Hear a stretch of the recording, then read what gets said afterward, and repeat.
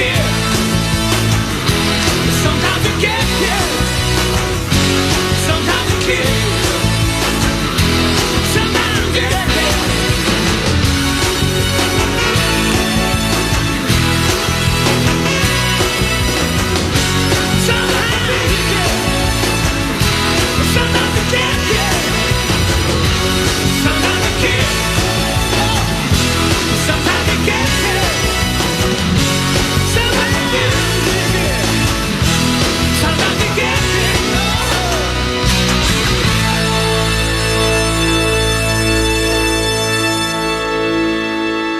New from ABC Music. The Australian Chamber Orchestra thrills with Beethoven's Symphonies 1, 2 and 3, the Eroica. Harpist Emily Granger and guitarist Andrew Blanche combine forces to charm with Sweet Magica. And Australian composers inspire in Volume 6 of Women of Note. Find these 3 beautiful albums now at abc.net.au/classic/shop. ABC Sport Digital Radio, your home of cricket.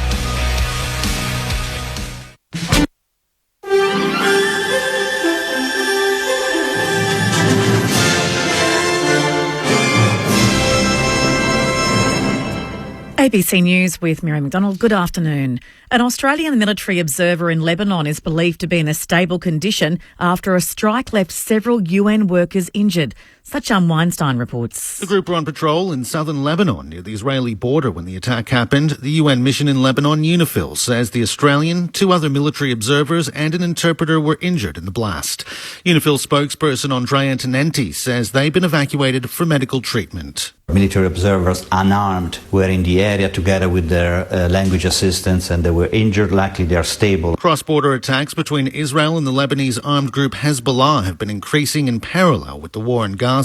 Israel is denying any involvement in the strike. Victoria's Police Minister is warning distracted drivers will be caught as new government data shows mobile phone and seatbelt detection cameras have nabbed tens of thousands of motorists. Ruth Brooke reports. The AI-enabled cameras detected more than 30,000 drivers using mobile phones and more than 22,000 drivers and passengers combined not wearing seatbelts from July to December last year. Police Minister Anthony Carbine says the road safety cameras are proven to be one of the most effective ways to stop the dangerous behaviour. He says too many lives have been lost to distracted driving. Drivers face penalties of 4 demerit points and a $577 fine when caught using a mobile phone while driving, and 3 demerit points and a $385 fine for not wearing a seatbelt correctly. Prominent Victorian youth worker Les Twentyman has been remembered as a social justice warrior who turned around the lives of young people. Yesterday, the Les Twentyman Foundation announced his death, saying his legacy of helping those in need will live long past his extraordinary life. He died aged 76. The Foundation's CEO, Paul Burke, says he was driven by improving the circumstances of young people in Melbourne's western suburbs. The passing of Les is the passing of the last of the great characters, the ones who called a spade, the ones who stood up for the disadvantaged, the ones who weren't afraid to ruffle feathers and weren't afraid to be provocative. The Victorian government has reiterated its support for the state's transgender community in the face of growing transphobia. Today marks the annual Trans Day of Visibility, an annual day encouraging transgender people to celebrate their identity. It comes a week after another anti-trans rights rally was held outside Parliament House, drawing a small number of supporters. Minister for Equality Harriet Shing says the government remains committed to inclusion. It's been an incredibly difficult time for transgender and gender diverse people. We increased funding to 8 organisations last year in response to an enormous spike in demand after the Let Women Speak rally, and we continue to see that the impact of public debate in the name of free speech is causing real harm. A dissident Iranian journalist in London says she's been told by counter-terrorism police to stay away from her home. It comes after one of her colleagues at Iran International News Channel was stabbed repeatedly by a group of men outside his house. Sima Sabet says Iranian journalists working in the UK are potential targets for Iranian authorities. I was very angry, and then a few hours after the attack happened on Puria, I got a call from counter-terrorism police asking me that I should leave my residence and stay somewhere until they let me know that it's safe for me to come back. To sport, and Tasmania will attempt to win a maiden National Basketball League title when it plays Melbourne United in Melbourne this afternoon. Chris Rowbottom reports. United locked the series at 2 wins apiece with a thrilling 2-point victory over the Jack Jumpers in Hobart on Thursday. It came via a 17-point, 11-rebound effort from Luke Travers, as well as 5 3-pointers from Chris Golding. A controversial non-reversal of a foul against Anthony Drimmick earned the ire of coach Scott Roth. Drimmick told ABC Sport on Saturday he was also confused by the referee's call. Saw him leaning my way, I stepped backwards. He initiated all the contact in that, and I was very confused as well. A Jack Jumpers win at John Cain Arena would deliver the club its first championship in just its third season. United are seeking a second championship since 2021. Tip-off is at 4 p.m. And Sydney will look to maintain its unblemished start to the AFL season when the team travels to the MCG to take on Richmond. Tigers defender Dylan Grimes has joined Dustin Martin as a withdrawal from today's game. In today's other game, the Western Bulldogs will take on the winless Eagles at Docklands. To the weather now. For the state, a dry, mild to warm and mostly sunny day. For Melbourne, cloud clearing to a mostly sunny afternoon with a top today of 25 degrees. Tomorrow, a possible storm with possible heavy falls, 26. Tuesday, rain and 20. Right now in Melbourne, it's 16 degrees. ABC News. If you love country music, you'll love ABC Country. You got a fast car. It's Australia's home of country music. The music you grew up with. And you'll be the captain. All the latest country hits. I ain't proud of all the punches that I've thrown. And emerging artists. Because baby, we've been apart. 24 hours commercial free. ABC Country. It's on your DAB Plus digital radio and the ABC list. ABC Sport. This is AFL Sunday with Matt Clinch and Cameron Ling. AFL Sunday on radio. ABC Sport Digital Radio. And take us with you on the ABC Listen app. Look for the AFL button. Happy Easter, everyone. The footy delivered the Chockies over the long weekend yesterday. 2 thrillers in round 3. The Demons with a stunning Never Say Die win at the Adelaide Oval. Oh, and they're trying to turn away from the tackle with no success. And now a dump tackle. It's been reversed. It's been reversed, and Rosie's going to have a shot 25 out. The initial tackle was rewarded by Tom McDonald. Rivers followed up as the ball spewed out towards Rosie. I think Rosie accentuated the contact, shall we say, from 25 out. Kicks to goal. Scores are level. In comes Bailey. Fritsch comes over the boundary line. Starts it on the left post. Oh, beautiful finish. Can't ask for a better finish. 29 minutes into the final quarter. Your side only leads by 6 points, and you nail a goal like that. Long ball inside the attacking 50. Dixon launches and takes the mark after the siren. The Demons have pulled the plug on the Powers' unbeaten start. They hang on in an epic. Melbourne silence the noise and win by 7 points. While Essendon started slowly under the roof of Docklands against St Kilda, but Jake Stringer had fans on the edge of their seat. The St Kilda captain's away, runs to right half forward, looking long towards the run of Caminiti. He's got it! Deep in the right forward pocket. No Max King, he steps out, snaps on the left and puts through his second with a steadier for the Saints to restore a 12-point advantage. So it'll be a free kick going the way of Jake Stringer. The Bombers need this one to stay in touch. He curls it towards goals, and it's a good result for Bombers fans. Caldwell, inside 50, in the Stringer direction. Takes the mark, no worries about that. The man on the mark standing on the pain of 50. As Stringer comes in, gives it everything he's got, and puts the Bombers in front. For the first time this afternoon, Essendon has hit the lead in the final term thanks to Jake Stringer's third goal. Taken by Hasty at half-back. He has it at left half-back, rolls the dice into the middle of the ground, but time runs out, and the Bombers come charging home to record a famous win. They defeat the Saints by 4 points to move to 2 wins and 1 loss. Hello, welcome to the Easter Sunday edition of AFL Sunday. Matt Clinch with you for ABC Sport. Today, round 3 of the AFL continues. From Docklands, it's the Western Bulldogs and the West Coast Eagles, while Richmond and the Sydney Swans from the MCG. And then, of course, the Easter Monday clash between Hawthorn and Geelong to close out the weekend's footy. Triple Premiership player, Geelong Premiership captain Cameron Ling is with me once more. Lingy, happy Easter to you. Great to see you. Oh, thank you, Clinchy. Happy Easter to you too, and to everybody out there too. Hope everyone's having a wonderful day. We got a couple of little Easter treats yesterday, didn't we? So 2 really good games of footy and exciting finishes. And I know we often start this show on a Sunday, Clinchy, with a lot of love and a big shout out. And I'm going to do that right now to a guy. So often I look for leadership within teams and look for what does true leadership look like on the field. And we saw it last night from the Melbourne skipper, Big Maxi Gawn. Clinchy, I thought was just unbelievable. Given the week that the club had had, now rightly or wrongly, we'll get to all that a little bit later on when Jake Nile joins us for a chat. But his team was under the pump. They weren't where they wanted to be as far as off-the-field news, playing in a very hostile environment against a very good football team, and Maxi stood up. 20 disposals. Single-digit ball game. 50 hit-outs. Into the final term. Gawn kicks from bang on 50. And it's game on at the Adelaide Oval. And that was the moment, just before three-quarter time. That's exactly the one. No, Maxi Gawn is welcome to jump in anytime he likes. Three-quarter time siren, he nailed the goal. 50 hit-outs, 6 clearances as well.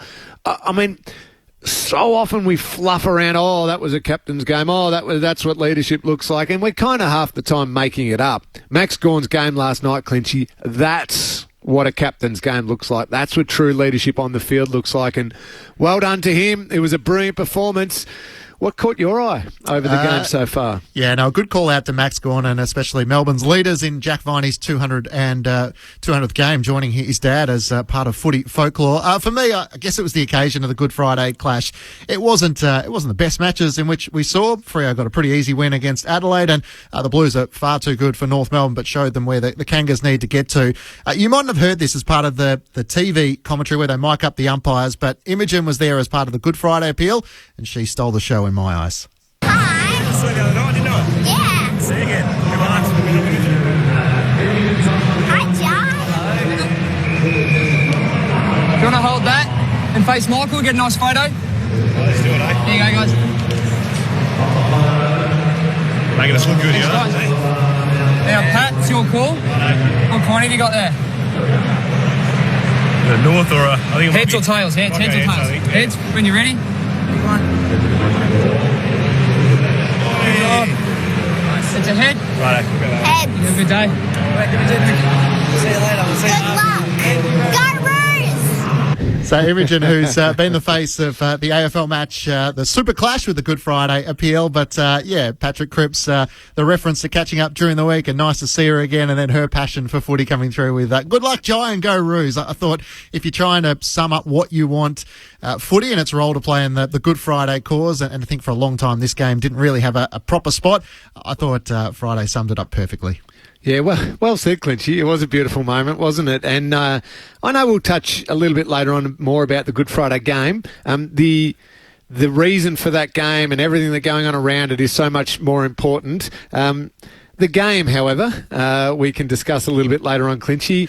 Still not quite hitting the heights that we would love it to hit, but everything that is going on around it in that moment there, so wonderful and so important. Yeah, absolutely. The winners so far for round 3, Collingwood by 20 points over the Brisbane Lions back on Thursday night. The Blues by 56 points over North Melbourne on the Good Friday clash. Fremantle by 35 points over the Adelaide Crows. Another perfect start for Justin Longmuir. And as we touched on, the Bombers by 4 points over St Kilda, and Melbourne by 7 points over Port Adelaide. Bombers captain Zach Merritt is going to join us very shortly after his side's famous come-from-behind victory. But I guess, Slingy, it is a long weekend, so it is an important question to ask, and we want to hear from our listeners as well. 0437 774 774. Chocolate versus hot cross bun consumption for the weekend with your family away?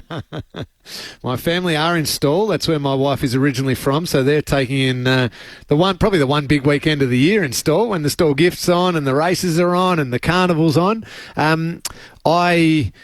Can I own up to one thing? I mean, now's the time to be honest. I mean, Easter's all about that.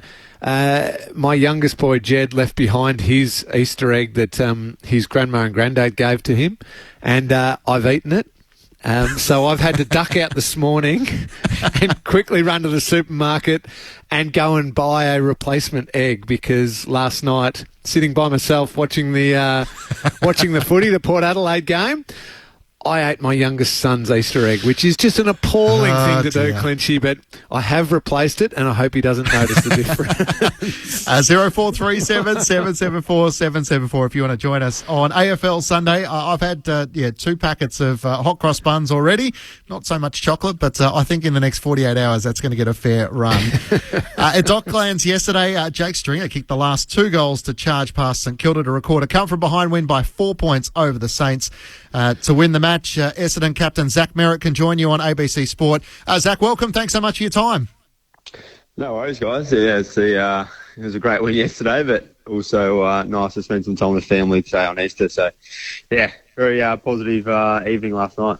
When you sort of reflect upon Essendon and the transition over the last sort of 12 months, obviously last year you didn't finish the season as well as you would have liked, winning just 3 of your last 10 games. But is that the type of win you feel like a gritty sort of come-from-behind win that maybe the maturity of the group yesterday was able to show? Yeah, I mean, I thought the first 2 weeks we really struggled to defend the ball and get the ball back. Once the opposition did win the ball back in their back half especially, and I thought that was the most pleasing part. Clearly the win, awesome, and the way it panned out, but I thought the way we defended was sort of the way we want to defend moving forward. So a few tweaks during the week, and the fact that it came out probably does show a bit of maturity, but yeah, just so exciting, to be honest, to be able to reduce their uncontested marks and their scores from the back half. Zachy, well done on the game, and we do really appreciate you joining us on Easter Sunday. Go back to last week, and you played against a very good Sydney Swans team who I think play a style of footy that almost the Saints are similar. They want to attack and run and everything you're talking about. What were the little things you picked up from that game, from the Sydney game, that perhaps you could take into yesterday's game?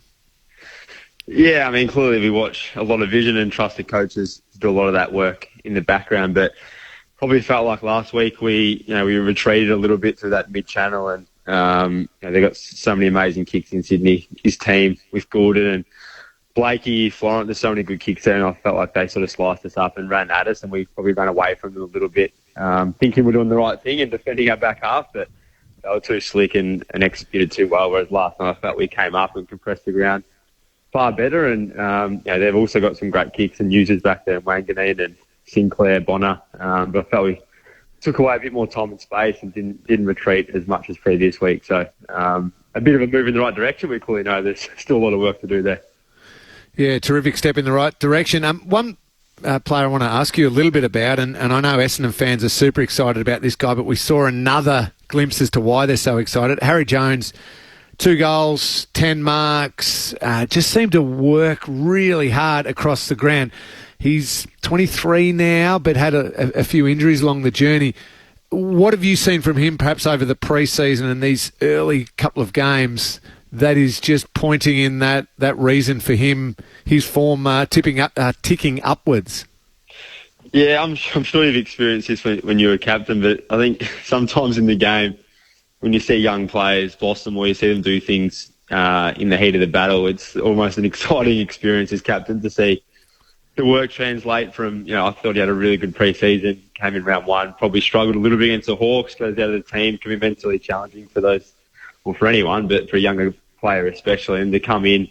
And I thought he executed it and worked really hard. A lot of those marks or spoils he brought to ground, no doubt had a big influence for us in the group. And hopefully gives him a bit more confidence as well. He's certainly banked some work, and now hopefully he can bring it out more consistently as well. Zach Merritt, Essendon captain, is with you on ABC Sport. Matt Clinch and Cameron Ling with you for AFL Sunday. Swings in momentum, the noise is through the roof, and you're able to hit the lead with around 5 minutes to go. I'm interested in sort of your relationship with Jake Stringer. Sort of how do you and I guess the leaders try and get the best out of a player like him? We know what he's capable of in terms of winning games off his own boot, but to try and instill the high standards. And we've heard, I guess, Brad Scott sort of put that on the record. Yeah, Jake and I, are very close on and off the field. And my role as captain can be difficult at times, given we are such good friends. But we've certainly had some great conversations throughout the off season and into the pre-season about making sure he could, perform his role for the team. I think we all know what he's capable of, and could have match-winning moments as we've seen last night. But for me, I've been really clear with him what I need and expect of him. And I thought his role, not only offensively, but to go to Wilkie, and who's a really good player, intercept player that sets them up so well, and negate him to a degree. It was great to see him get some reward for effort late, but I think his game, when he turns up, chases, brings the ball to ground, and sets the boys up around him, he can typically turn it on at the right time, and I think he lifts probably the players and no doubt the fans when he's on song like that. So his ability to keep that goal out to the right from 50, there's not a lot of players in the AFL who can come up clutch like that in those big moments. But as you touched on, I'm guessing your personalities are slightly different. So is that something you've had to sort of change as a captain, that the on-field persona, or once you get to the club, is different to the off-field when you spend time together?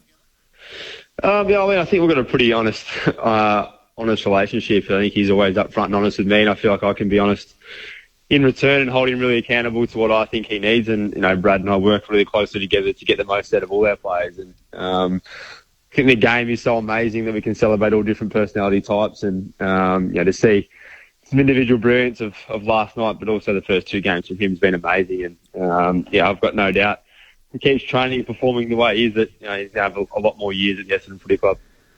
Zachy, you're, from what I'm told, and reliably told, your preparation is as good as anyone in the entire AFL, and your attention to detail is absolutely elite, and that allows you to do what you do. But just wondering, post-game, are you the type of guy who will rush home and quickly put the TV on and go ahead and watch Port Adelaide take on Melbourne, knowing that you're going to be playing against them next week, or is it, just need to clear my head, don't want footy for the night, and I'll have a look at Port Adelaide in the cold light of day? What did you get up to last night?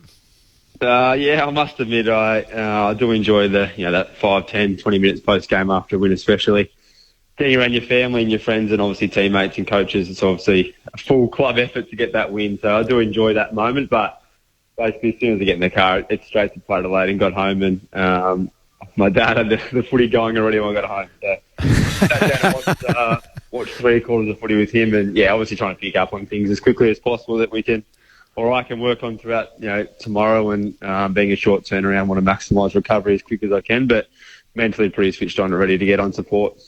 Oh, you had no choice then if Dad was watching the footy already. But any little things you picked up on in what will be a massive Friday night clash against Port Adelaide, part of Gather Round? I'm assuming you possibly pay close attention to Willem Drew, and he had a pretty good game last night. Is that the sort of things you start looking at initially? Yeah, I think the two teams that played last night are obviously very high-quality teams across the board. It was a pretty high-quality contest, and probably could have went either way, similar to our game. But, you look at everything. Individual tendencies or team tendencies are obviously very one-on-one, combative and competitive team with a lot of firepower. So I've had Willem a few times, a super diligent player, but for us and for me to be looking, obviously, Butters and Rosé, Wines, if Vaughan Francis comes back, they've got a lot of superstars in that centre square. So there'll be a lot of work going during the week, and no doubt our boys are ready to fire as well. Zach Merritt is with you on ABC Sport. Just a couple of other individuals, Zach. Nick Martin's game across half-back, 44 disposals. Equaling the record with Darcy Parish, which we're familiar to seeing him getting those sort of numbers. But it seemed a clear distinction to when you played in the pre-season, you struggled to move the ball a little bit, is that Nick was able to provide that sort of springboard half-back and really create up the ground. Yeah, he's done an amazing job to go from SSP or just to get drafted late in a pre-season to now being a really quality, consistent player on the wing last year, and then giving us some more flexibility. I thought he's starting to move the ball for us really well out of that back half, but also he's starting to get better at his defensive game as well. Obviously we love the ball in his hand, and he curates a lot for us offensively, but he's actually a really smart player behind the ball to have set us up as well. So I think he's getting a really good balance, and obviously got a lot more of the ball last night, but I think his first two games as well, he's been very impressive. And Xavier Dersma was the other as a new player to the club who laid a big tackle late on Rowan Marshall, and I think he won some fans in the Essendon cheer squad through laying a tackle deep in the match. Yeah, I think he's going to get better and better. I think he looked a little bit nervous probably the first couple of games just being at a new club and settling in, but I thought last night he looked really comfortable on the wing. Has a lot of capability that we probably haven't had out there in the past. So for us, we're really excited to see him get some games together. I'm sure he'll be excited and probably nervous to go back over to Adelaide and play against his old team. But we're absolutely loving what he's bringing, and I think he's just going to go from strength to strength moving forward. Zachy, just to jump off the field, unfortunately for 1 second, the captaincy role, so much more comes with that than just playing the game of footy. With everything that's been spoken about during the week, with the illicit drugs policy and what was tabled at Parliament and everything like that, is that the type of thing, as captain, you find yourself having to go and have a conversation with the senior coach, GM of footy, CEO, whoever it might be, just to get a feel of the lay of the land, any sort of confusion, anything like that? Has that filled up your time throughout the week?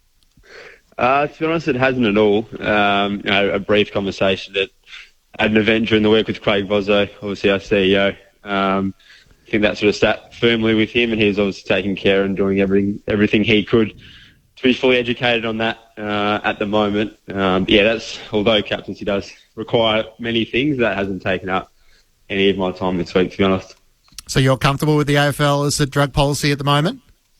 Yeah, to be honest, actually that fully across or fully educated completely, but I've got no doubt that the best interest of everyone is at hand, and Craig will represent our club extremely well if there is conversations around that. Is that something you feel like you might have to get better across? There's sort of been some stuff that's come out during the week around the support in which doctors play and the welfare of players, which I know a lot of the broader public probably weren't as across. Is that something you feel like you might need to educate yourself a bit more on? I think where possible, education's always, and strong communication's always helpful for everyone, I think. As I said, I feel like there's a lot of comments going on out there. I don't know what to believe or what not to believe, so it's sort of hard to draw a strong or firm opinion on it. Zach Merritt's with you on ABC Sport. We touched on the end of the season, unfortunately, for Essendon last year. Last 2 years, you haven't featured in finals. Did you watch a lot of the finals? How much did it burn in you as a competitive individual player to desperately want to try and get your cheer squad into the position in which Carlton fans are experiencing throughout September? Yeah, I don't think I missed a second of the finals last year. I think it was amazing buzz around the industry last year with the final series at Carlton. And their fans really brought that energy and Collingwood clearly to that final series. So as a neutral footy fan watching those games, it was pretty amazing and obviously inspiring to want to get our club back there and playing in those big games. I'd love to run out in front of our 80, 90,000 members at the G in a first final. So definitely inspiring, but we know we've got a lot of work to do. And did you feel like maybe yesterday is a small step? I mean, you move ahead of the ledger, 2 wins and 1 loss, but it's those sort of tight games where the ability to be able to execute, which could prove the difference between featuring in September or not. Yeah, no doubt. We know and respect how tight this competition is. 5% either way, and it tends to be a win or a loss. And for us, I think we've got a pretty clear vision of where we want to get to. We know we can't get there probably overnight or in a week, in a month, or even a year, but taking steps forward is certainly what we're focused on, and I definitely thought last night and probably last week we took some big steps forward in a few areas, so definitely pleasing, but we know the challenges keep coming. So as we let you go, Zach, what does the rest of the weekend look like? Are you allowed to have some hot cross buns and some chocolates? I'm actually going to watch the VFL boys shortly, so it'd be good to see a couple of our younger boys run around and hopefully be able to at least watch them live so I can chat to them throughout the week and give them any guidance where possible, but that'll be about as far as it gets. Very good. Thanks so much for your time. Good luck against Port Adelaide next week in Gather Round. Thanks, guys. Cheers. Essendon captain Zach Merritt joining us on AFL Sunday. Matt Clinch and Cameron Ling with you on the SMS 0437 774 774. John from West Footscray says, yesterday was a magnificent day. Why didn't the bosses of Docklands open the roof? Well, yep, John, that's unfortunately been an ongoing issue with the way in which the stadium was designed.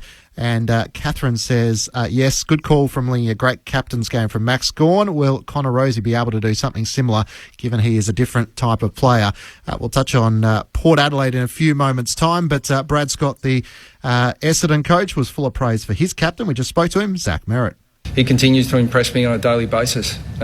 He even his focus post-game, as to, because people attribute different things to why you win, and he's just, I won't tell you what it was, but he just nails it. He's as diligent and as professional a preparer to play AFL footy as I've seen, and that's I've been fortunate to be exposed to some pretty good players and unbelievable professionals, but he just continues to take a step forward each week in not just his performance, it's he's building into his role as captain beautifully, and he's focusing on the right things. Brad Scott with his assessment of the Bombers yesterday. What did you take away from their win, Linny? I've got to be honest, I wasn't as impressed, but they are building a few more layers in terms of their reliance on just 3 or 4 stars. Yeah, I took it as a step forward, and the way they handled the late moments, I think I was impressed with that. It's so funny. I remember the great Lee Matthews used to say this to me all the time. Almost don't try and predict, don't try and guess the first 4 weeks of the AFL season, let alone when you throw in an opening round and the fact that there's buys happening 2 or 3 weeks into the season, all of that. That's a whole different kettle of fish. But don't try and predict that first 4 weeks, because you get some crazy, crazy things happening. Some teams are slightly better prepared given what they've done in pre-season. Others are scratchy here, but they're going to build their season. All of that's going on in the first 4 weeks. What is important is banking wins. They are absolutely crucial. They're wins you don't have to chase later on in the year. And how you, as a rising group, handle moments in games and late, tight moments in games where the game's on the line, and clearly it was yesterday for the Bombers. They handled it really well. And Jake Stringer definitely looks fitter. I know you're not allowed, there's no listing of weights in the AFL guide or anything like that, and you can't talk about that. Jakey Stringer looks 10 times better prepared than he has done the last couple of years, and he's getting a reward for that. He's fantastic. But so across the whole group, the Bombers just looked sharp and clear-headed in some late moments. I reckon St Kilda will be kicking themselves. They let it slip. But I think the Bombers also, they stood up when they needed to in a couple of crucial moments. And so that's a win. That's a win in their book. And the Saints, who it might come down to, one game between finishing 6th and finishing 10th or 11th on the ladder this season, they're the sorts of games that can just sting you a little bit. Combined with the Geelong one they dropped right at the start of the year, they'll be annoyed at themselves that they've dropped those 2 games, I reckon. Yeah, lost to the Cats by 8 points, lost to the Bombers yesterday by 4 points. 3 of the next 4 are on the road: Richmond, GWS, the Western Bulldogs, the Docklands and Port Adelaide. Ross Lyon, he was channeling the message that they need more hands to the wheel. I think you give credit to their pressure, but then you also see times we're out and we're inventing handballs and inviting, so it becomes like hot potatoes. So week before we handled the heat pretty well. But it's not great to play like that. You make yourself vulnerable, and sometimes a real positive start, 8 shots to 2, and, off last week, you feel pretty good about yourselves, and then all you need is one player to go, well, I'll let Steele do the work, and then 1 becomes 2, and then you're looking for an easier game, and it's a very demanding competition where people are dog hungry, and you leave yourself vulnerable, and I thought that's what happened. There was just a couple of moments, Lingy, throughout the match where they would love to have them back. Mateus Filippo with his shot on goal inside 50 with 1:20 to go. He had some free options inside 50. And we mentioned Xavier Dersma and his rundown chase on Rowan Marshall. It just looked like he was tired towards the back end of the match, with Todd Goldstein and Sam Draper really working him over. Yeah, and so many of the great coaches across multiple sports, and I love studying other sports as well, and I know people in the AFL do. They talk about situational football. Or situational, whatever the sport is, but in our case, situational football. And St Kilda didn't handle the situation, what was needed in that moment for the betterment of the team. They just didn't handle that quite well enough. The examples that you're describing there, sometimes it's as simple as, and this was what Ross was alluding to, they've done the work, they've won the ball in a contest, they've created a turnover, they've given 1 handball, maybe 2, they've got somebody out with shoulders facing on the goal, running down the ground. It's time to kick now and to find a target up the field. Instead, eyes are still down and locked in the close vicinity, looking for that extra handball, which just invited more pressure from the Bombers. They, instead of being out, they're now back into a scrap and a fight, and the Bombers turn it over. Those sorts of situations, they didn't make the best decisions. But that's also part of a developing group. I think the Saints are on the right track. Unfortunately for them, Clinchy, when they have a couple of key players that are out, they don't have the depth then to come up and through. I mean, the very best teams, if you're one or two down, I think they've got a couple who can jump in. With Max King missing and Liam Henry out and Mason Wood out, I think their next two or three in fall away fairly quickly at the moment, either through youth and inexperience or maybe not quite being at the level. And when you're in that situation, you just can't afford injuries or suspensions. And they got a couple of crucial ones after last week's game, unfortunately. Yeah, completely agree with you there. They definitely missed Max King and Tim Membry had a relatively quiet game. Jack Higgins was the star in their forward 50, but Dan Butler having returned through the VFL just to look a little bit off the pace and trying to catch up with the speed of AFL footy. And Riley Bonner had 32 disposals, but 17 of which were turnovers. So I know they're trying to get that right balance between he and Wanganeen Millera in terms of being attacking from their back half, but you've got to hit the target. I can tell you the balance. Let Wanganeen Millera kick the ball. That's not a one. Bonner was butchering the footy last week as well in the game that we did. No, just let Wanganeen Millera kick the footy. He is one of the most superb kicks in the entire game. Yep. So I think the balance is give it more to Nazai rather than Riley Bonner. But yes, on the SMS 0437 774 774. Fran from Melbourne says, "Hi guys, can see the Dons getting up there. New coach, who knows? He certainly has helped Jake Stringer." Being a bit nervous with Anzac Day coming up, thanks to Fran, who is a Collingwood fan. In just a moment, Jake Noel is going to join us, the chief footy writer for The Age, to take us through all the key talking points from the weekend. Goodness me, there's been a bit to work our way through. It's the most magical time of the year, right? Footy season.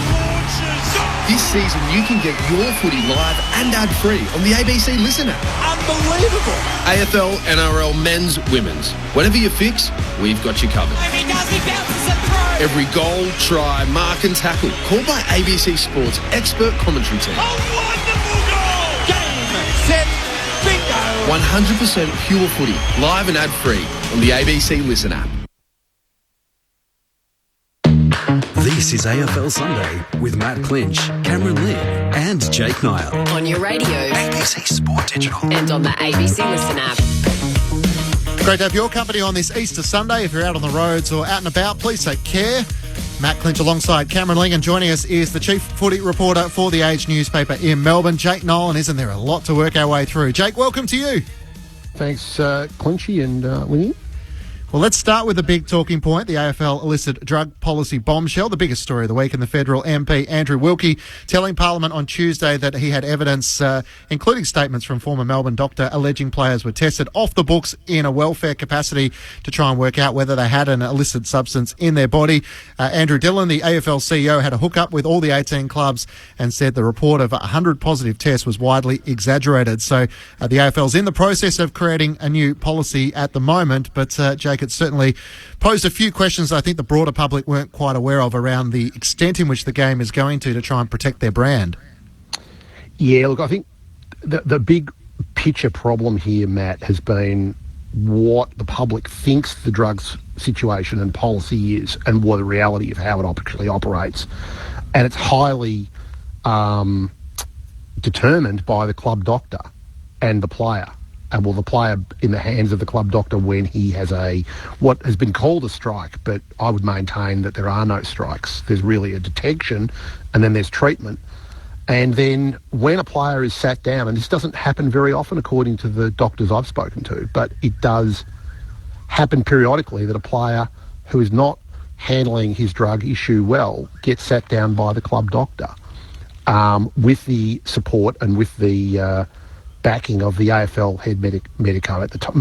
In this area, it's Peter Harcourt, who was mentioned in the in Parliament by Andrew Wilkie. So what ends up happening is that the player, it's when this process happens and then they've tested the player. That's what Wilkie was focused on. It's this idea that the club doctor then tests the player. The AFL basically said, well, there's nothing wrong with this. This is fine because we don't want players taking the field with drugs in their system when on game day an illicit substance becomes deemed performance enhancing. So, sorry, Jake, can I jump in here? For the general footy public, Is that the problem in that the confusion around understanding the separation between the WADA anti-doping code that the game is under versus the illicit drugs policy? And so people in my life, very educated medical people, understand it. They are asking me questions of, well, why can AFL players have 3 strikes, 3 opportunities to test positive to an illicit drug, but an Olympic athlete who tests positive is banned for 2 years straight away? So, and I calmly try and explain it, but that's the confusion I think so many people have, is performance enhancing versus this extra policy of the illicit drugs exactly. policy. Look, it's been, when the AFL set this up, Lingy, I predicted that this would happen. There would be a confusion. People would get confused between the 2 drug codes. The AFL code is about illicit drugs and about stopping players using illicit drugs and trying to get them managed. Of course it's brand protection. Of course the AFL is trying to protect their brand as being healthy and clean living, etc. To say otherwise would be a head in the sand. But they are also trying to stave off positive tests for players on game day. Now that's the controversial part of it, because an illicit substance is only deemed performance enhancing on game day.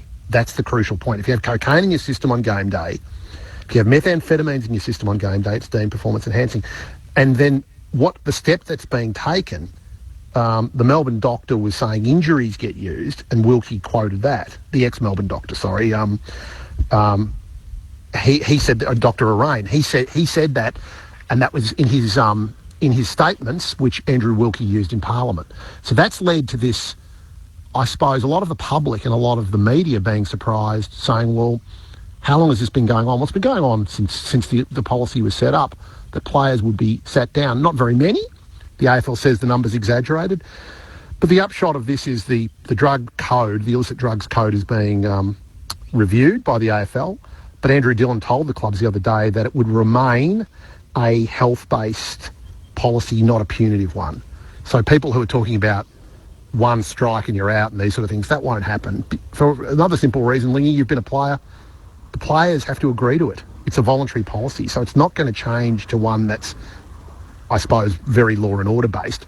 But things around the edges will have to, I think the views will have to change. Jake, is there any chance the AFL scraps it altogether and purely goes with the WADA anti-doping code? I don't think so, Lingy, but I would say that's something that they, if they wanted to avoid a lot of the bad publicity, etc., you could argue that wouldn't be the wildest idea, because people are hopelessly confused. But I think in the end, clubs now have to deal with players who have drug issues. You'd still have to come up with something. But if that happened, the danger, I suppose, would be that clubs would have their own policies.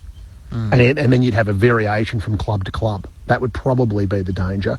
And one club may have a completely different view. One club may say 0 tolerance for drugs. Another club may say, no, it's a health issue. You might have a completely different clubs at odds. And you'd also have a situation where could clubs test their own players?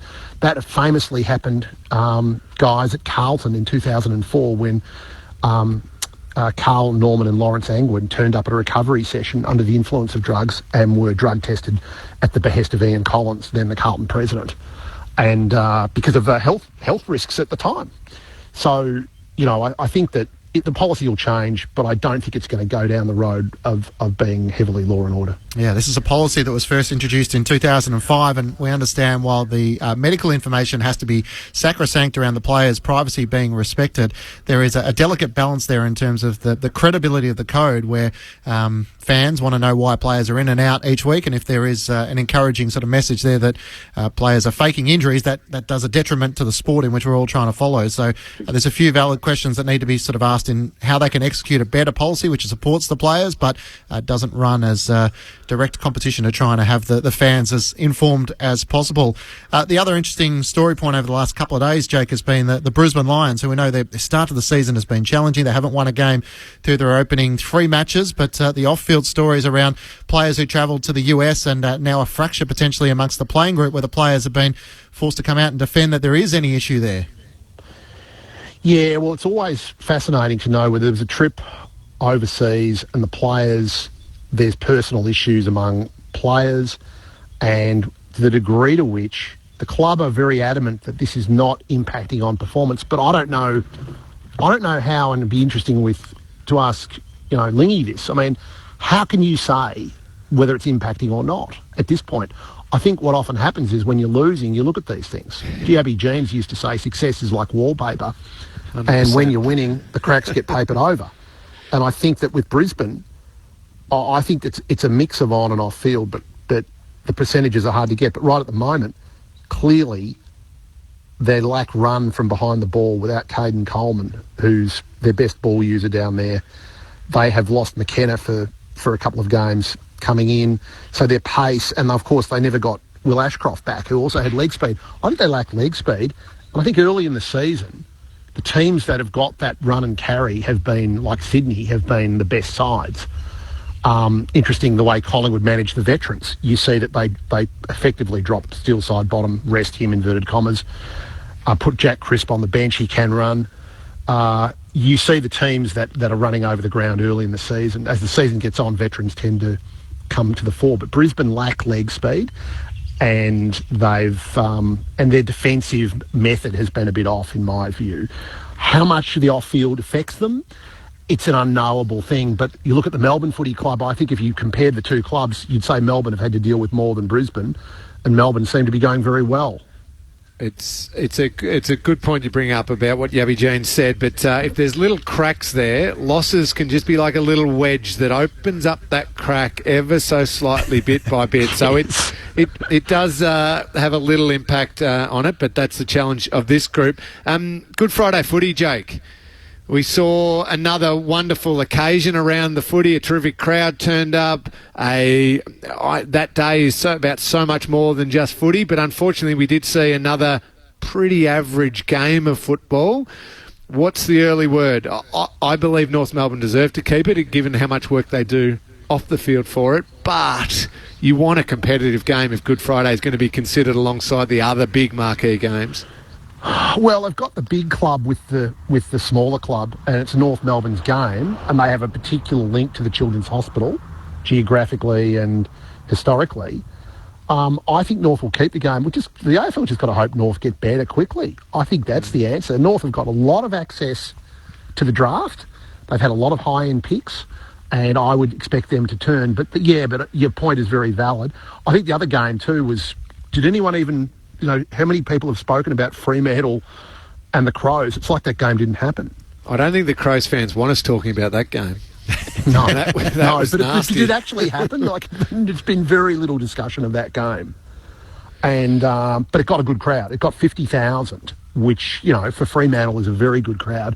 As did with the Carlton masses coming for North, that for the North game, that also got a good crowd. And the truth is, if you get the numbers, then they'll keep going with it.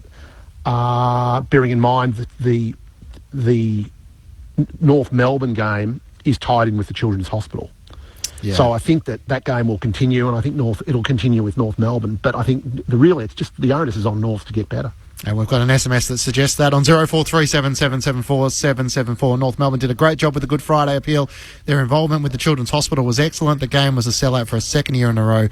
Carlton were coming off a 2-week break. So add your thoughts to ours on the SMS. Jake, as we let you go, you've also written in the Age newspaper around Taron Thomas. We know he's been suspended for 18 weeks as part of the AFL sanction towards inappropriate behaviour towards women.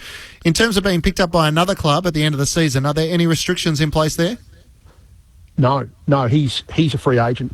So because North Melbourne, the short of it is, because North Melbourne delisted him, he's available to any club at no draft cost. So if for argument's sake, Sydney persuade him to come to them, he can just cross to the Swans with no draft. And he'll have a fresh contract because he's in the last year of a contract. He's close to reaching his management. He's close to reaching a deal with North about an amount. He obviously gets far less than the $700,000 that he was owed this year, roughly, and he'll get a lot less than $700,000. But they're paying out the contract share of it, and he's up for grabs. It'll just be fascinating to see which clubs will bite. I know that clubs will be doing a lot of due diligence before they take him. No one takes him, Jake, immediately. Surely, I need to see a prolonged period of changed behaviour before I'm giving somebody a second chance, or not a second chance, a fifth chance? Well, it could be a 15th chance. I mean, it depends how you look at this. I think, look, it's going to. I don't know how every club views this. Clubs will have different views. I would say that he should only go to a club that has a very strong culture and leadership group. That would be my comment if he's going to go anywhere at all. I agree with you. I agree with your point that he would have to show people. So, just to clarify too, I know there's been others who've had second chances after some serious things have happened before, but those who've been given that second or third chance or whatever it might be have gone back and shown years of changed behaviour. I mean, Tyson Stengel had some issues. I know in the past Andy Cracker's had some issues. They showed years of having learnt from those early mistakes and changed their behaviour over a longer period of time and then deserved that shot back at it. Taryn would need to display a prolonged period of remorse and completely changed behaviour for if I'm in the leadership group of a club for me to say, we'd love to give this guy another chance. It's not something that missed 1 year of footy and welcome back, let's go. That doesn't sit right for me. I think you're right. I think that the issue is clubs often back themselves, and it only takes one club to want him out of 17. So I would be surprised if he's not on a list next year. Whether that's the right thing for him remains to be seen.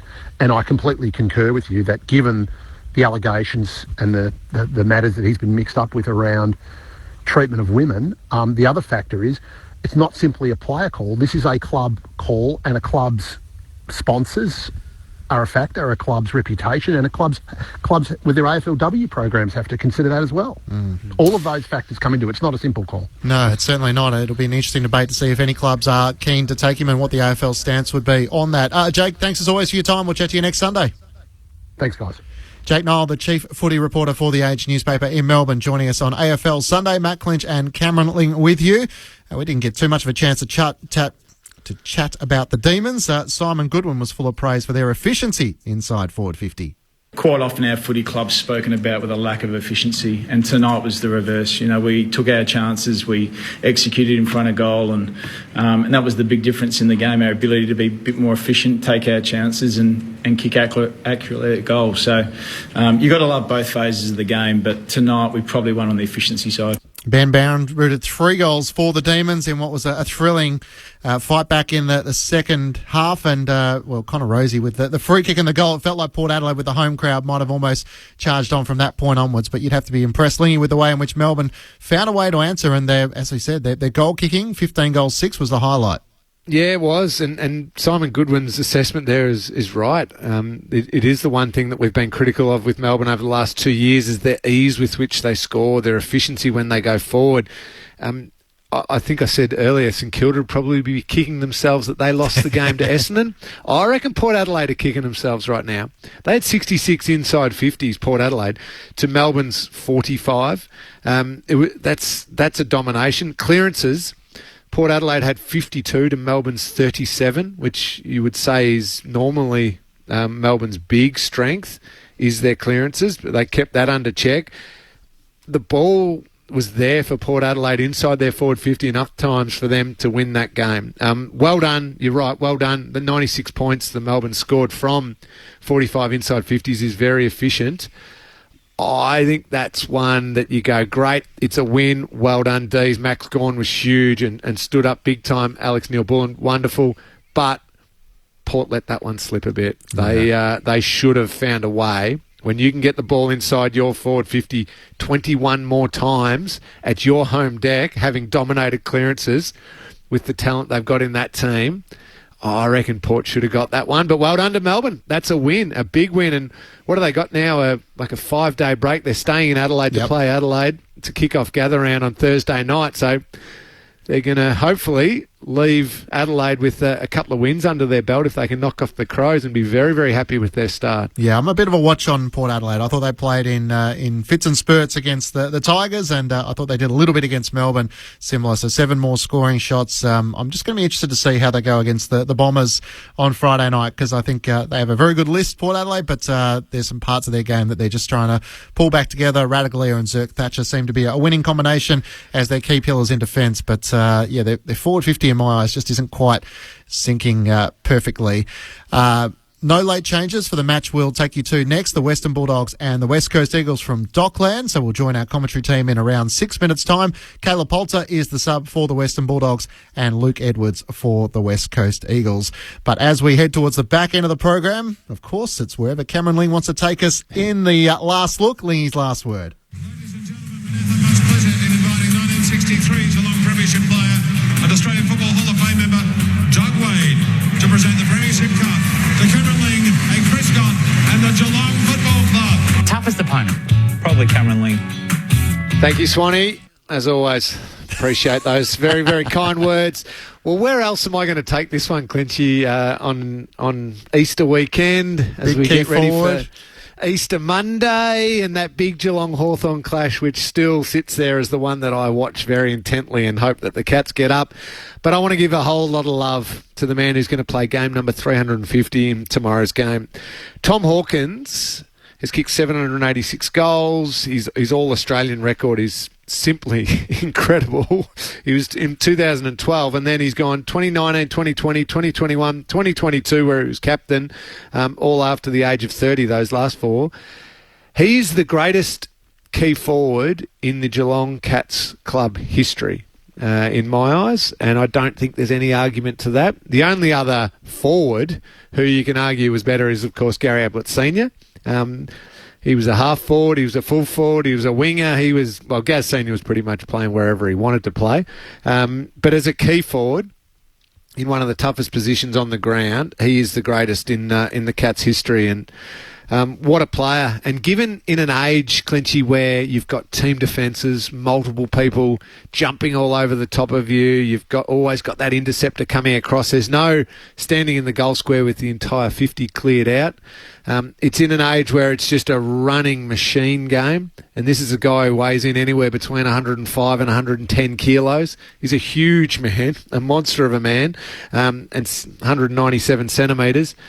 He's just got better and better and better as he's got older, ever since that breakout, incredible performance in the grand final in 2011. Just a wonderful, wonderful player. And you know what beats all of that?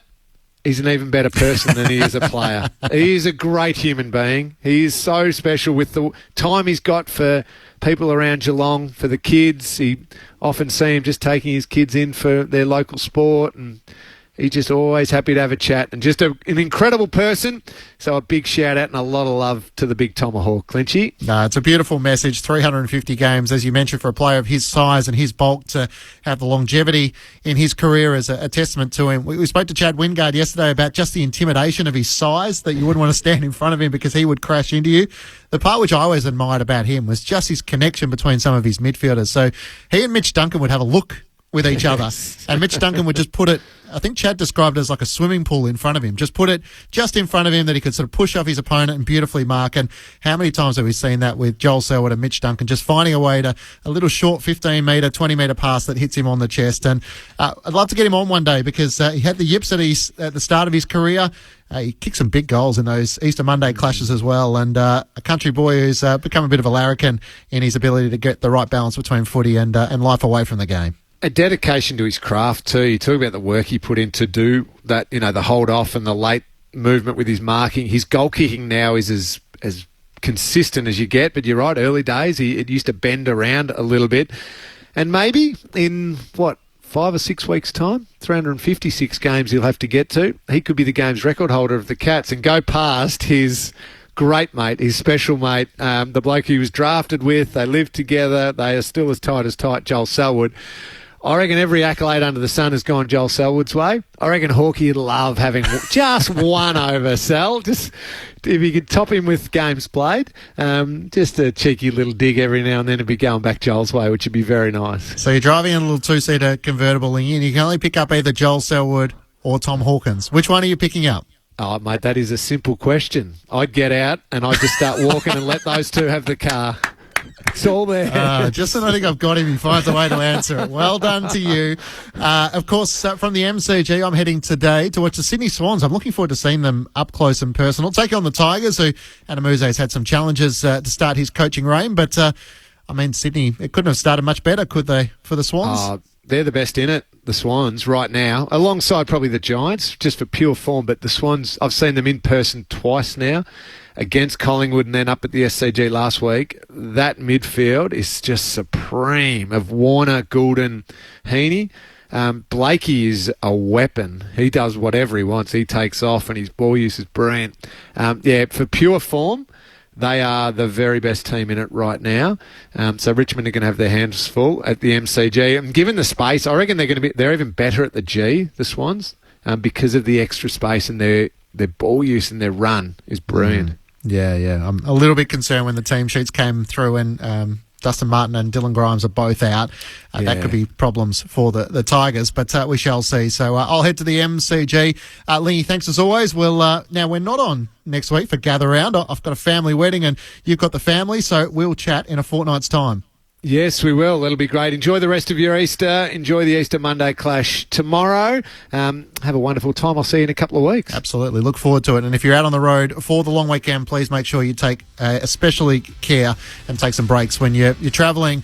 We're heading to Docklands next. It's the Western Bulldogs taking on the West Coast Eagles. Your commentary team is Ben Cameron and Joel Peterson.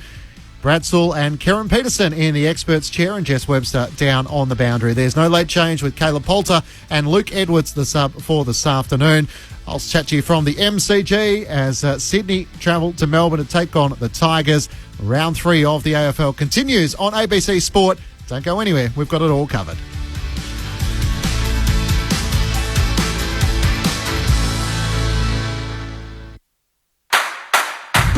This is ABC Sports coverage of the 2024 AFL Premiership season. AFL. On your radio. On digital. And take us with you on the ABC Listener. Look for the AFL button. It's Easter Sunday football on ABC Sport. The Western Bulldogs, hoping that last week was a eureka moment in Ballarat.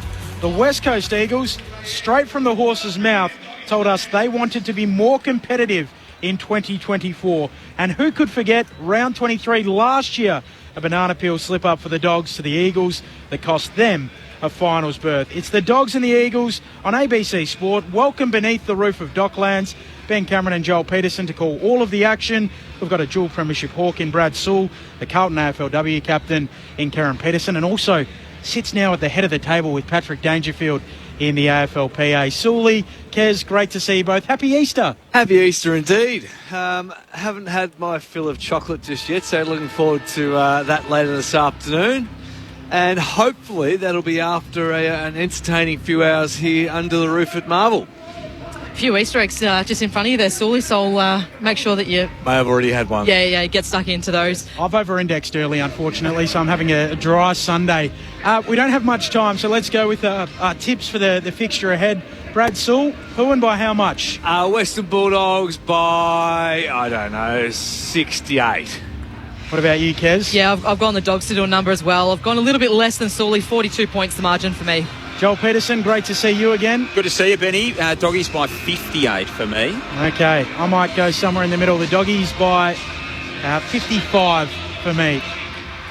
So we're just about set to go. Jess Webster between the benches, keeping us updated from downstairs. But the players are in position. The roof here at Docklands is lit up, red, white and blue. Of course, the Dogs remembering Les Twentyman, an important part of their history. We'll speak about that throughout the day, but it's the Dogs and the Eagles Easter Sunday footy here on ABC Sport. You're with Joel Peterson. So the West Coast, Bailey Williams in ruck against Tim English, who might be making somewhat of an audition this afternoon for one of his potential suitors. Won it down to Bonzempelli. The Dogs able to keep the footy moving. Dale has a go. Darling's in there for West Coast across half forward. Attacking to the Coventry end here in this opening term. Bailey Williams of the Dogs drives it off half-back. Norton flies against two. Spills down to Jamison. Quickly wrapped up by Gallagher. And centre wing broadcast side of the ground. We'll have it tossed up. The West Coast Eagles in their yellow jumper.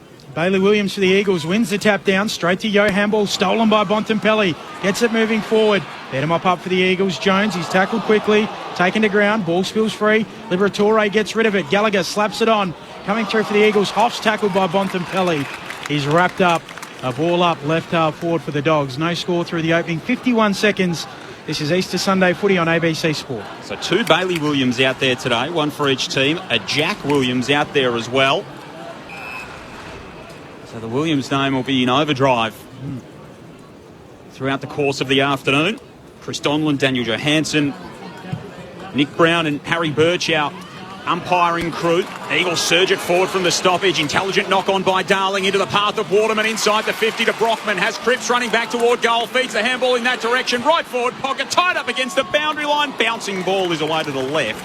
First score of the game is a minor one to the Eagles through a minute and a half.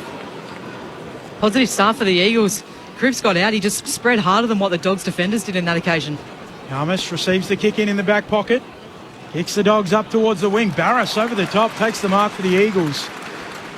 Just on the Williams today too. Bailey Williams for the Dogs in 34. Jack Williams for the Eagles in 34. So it is very confusing. 2 Bailey Williams and 2 Williams in the same number. Good luck, callers. Yeah, thank you. Moves it on to McGovern. McGovern waits the kick for the Eagles towards half forward. Darling crushes the pack. Sanders there to mop it up for the Dogs. Handball to Karmas. Handball to West. Trying to get around his man. Does so. Loops a handball over the top. Ball on the wing. Eagles win it back through Hoff. Yeah, Sanders just got whacked off it. Jinby kicks inside the forward 50 for the Eagles. Fist to it from Jones. Away from Waterman. Spills to the ground inside forward 50 for the Eagles. English has a go. Gets the hands free to Bramble, who bursts off half-back. And now here goes big Tim English, just striding out through the centre. Kicks inside the 50. McGovern comes across. Ugle-Hagan knocked it away from him. Spills to Jermaine Jones inside the defensive 50 for the Eagles. Kick only as far as Baker. It's pinched again. The Dogs go back inside 50. Bramble has a ping. Drags it away to the left. But ties the scores up but behind a piece through 3 minutes. Cody Waitman not overly impressed then. He was out in the pocket. He kicked 6 last week. He probably should have received that ball, so need his teammate to lower his eyes on that occasion. 3 goals in the opening term last week. 4. Down in Ballarat, McGovern goes up the middle for the Eagles. Petruccelli rising high, doesn't take the mark. Daniel there for the Dogs, knocks it out to Bramble. Shovels out a handball to Karmas. Handball errant. Daniel will go back and pick it up. He's tackled quickly. The Eagles bringing the early pressure here. Ball up in the middle of the ground. 1 behind a piece. 0437 774 774. We'd love to hear from you. 2 incredibly talented youngsters on both sides, Sanders and Harley Reid. Looking forward to seeing them both play here today.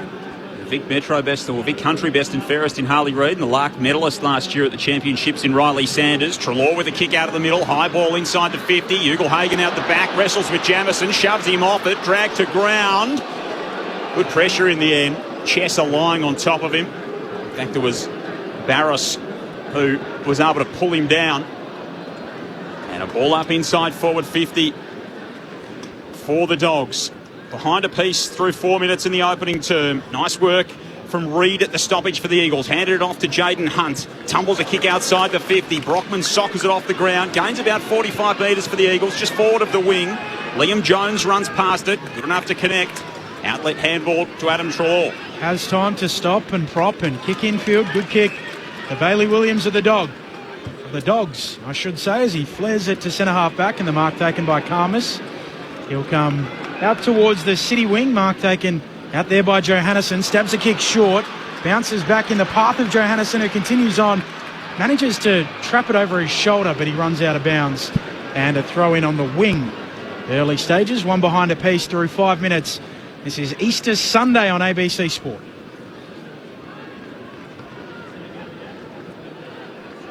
Bit of a stalemate in terms of major scoring early. Joel Peterson, Ben Cameron, Karen Peterson, Brad Saul, Jess Webster with you. The early game on this Easter Sunday. Whack back toward the boundary line by Bailey Williams of the Eagles out of the ruck contest. Daniel, handball to Sanders, defensive hand pass to Karmas. He goes back to Bailey Williams of the Dogs, launches a right foot kick up toward half forward. Bontempelli with strength. He welcomes Harley Reid to the big time here under the roof at Docklands and then laces the pass into the path of Ugle-Hagan, who's marked 5 in from the boundary, right forward pocket, 35 from home. Nice reality check there, wasn't it? Harley Reid found himself one out on the wing with arguably the game's best player at the moment in Bontempelli, and his big man Bont. 2 in the opening round for the Dogs. 1 last week for Ugle-Hagan. He didn't get the purchase on the snap at all. Dropped 5 metres short and it's scurried across for a rushed behind. Bulldogs by that score. 6 minutes gone opening term. Must have nearly missed it. Went about 20 metres that snap from Ugle-Hagan. An old-fashioned top. Yep. I've seen that off the tee box a few times. Dangerous ball on the line too for the defenders. They needed to get a hand to that. That was a very dangerous ball. Short kick in from McGovern.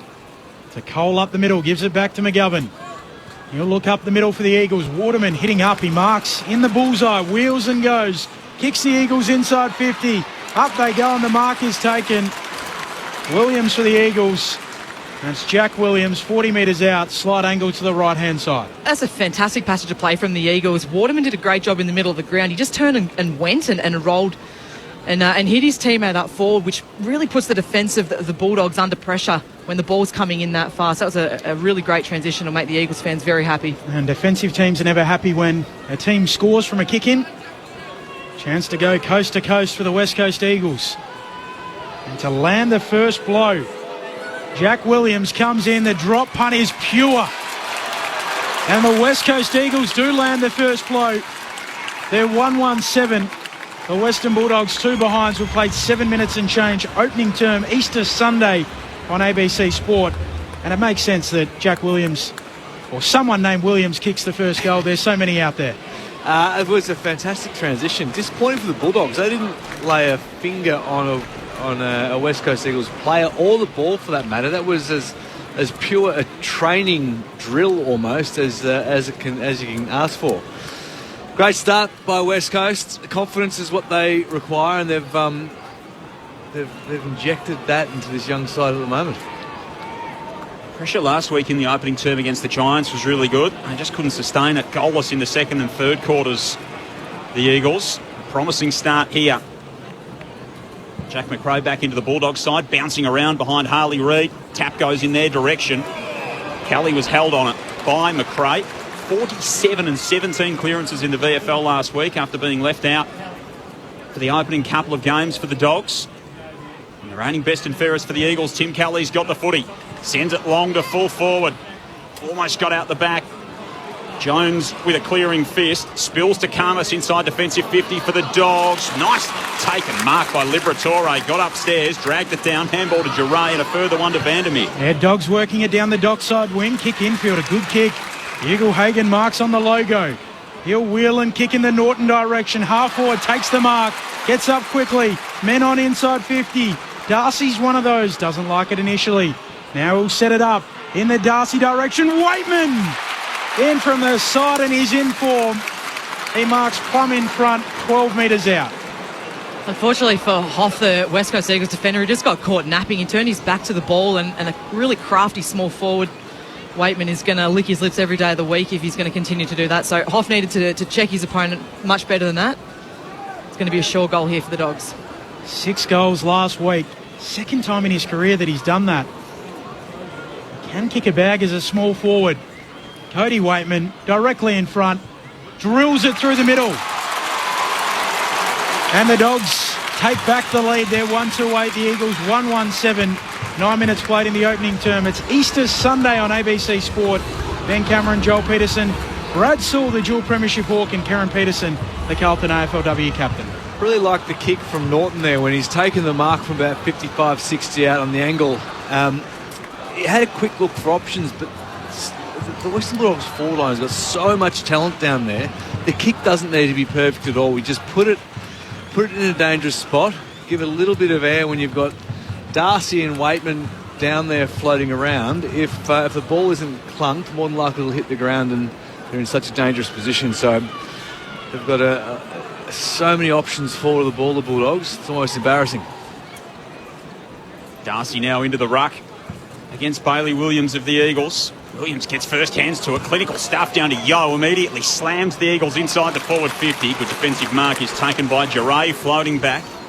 Chips it short to Karmas. He comes out to Vandermeer at left half back. Marupna product. Swings it across the defensive 50. It's an aggressive kick. It took its time to get there to Johannesson, but he was paid the mark for some front-on contact against Waterman. Up quickly, spears it into the centre of the ground. Giray out wide to Liberatore. Took the mark in front of Jaden Hunt. He's got it just forward of centre for the Dogs. Liberatore will kick to half forward for Bontempelli. Great kick. Now the Bont always dangerous. Left half forward for the Dogs. Usually uses it well. Spears it to Norton. And the flying mullet with the headband on. He takes the mark. Wide out left forward pocket. It's going to be a really interesting matchup today to watch Elliot Yeo go one-on-one against Bontempelli. I was just tracking them the whole way down the ground, and Yeo got dragged forward to try and man up one of the other Bulldogs players and just left Bontempelli out the back. He just can't allow a player of his class to have that much time and space. Going to wheel around on the right. Misses narrow. To the left-hand side, a minor score. So out to 2 points, the Dogs lead. Jess Webster is between the benches. Jess. G'day, Ben. Great to be here. I can confirm that I have spotted the Easter Bunny earlier today, roaming the boundary line and putting smiles on the face of the kids in the crowd, and maybe a few adults as well, which is great to see. But just on the crowd, I think it's going to be bolstered today by the town of Tongala. They have about 100 people here today to watch their number one draft pick, Harley Reid, in action. They'll be very excited indeed. Dogs work it back inside the forward 50 from the kick-in. It was a nice little drop-off pass from Riley West. It finds Leif Vandermeer, 45 from home, slight angle out to the right. 2.5 hour drive down from Tawny between Shepparton and Echuca on the Murray River. No luck for the Mighty Blues yesterday. Pumped by Nathalia. Hoping for a little bit more luck with their star product today. Meanwhile, here's Latham Vandermeer. He'll let it go from 48 metres out. Set shot on the right boots, across the face. Waitman was up, and standing in front of him was McGovern, who said, "No, you're not getting a ride on me, Cody. I'll take the mark," and offload to Duggan in the left back pocket. He drives it long out towards the wing. Good mark, Jamison for the Eagles. Running back with the flight, able to take a strong overhead mark. Kicks laterally to the defensive point of the square, and Yo did actually run into Harley Reid's grandparents on my way into the ground, and some of his cousins. They had some signs and ready to go as Yo kicks a turnover around the city wing. Straight to Bailey Williams of the Dogs. They will wheel and kick long inside 50. Ugle-Hagan through his hands. Loose footy inside 50 here for the Dogs. Liberatore onto it. Handball back to Vandermeer. Handball to Ugle-Hagan. On his right, fires on goal and kicks it out of bounds on the full. It might come back. He was dealt with afterwards. So Ugle-Hagan to get it back in the mark set, 45 metres out. Worse than a 45-degree angle right half forward. Wasn't too much in that. He wasn't overly forceful. I think he might have just been nudged as he's off balance and then hit the deck. Going to the Eagles, in fact. I'm not sure what that is for, but the Eagles will get it through Chesser nevertheless. Just getting you up to date. We're on and into it here today, but Caleb Poulter, the sub for the Dogs, and Luke Edwards for the West Coast Eagles. Waterman drives it long down the outer wing for the Eagles. Good marks taken by Sam Darcy. Towering presence out there. He's the third-year big man. Got it right on centre wing, dock side of the ground. Drops it inside the forward 50. Ugle-Hagan across the face of the pack, picked up by Waitman. Handball straight to Jamison of the Eagles. Liberatore lays the tackle. Holding the ball. Petrocelli got caught with it. And Libba was onto him in a flash and wins it back for the Doggies, 45 from home. Terrific frontal pressure by Liberatore then as the Eagles look to come straight out the front of their 50. Hands it off to Dale. Dale from outside the arc goes long and misses left. 3-point lead to the Dogs. 1-4 plays 1-1. 15 gone opening term. Easter Sunday footy on ABC Sport. Great to hear from Peter and Wendy. Hi team, loving the call, listening whilst driving in Kakadu. Great to have you with us. 0437 774 774. Jeremy McGovern with the kick in for the Eagles. Comes dock side of the ground. Off hands. It spills down in front. Darcy loses it. Onto it quickly. Williams for the Eagles. Handball goes forward towards McRae. Back in the side. Off the boot maybe of Cripps and out of bounds, but on the dribble. We'll get a throw in alongside the interchange gates. So the Eagles in their yellow with the blue wings, white shorts. Dogs in their traditional royal blue with the two hoops, the red and the white hoop, and their blue shorts. They lead by 3 points. We've played a quarter hour in the opening term. Darcy and Jack Williams in ruck. Darcy for the Dogs, controls it to the front of the pack. Gallagher's there. He's given away a free kick. Play on advantage to the Eagles. Kelly. Left foot ball, chips to half forward. Karmas was in front of Darling, but it gets out the back. Brockman rides the bump, hands it off to Petruccelli. Nice handball to Long, right on the edge of the 50. Pokes it into the pocket. Hard one to collect for Waterman. Karmas was onto him, took him high. And a free kick to Jake Waterman. 25 from home, 45-degree angle for the Eagles, and we're right behind this. So difficult to tackle legally in that position. As Waterman turned, slipped slightly. It's almost a corral position as opposed to trying to tackle when a player's slipping like that. So Jake Waterman, who's had a good start to the season. 2 goals in the opening game for the Eagles. 1 goal, 2 last week. Set shot from 30 out. Here's a lovely strike. And he hands the Eagles back the advantage halfway through this opening term. Nearly 17 minutes played. The Eagles 2-1. The Dogs are 1-4. Easter Sunday footy on ABC Sport. Your experts are Brad Saul and Karen Peterson. It's a great finish there, Sully, from Waterman. Really quite a tight angle for the right footer, but he worked that back nicely. It just shows the inaccuracy of the Bulldogs. Like, realistically, they should be probably 2 or 3 goals up here, and almost that goal there from Waterman was just one against the tide. But as you said, from Karmas actually started the game really well. It's a really difficult position for a defender to be in, and particularly for the forwards who know that all they need to do is slip or just duck slightly under the tackle, and they're going to get a free kick. So he'll learn from that one, Karmas. He applied the pressure, probably just came in a bit too hot. Needed just, as you said, corral a little bit and make the forward make a decision. Got a question for you, Sully and Kez, in a moment. English wins the tap. Treloar goes at ground level. Onto it, Kelly. He's taken to ground in a tackle. And the umpire to come in and ball it up. The umpire's in there, light blue. When you've got a bad record against a team you're expected to beat and they start well, when does your mind start slipping back to those bad memories? Off both rucks' hands. Knocking it out, Petruccelli. Straight to English, though. High ball for the Dogs. It'll come down at half forward. Going up. Oh, like a cricket with long arms. Darcy brings it down. Attacking edge of the square. Looks inside 50. Going up, Norton drops the mark. Onto it, Hunt there for the Eagles. Tackled down by West. Loose footy inside, attacking 50 for the Dogs. They're onto it through McRae. Back to Dale, off a step. Centering ball towards full forward. The Eagles are there. Duggan takes the mark. Has it at fullback for West Coast. They lead by 3. Darcy does, I'll come back to you in a second, but Darcy does appear to have gangly long arms, doesn't he? At full stretch, there aren't going to be many defenders who'll be able to punch that ball. So important to get body early in that contest. To come back to the original question, you'd like to think that Bevo addressed that before the game during the week at some stage in terms of them having to owe West Coast for what happened late last year. Reid into the centre of the ground, looking for Long for the Eagles. Taken away by Daniel. McRae had his first touch in the last chain. Gets his second here. Handball to Gallagher, ridden into the turf. Great tackle from Hunt. And the third gamer picks himself up off the turf. Tosses the ball to Chris Donlan, and we will have a ball up. Centre of the ground. Eagles by 3 points. 19 gone opening term. Kelly bursts away for the stoppage. Kicks inside the forward 50. Darling's the target. Jack Williams came over the top of the pack. There was a push among it. And the free kick will go to Liam Jones in the red, white and blue. 30 out from his defensive goal.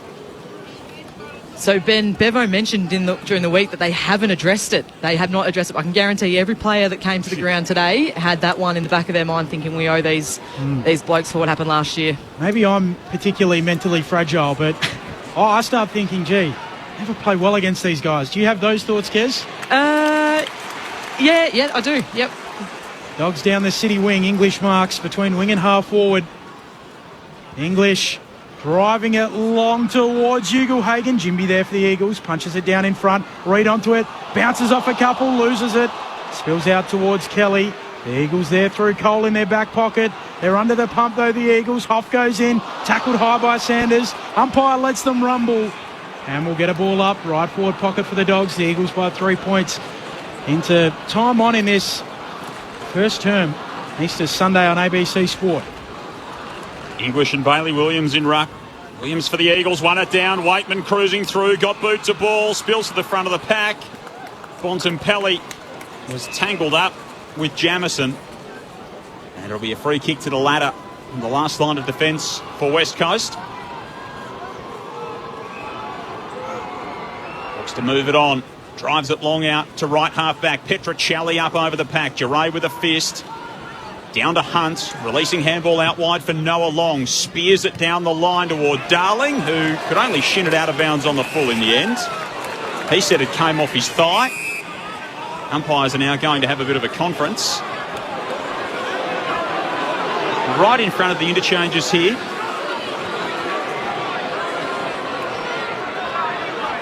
And it will be a Liam Jones kick after all that. 21 minutes gone opening term. Eagles by 3. Doggies with the ball right on halfway. Liam Jones had himself a day last week. Kicks to Caleb Daniel in his helmet. Goes back to Johannesson, who will kick across the defensive edge of the square. Out to Bailey Dale. Runs down the city wing here for the Dogs. Kicks long in the Ugle-Hagen direction. Over his head, bouncing ball. It'll tumble out. And a throw in right half forward. Great to have Josh listening in. Hey guys, listening to the call on my stereo while moving into my new apartment in Carlton. Great call. Good spot to be, Josh. Great location. Eagles leading by 3, nearly 22 gone first term. Right near the junction of the boundary in the 50, out at right half forward. Again, Bailey Williams, who's been good in the ruck early for the Eagles, takes it out, just thumps it forward. Karmas is first back there, but there's no one inside the defensive 50 for the Dogs. Bailey Williams picks it up for the Western Bulldogs, kicks down the line, and English coming powerfully over the top of the pack, takes the mark. Outlet kick's a good one. Baker drives it inside forward 50. Barris comes over the top, belts it forward. Reed's there for the Eagles. Handball back to Barris, now to Tommy Cole. Beautiful clearing kick outside the defensive 50. Lands in the lap of Petrocelli at right half back. He'll kick to the wing, leading up Marek Selby to mark. The boy from Druin, you're the country footy expert, Joel, but he kicks around the wing and the mark taken by Cripps. He'll chip it over the top, looking for Darling. Half volleys it quickly onto him is Daniel. And taken high, free kick. Yeah, he just didn't need to do that, Daniel. He had Darling exactly where he wanted him on the ground. He can't do much from there. Didn't need to slide in and take him high. That's disappointing. Well done to Caleb Daniel, though, for taking someone high. It's a bit of an achievement. Had to be on the ground, but Eagles by 3. Darling kicks into the pocket. Karmas drops it through his hands. Jimby there for West Coast. Gets off a handball towards Jack Williams. Handball goes straight to Treloar. Clear and kick. Out beyond the defensive 50, hits the ground. Gallagher onto it for the Dogs. Handball to Liberatore, still inside the defensive 50. Liberatore's handball picked up by Cripps of the Eagles to Darling, to Duggan off a step. It's an absolute mung of a thing inside the forward 50. Bailey Dale ran straight past it and slipped over in the back pocket. Had all the time in the world to get back to his feet and laser a pass into the chest of Vandermeer at left half back. All-Australian a couple of seasons ago, Bailey Dale. So damaging when the Dogs are at their best. Vandermeer down the line. Ugle-Hagen slides in. Can't control it, though. Just bounced off his chest as he slid across the boundary line. And it'll be a throw-in. In between the interchange gates, 24 minutes gone opening term. Eagles 2-1. Bulldogs 1-4. Easter Sunday footy on ABC Sports. Tim Zhu not too far away from getting into the ring. We'll keep you across that. His world title fight over in Vegas. On the wing, Hunt for the Eagles. Back feeds a handball to McGovern. Handball to Kelly. Kicks around the corner. Around the wing and getting there, Bailey Williams for the Dogs. He marks on his chest. Part of what Corbin Middlemass is calling the Bailey Bunch for the Western Bulldogs. A number of them out there. Bailey Smith, of course, not with that ACL. Bailey Williams kicks the Doggies towards half forward. Off hands, it comes down for Barras. Handball away, stolen by Norton. Inside 50. Treloar floats a kick into the pocket. Bontempelli, too good. Loses Hoff and takes the mark. 15 metres out, 45-degree angle. Right side for the left-footed Bont. Treloar had more time than he realised and he just quickly threw on the boot. Bont wheels around and hooks it through. Doggies back in front. They're 2-4-16, the Eagles 2-1-13, 25 minutes played. First term, Easter Sunday footy on ABC Sport. Dual Premiership Hawk Brad Sewell and AFLW Carlton captain Karen Peterson. I'm not sure there's a worse position to be in as a defender when a mongrel punt comes in and you're one-on-one against Bontempelli in the forward 50. Really challenging position to be in, but again, unfortunately for Hoff, he just got caught out of position, and the bodywork by Bont in that pocket, there wasn't going to be too many defenders that are going to make any impact on that. He worked that really nicely, and obviously finishing on his left. Mark that one down in your book. That'll be one of the challenges for the Western Bulldogs forward line, is finding genuine one-on-one contests. Already we've seen their tall forwards flying with and against each other at times, and when you get a genuine one-on-one like Bond forward of the ball, it'll be very advantageous. Happens a lot with Norton and Ugle-Hagan, way more than you'd like. Yep. 5 lead changes in this opening term. It's been an entertaining contest early. Treloar dives on top of it in the middle. Chesser picks himself up. Umpire tosses it all off next to the centre circles. Clearance for the Eagles. Duggan off a step. Thumps it to half forward. Waterman just bustled his way through the pack. Took the mark, second grab. Looks up. No one at home. From 55 out. He misses to the right-hand side. It's a good strike, and it just leaked away to the right. 2-point ball game. Dogs ahead. 26.5 gone in the opening term. Jake Waterman's dad, dual Premiership Eagle Chris, part of our ABC team, called the game on Good Friday out west. Dogs chip it around to Daniel and then to McRae, who goes back to Jones. Inside the defensive arc for the Dogs. They draw the man, feeds a handball to Liberatore. Just beyond the defensive arc now, chips it short, and Gallagher can come up and mark. Now Gallagher will kick to Bailey Dale, just alongside the interchange gates. Bulldogs lead by 2 points, 27 minutes into the first. Dale stabs it short, turns it over straight to Brockman, the Eagles away. Brockman scoots forward and he turns it over. They couldn't have picked out their opposition players more cleanly if they tried. Brockman kicked it straight to Liam Jones. He gets it on to Baker. Baker down the city side or the dockside wing for Giray. Now Baker provides the overlap run, pokes it to the edge of the 50, finds Bontempelli, 55 from home, right up against the boundary line out at right half forward, kicks to the pocket, English is there, Norton's across the pack, neither can take it. And Tom Kroll walks it across for a boundary throw in right forward pocket, Dogs deep into attack, trying to build on a 2-point lead late in the first. Tony in Perth, he thinks the Dogs will win by 4 goals. Keep your text coming, 0437 774 774. Darcy and Bailey Williams in the ruck. Bailey Williams down to Hunter. High clearing spiral right into the middle of the ground. Pack forms off hands. Bramble there, loses it in the Brockman tackle. Picking it up, Brockman for the Eagles. Gives it off to Jones, and the siren sounds. 2 goals apiece in the opening term. 2-4-16 the Dogs. The Eagles 2-2-14. Quarter time, the goal kickers for the West Coast Eagles, Jack Williams and Jake Waterman, while for the Dogs, Cody Waitman and Marcus Bontempelli. As I said, 0437 774 774 the SMS line. Always a danger game when the Dogs are playing near chocolate, says Tuck in Adelaide, which anyone who owns dogs will understand. When we come back, we'll have the thoughts of Brad Sewell, the dual Premiership Hawk, and Karen Peterson, the Carlton AFLW captain. But time for us to pause here on Easter Sunday on ABC Sport. If you love country music, you'll love ABC Country. You get a fast car. It's Australia's home of country music. The music you grew up with. And you'll be the captain. All the latest country hits. I ain't proud of all the punches that I've thrown. And emerging artists. Because baby, we've been up 24 hours commercial free. ABC Country. It's on your DAB Plus digital radio and the ABC Listen app. This is ABC Sports coverage of the 2024 AFL season. Every match on the ABC Listen app. Look for the AFL button. To McGovern. He'll look up the middle for the Eagles. Waterman hitting up. He marks in the bullseye. Wheels and goes. Kicks the Eagles inside 50. Up they go and the mark is taken. Williams for the Eagles. That's Jack Williams, 40 metres out, slight angle to the right-hand side. To land the first blow, Jack Williams comes in, the drop punt is pure. He'll wheel and kick in the Norton direction, half forward, takes the mark, gets up quickly, men on inside 50. In the Darcy direction, Waitman in from the side and he's in form.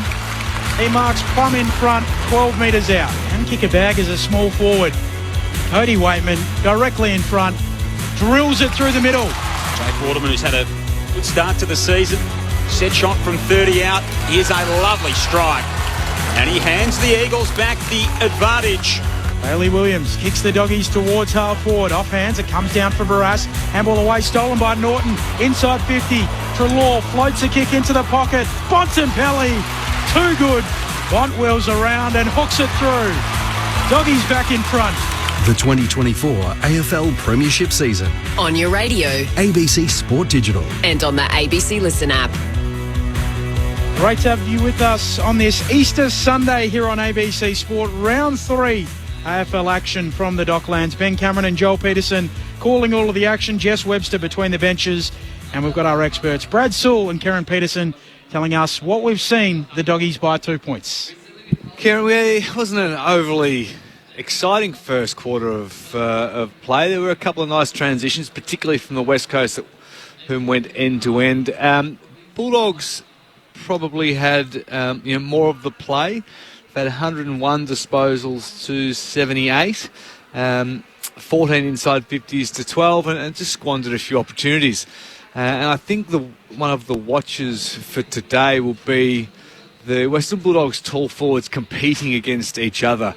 When we saw Bontempelli having a genuine one-on-one, the forward 50 is very hard to beat, but otherwise, more often than not, it was Ugle-Hagan and Norton competing against each other.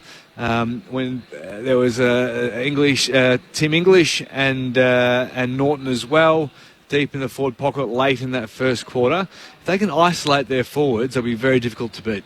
Yeah, just on that, it seems to be in the flow of play that they're competing. At stoppage, Norton seems to be the half forward who's coming up a little bit closer to the stoppage. So it does hopefully, as you mentioned, isolate the deeper forwards and give them a bit more space to run into. But you're absolutely spot on. During the general flow of play, they need to be far more aware of where they all are and as you said, not flying.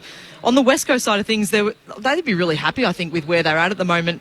They've only had 4 scoring shots, which is a bit of a concern given they've had 12 inside 50s.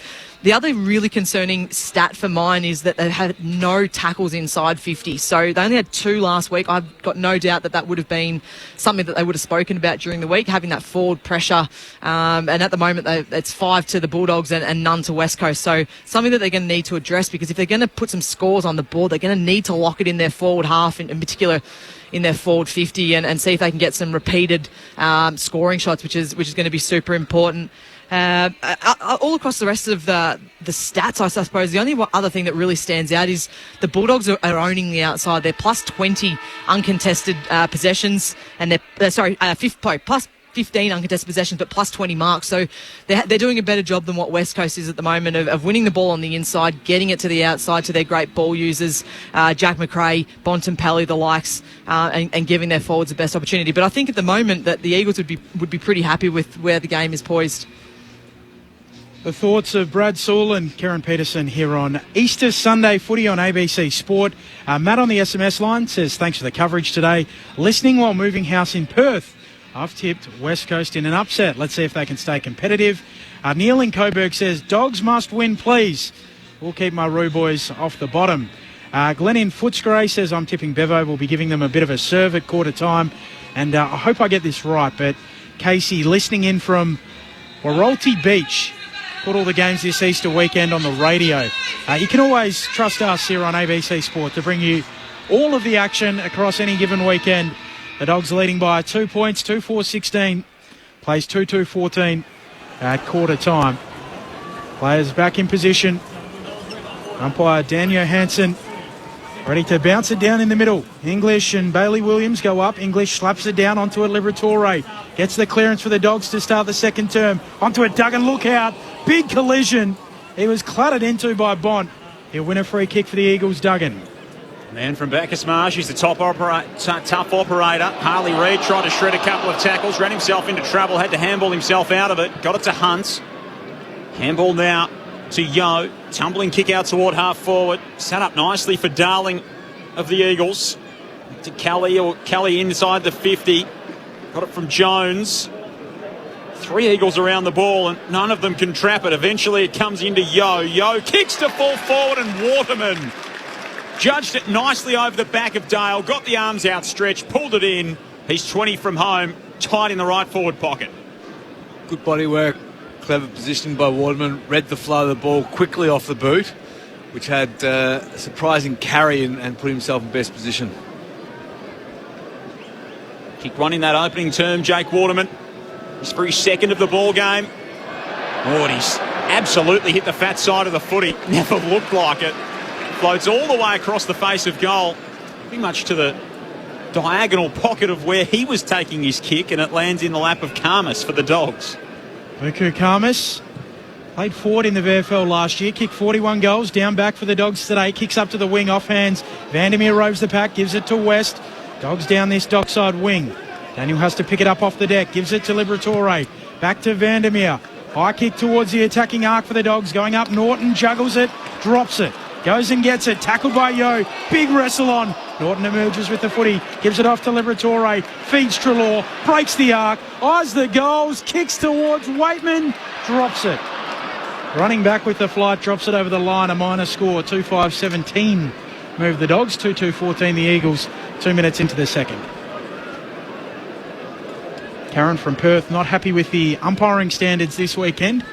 Thinks a lot of free kicks missed in this game early on. What do you think, Sully and Kez?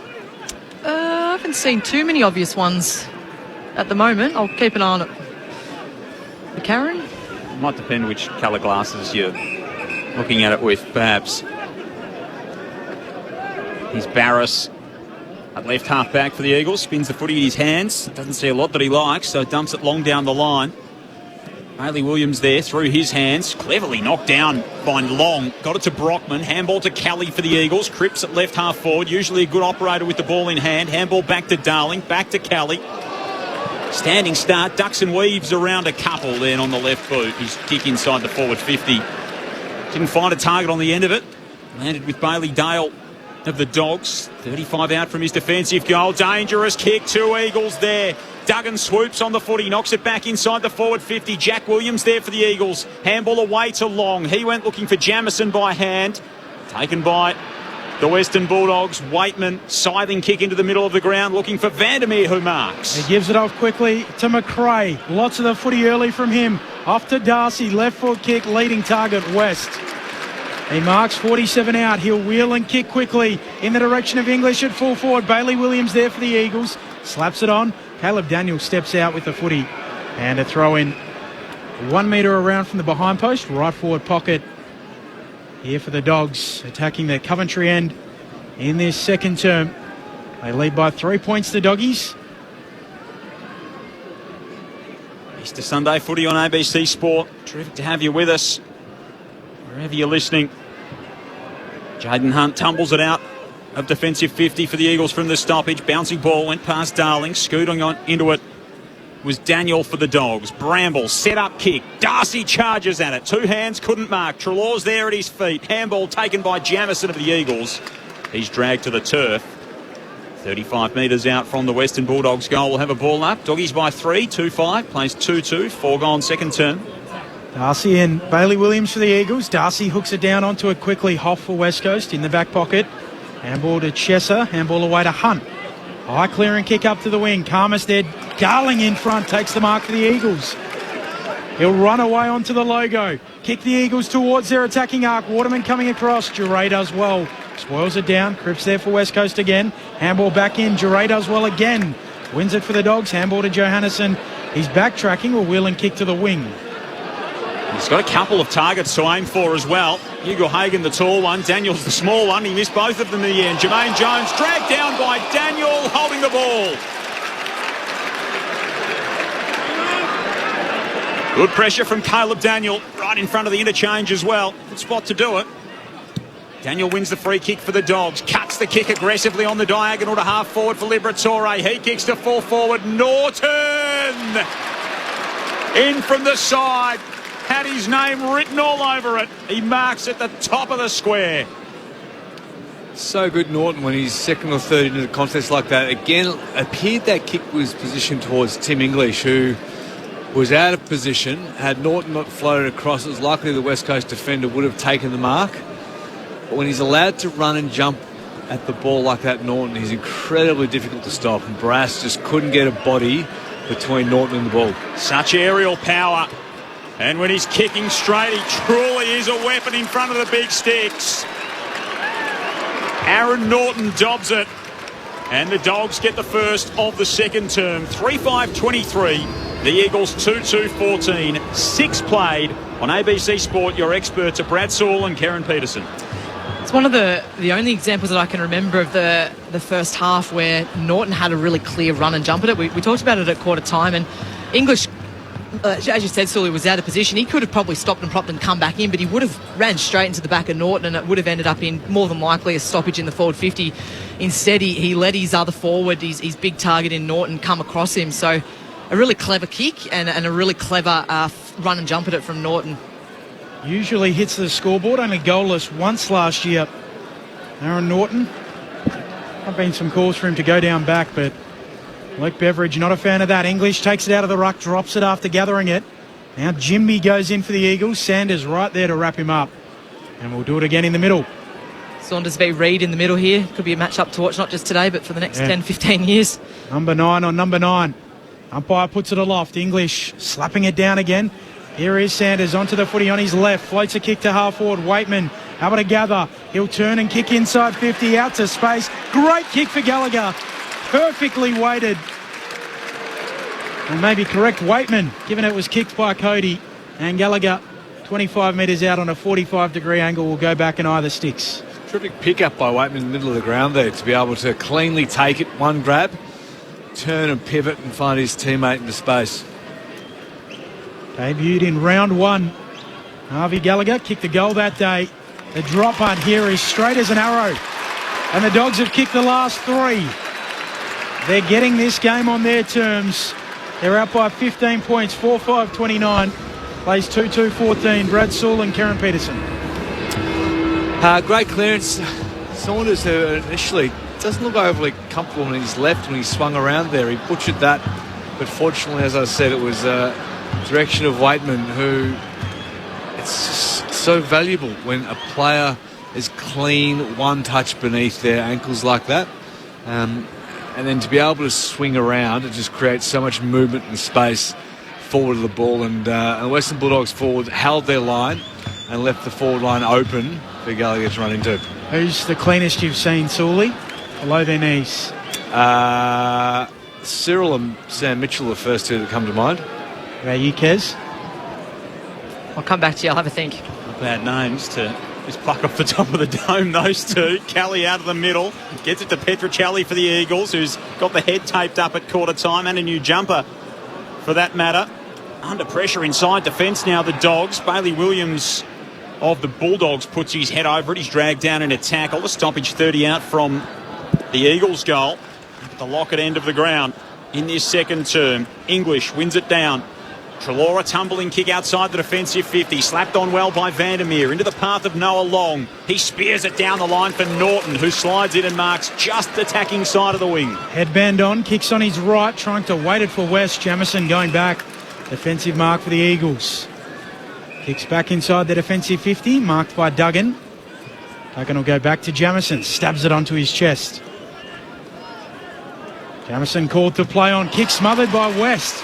West will bob up and grab it for the Dogs. Gives it off to Sanders. Time to steady. Waits his kick for Waitman. Can't find him. Following up Gallagher. The goal kicker from a moment ago. He's got 2 in 2 minutes. And the Dogs are surging. They're running all over the West Coast Eagles. 5-5-35. Plays 2-2-14. The Dogs by 21. 10 minutes played second term. Brad Sewell, Karen Peterson. Easter Sunday on ABC Sport. Luckily type Gallagher, isn't he? He's appears to be a very good decision maker with the ball in his hands.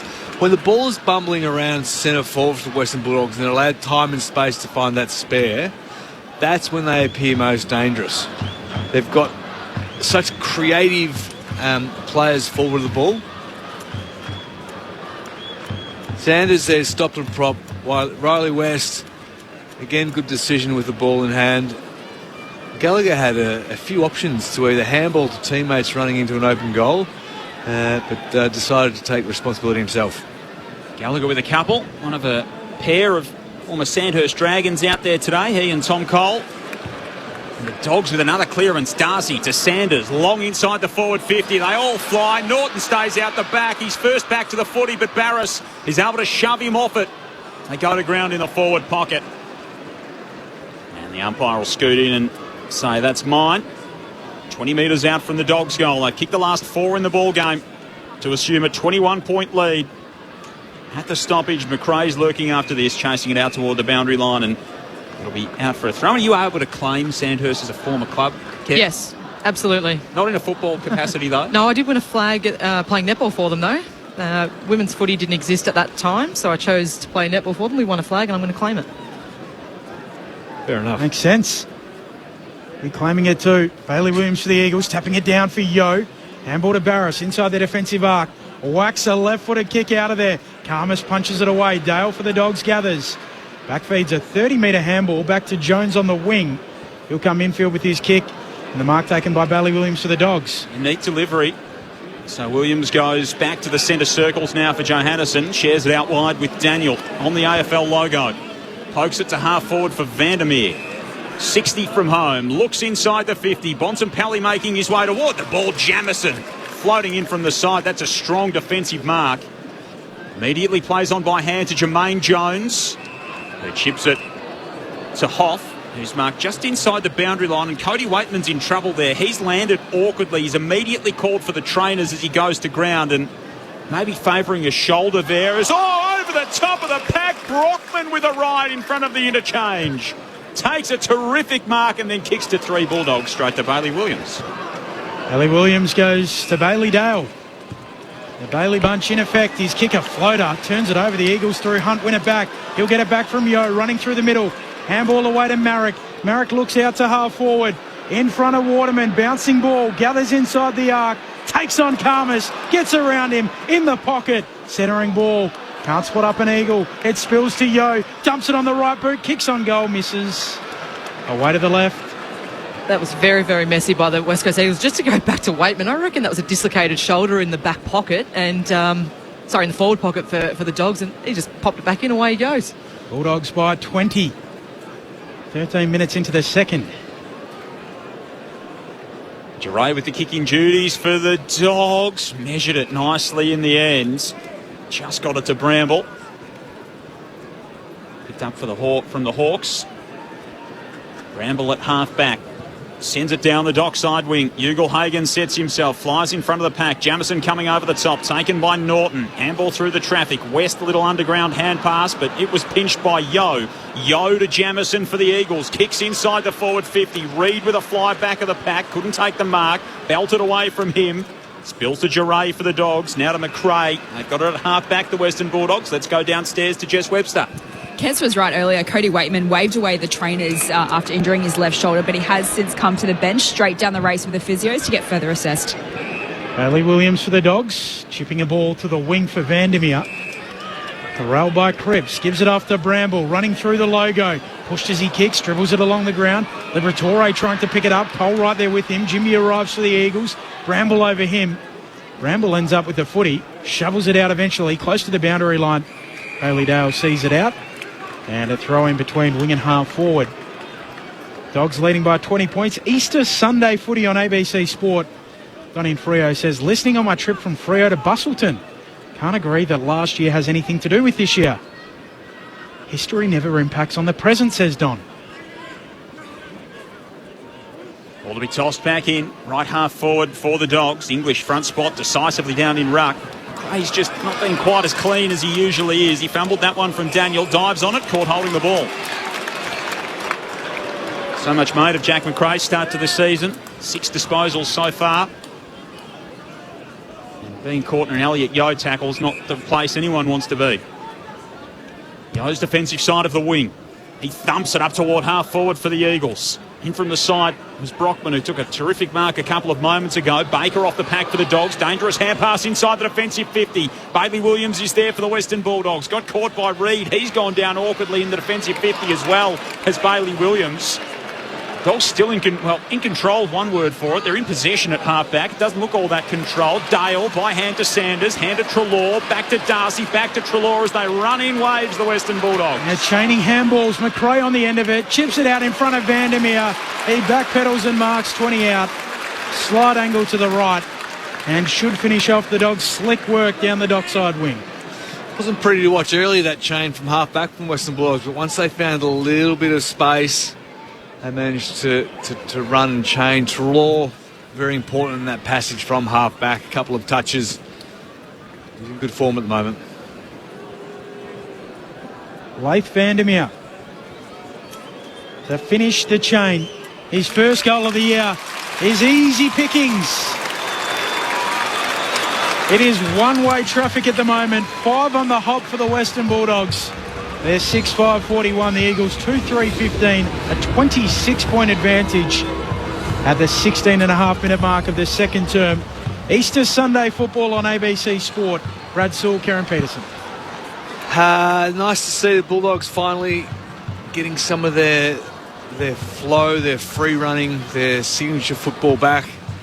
The challenge for the West Coast Eagles is how to just slow that momentum down for them. Yeah, it was leapfrogging, wasn't it, Sully? Yeah. Yep. When they can get out and run in the way that the Bulldogs can, they're nice to watch. Can't underestimate that kick inside 50 from Jack McRae as well. Joel mentioned before, he hasn't been as clean as what we'd like to see, but geez, that was a great kick, that money kick inside 50. Still got it. From the middle, Treloar just hacks it off the ground. Gains 50 metres for the Dogs. Bouncing ball out to left half forward. Vandermeer was there in the action again. He couldn't keep it in. Flying by and a ball in 55 metres from home. Just on Cody Waitman, I wonder whether it was an elbow. He's dislocated his elbow before. Popped that back in on the day, got it strapped up and then kicked the bag. So there was definitely some manipulation happening down in the forward pocket from the physio, so that would make a lot of sense. Giant face of Cody Waitman out where the boundary umpire is throwing this ball back into play. Bailey Williams took it out of the ruck for the Eagles, kicks up the line. Darling claimed it fifth pair of hands and then he thought that he had the mark. Umpire disagreed. And so a ball up centre wing out of side. Let's check in with Jess downstairs. Ben's on the money. It is a left elbow for Cody Waitman. It's just re-emerged from the rooms with that left elbow taped up. Looks like he's moving freely, so we might see him back into the action shortly. Call me Doc Larkins. Duray able to get a handball away to Treloar.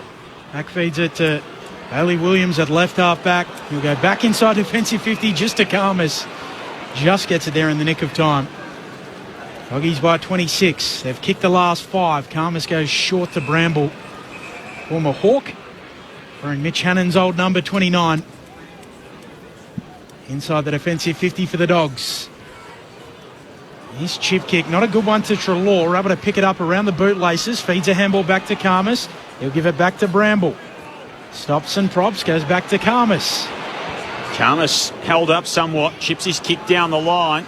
Reaching over the top, Darcy almost pulled it in, did the roving in the end, handed it off to Bontempelli, ridden into the turf by Duggan. Great tackle from the Eagles co-captain, the sole of those two out there today. And a ball up in the centre of the ground. It's been relatively quiet for Bont by his standards. He's only had 6 disposals for the game. Best on last week with 32-2 in that win over the Gold Coast Suns. Yo with a clearing kick from the stoppage. Dale takes it at half-back for the Dogs. Handball, nervous one to Jones inside the defensive 50. But he's able to calmly work it out. Bailey Williams sized the kick. Finds Riley West. He comes inboard to Adam Treloar on the AFL logo. Plays on by hand. Awkward lung to trap for Duray, whose spinning move was really nice. Able to buy himself some time. Handed it off to Dale. Dale put it on the head of Daniel. Ginby punched it away. Found the boundary line between the wing and right half forward. It'll be tossed back into play.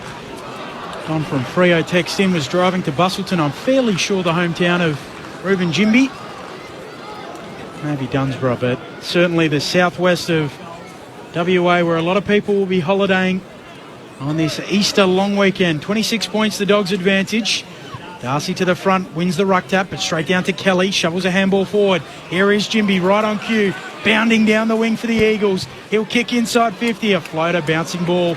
Bailey Williams gathers for the Dogs, stabs it short to Johannesson. I must say, looks smaller now with his new hairstyle. Certainly doesn't look any slower. He's still moving around the ground pretty well. Gallagher's kick into the centre of the ground was a nice one. Found Norton presenting up at half-back. Went looking for Bramble, who just had the jumper tugged by Tom Cole.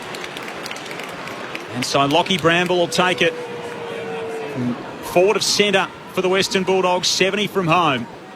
What are his options inside the 50? Ugle-Hagen's on the lead. English is there too. English comes over the top, pulls in the contested mark. 35 from home, slide angle to the left of centre. Another example of Ugle-Hagen and English flying. English has read the fly of the ball a little bit better. Yeah, it's so dangerous. Yeah, it's a couple of times that Ugle-Hagen has overrun the ball, and it's gone over his head. He was lucky that English was coming the other direction and they didn't collide in the air. Nonetheless, they'll take it if English can put this through. Hasn't kicked one this season. The 2 behinds on the campaign so far for Tim English. So much made about his future. He strikes this and absolutely loves it. So do the Doggies fans. They've kicked the last 6 of the ball game, and they're really starting to break away from West Coast. 7-5-47 to the Eagles, 2-3-15. 21 and a half minutes gone, second term. Easter Sunday footy on ABC Sport. This is what happened with the West Coast last week. They started really strongly. Their pressure was really high, and then the class of the Giants just managed to overrun them. It was leading into quarter time last week, but the Dogs are doing it here too. And they're nearly minus 70 possessions behind where the Dogs are at. Interestingly, they're only 4 inside 50s behind, which is a stat that I probably wouldn't have expected. But again, it's just that the ability or the inability for Eagles to be able to lock it in their forward 50 and get some repeat entries and repeat stoppages leading to shots on goal. So Eagles need to find a way to stem the flow here. Round 2 of the fight between Tim Zhu and Sebastian Fundora. And it's going inside 50, the Eagles. Johannesson takes the defensive mark. They're there for the Dogs. Right at centre half back. Gives it off to McRae. Off to Treloar, running down the wing. Handball back to McRae. Sweeps a handball forward. Might be a turnover. Cole able to swat it away. Bouncing ball on the wing. Going up to try and win it. Waterman knocks it out. Appeals for insufficient intent. Throw it in. Zhu supposedly, according to the scorecard of Corbin Middlemass, winning the first round. We'll keep you updated. The Dogs by 32. Yeah, Easter Sunday footy on ABC Sport. Ball to be thrown back in. Williams to the front for the Eagles, but English was able to pinch it off the pack. It's Bailey Williams. English's kick around the body is grabbed by Norton at half forward. Feeds it to Sanders, running past, gave it to Liberatore, kicks to full forward. Gallagher was there. Reaching out and knocking it away from him was Noah Long. Some good support running in defence for the Eagles. The time they get away with one, the margin 33 points, 23 and a half gone second term. Duggan with the kick in. Short to McGovern. Henry in Melbourne says he's yo-tagging Bontempelli. How have you seen it, Brad Sewell, Karen Peterson?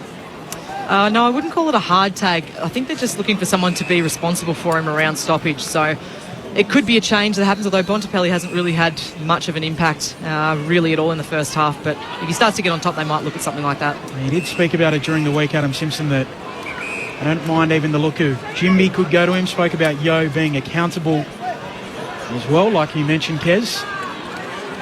Duggan in the back pocket for the Eagles. Chisels a kick up towards the wing. Bailey Williams arrives, drops the mark. Bailey Williams from the Dogs robes the pack. Handballs to Karmas, tackled by Darling, holding the ball. And the Eagles to have it on the wing. Dogs lead by 33 points. They've kicked the last 6 goals of the game. Easter Sunday footy on ABC Sport.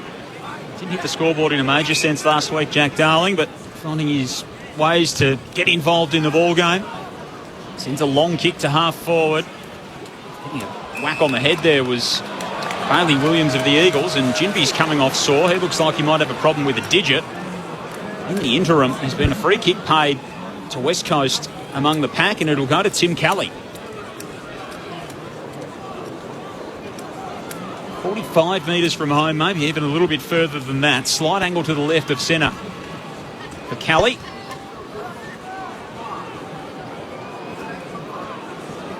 Can give it a ride.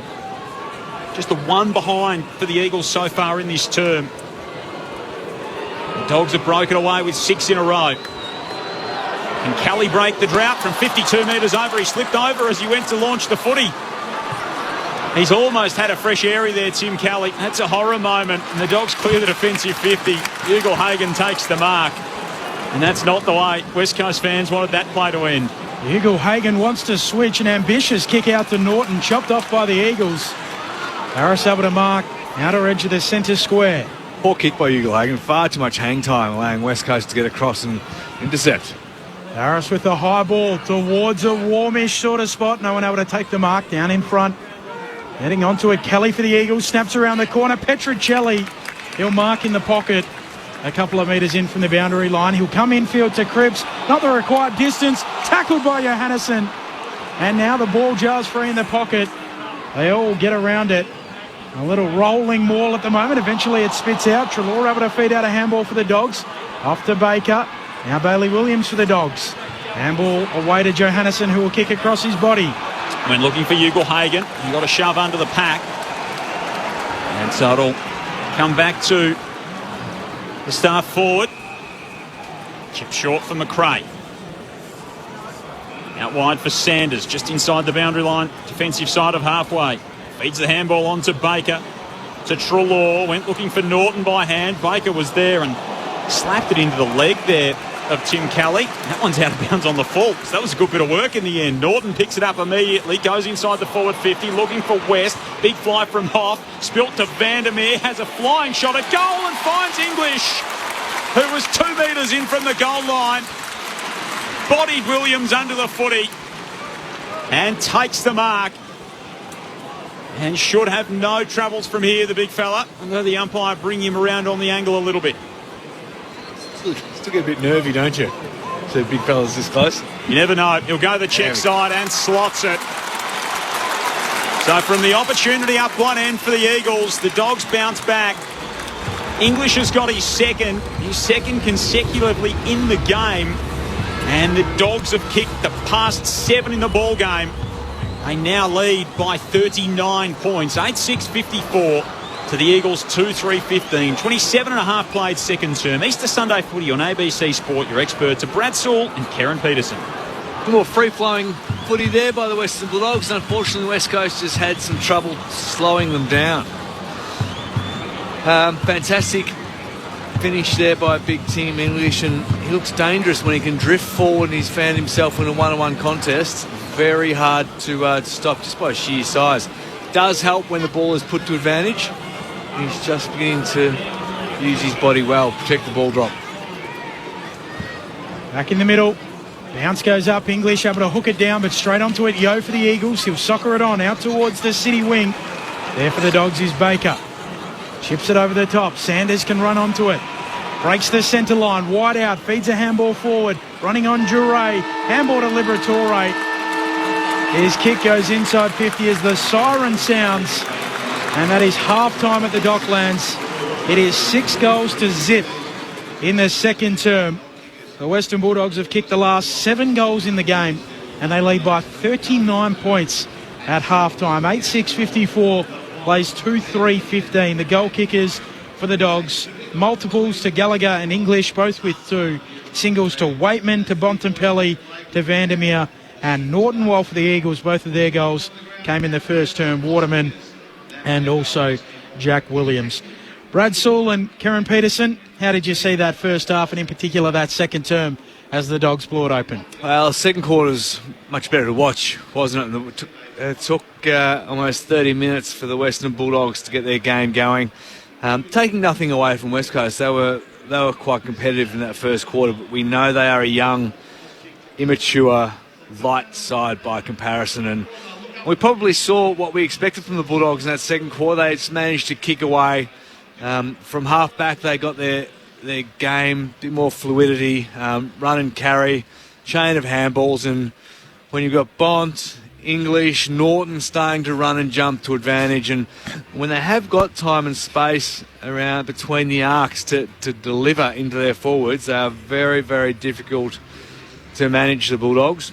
Cody Waitman's a slight watch, a bit of an elbow, not for the first time, possibly that popped out, but he seems okay.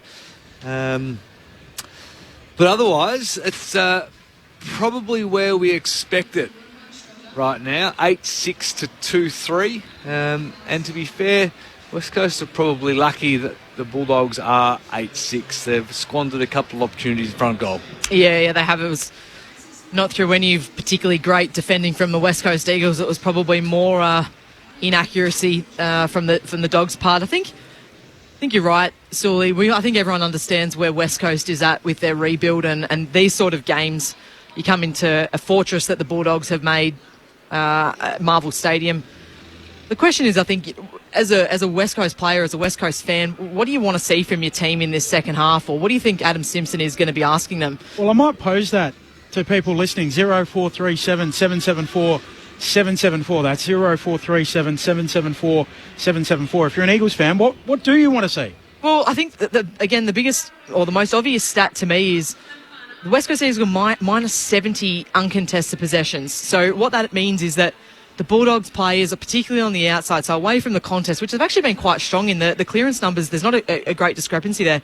It's once the ball gets to the outside. So what that tells me is that Bulldogs players are spreading far quicker and with far more urgency than what the West Coast players are, meaning that they're finding space out on the wings and across the half-back line, which is making it easy for them to transition the ball from one end to the other. And as Sully keeps mentioning, their forward line is just stacked, and the midfielders and particularly the forwards of the Eagles just aren't helping their defenders in that area. Once the ball gets in there, it's very hard to stop them. So you need to stop the ball before you get there.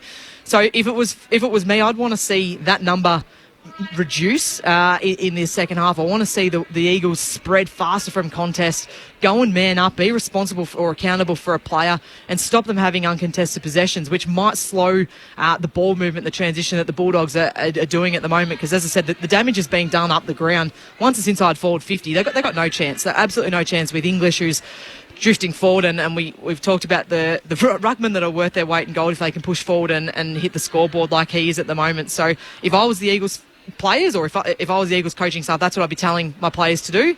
And from the fans' perspective, I want to see the ball being held up, particularly across the half-back line. Well, I'll look at these two sets of numbers. So the disposals, overall the Bulldogs have had 223. The Eagles 145. And yet they've almost been doubled in terms of the tackles they've had. The Western Bulldogs have had 30. The West Coast Eagles have had 16. So, I mean, it's a very basic fingernail-deep analysis to look at the tackles and say, well, that's a good effort indicator. Maybe that's a good place to start. Let's at least tackle. We don't have the footy, so we can tackle. Yeah, well, clearly that they are second to the ball, but they can't do anything about it at the same time. So, generally, you would like to see that. But, again, it's just indication, I think, of where West Coast are at in their journey at the moment. And some pundits have really high expectations of the Western Bulldogs, and others think they're squandering their opportunity at the moment, given the list that they have. So we're probably seeing what we expect from the Western Bulldogs, and they're a good side. Let's make no bones about that. They are a good side, and there'll be a lot of learnings for West Coast to come out of this. Keep your text coming, 0437 774 774. Would love to hear from you if you're an Eagles fan. What do you want to see in the second half? What are you looking to see week to week? Because so far this season, unfortunately, for the West Coast Eagles, there have been heavy defeats. They've probably been lucky, haven't been worse. So they lost by 50 points to Port Adelaide, 65 points against GWS, and both of those could have been worse, and it looks like it's building. 16 goals, 24. Yeah, yeah. So that could have been anything, and it looks like it's getting worse here. Akira and Stuart listening while driving back to Adelaide from the Gold Coast. Haven't missed a game called this weekend on the ABC. Great call. We love to hear that. Keep those coming too. Just an update on the fight between Tim Zhu and the man they call the Towering Inferno, Sebastian Fundora. The fight is now in its fifth round, which is good news because there's a cut on the top of Tim Zhu's head. If you're not a boxing person, it is probably difficult to look at. There is a lot of blood in the ring at the moment. So if the doctor stops the fight at any time due to an accidental cut now, they will go to the scorecards. It's 2 rounds all, apparently, so quite an even fight so far. We'll keep you across that. Jock is in the Argyle Diamond Mine of East Kimberley in WA. He says, brilliant call as always from you guys. Great to hear from you, Jock. It is half-time. The Bulldogs leading by 39 points. 8-6-54 plays 2-3-15. We've got Easter eggs to eat, and we'll come back with the second half. This is Easter Sunday footy on ABC Sport.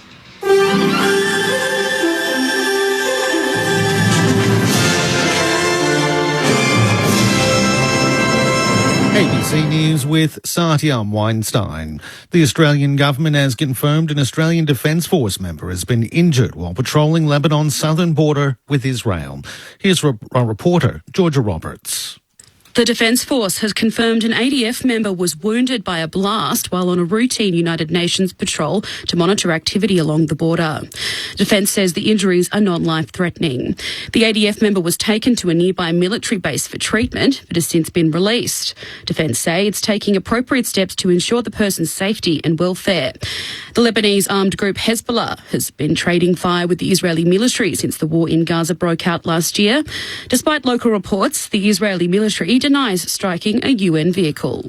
Peru's President Dina Boluarte says she's been the victim of systemic harassment by anti-corruption police. It comes after police raided her home in the presidential palace looking for luxury Rolex watches she was seen wearing at events. Ms. Boluarte says she's been cooperating with investigators and the early morning raids were uncalled for. I've attended the prosecutor's office by appointing my lawyers and making myself available, so the dawn measures are arbitrary, disproportionate and abusive. The situation is serious and affects my family's rights, but above all, the country's governance. It's been 5 days since a 2-week youth curfew was announced for Alice Springs in the wake of violent incidents in the town. As Charmaine Allison reports, there's been mixed reactions among the young people affected by the curfew. Some say the curfew is making them feel safer in the CBD, but others say it's only left them feeling disillusioned. But all young people we've spoken to agree that they want to see something change. There's concerns that there's still many young people here in Alice Springs who aren't actually aware that there's a curfew in place here, particularly those who don't speak English as a first language. Now, police have said they're making a concerted effort to address this. They say that they're producing more information in language and are also going into Aboriginal communities to actually speak to people on the ground alongside liaison officers. Residents are grieving the loss of more than century-old trees across Perth as authorities attempt to curb the spread of an invasive pest across WA's regions and borders. The polyphagous short-haul borer was first detected in Perth in 2021 and has since spread to 1,000 sites across the city. It's led WA's Department of Primary Industries and Regional Development to call for infested trees to be reduced to wood chips. At Hyde Park, 176 trees have been earmarked for removal. Local resident Gemma Owens says the loss is devastating. These trees are over 100 years old, so they're irreplaceable, certainly in my lifetime and also in my kids' lifetime, so we won't see the park looking like this again. A land, marine and air search operation is underway after a 36-year-old man went missing off WA's south coast. Police say they responded to reports of a fisherman slipping off the rocks at Cape Arid in Esperance at about 2:30 yesterday afternoon. It's believed he was with a family member at the time. The New South Wales Department of Education says it's looking at ways to cut down on payments to contractors, which cost taxpayers about $1 million a day. A task force will this week start looking at cutting the budget for consultants and contractors in education. A department spokesperson says they've already eliminated 600 contractors since July last year.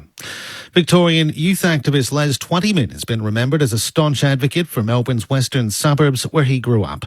Mr. Twentyman rose to prominence across decades of work in the youth and social justice sector and was awarded the Medal of the Order of Australia in 1994.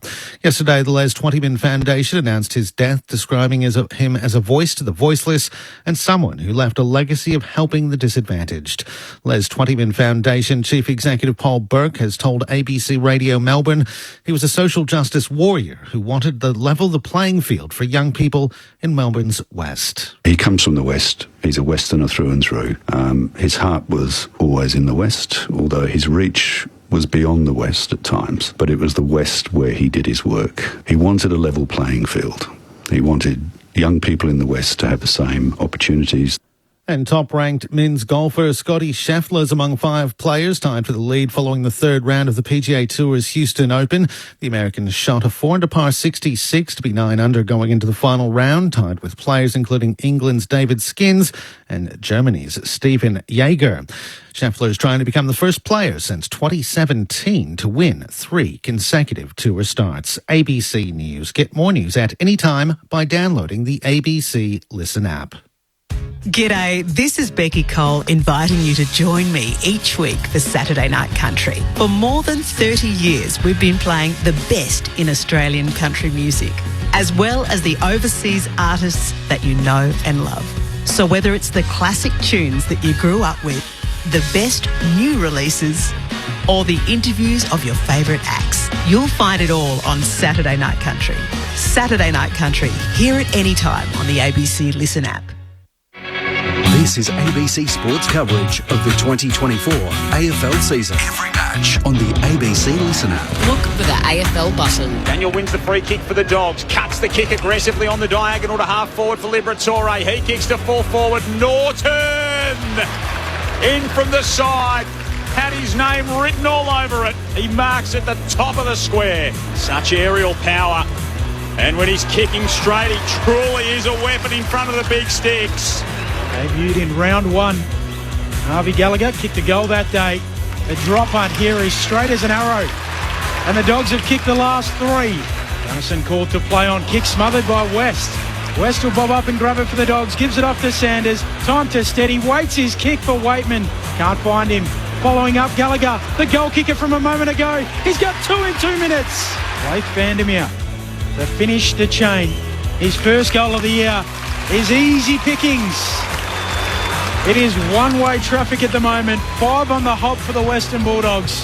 26-point advantage. Norton picks it up immediately, goes inside the forward 50, looking for West. Deep fly from Hoff, spilt to Vandermeer, has a flying shot at goal and finds English, who was 2 metres in from the goal line. He'll go the check side and slots it. The 2024 AFL Premiership season. On your radio. ABC Sport Digital. And on the ABC Listen app.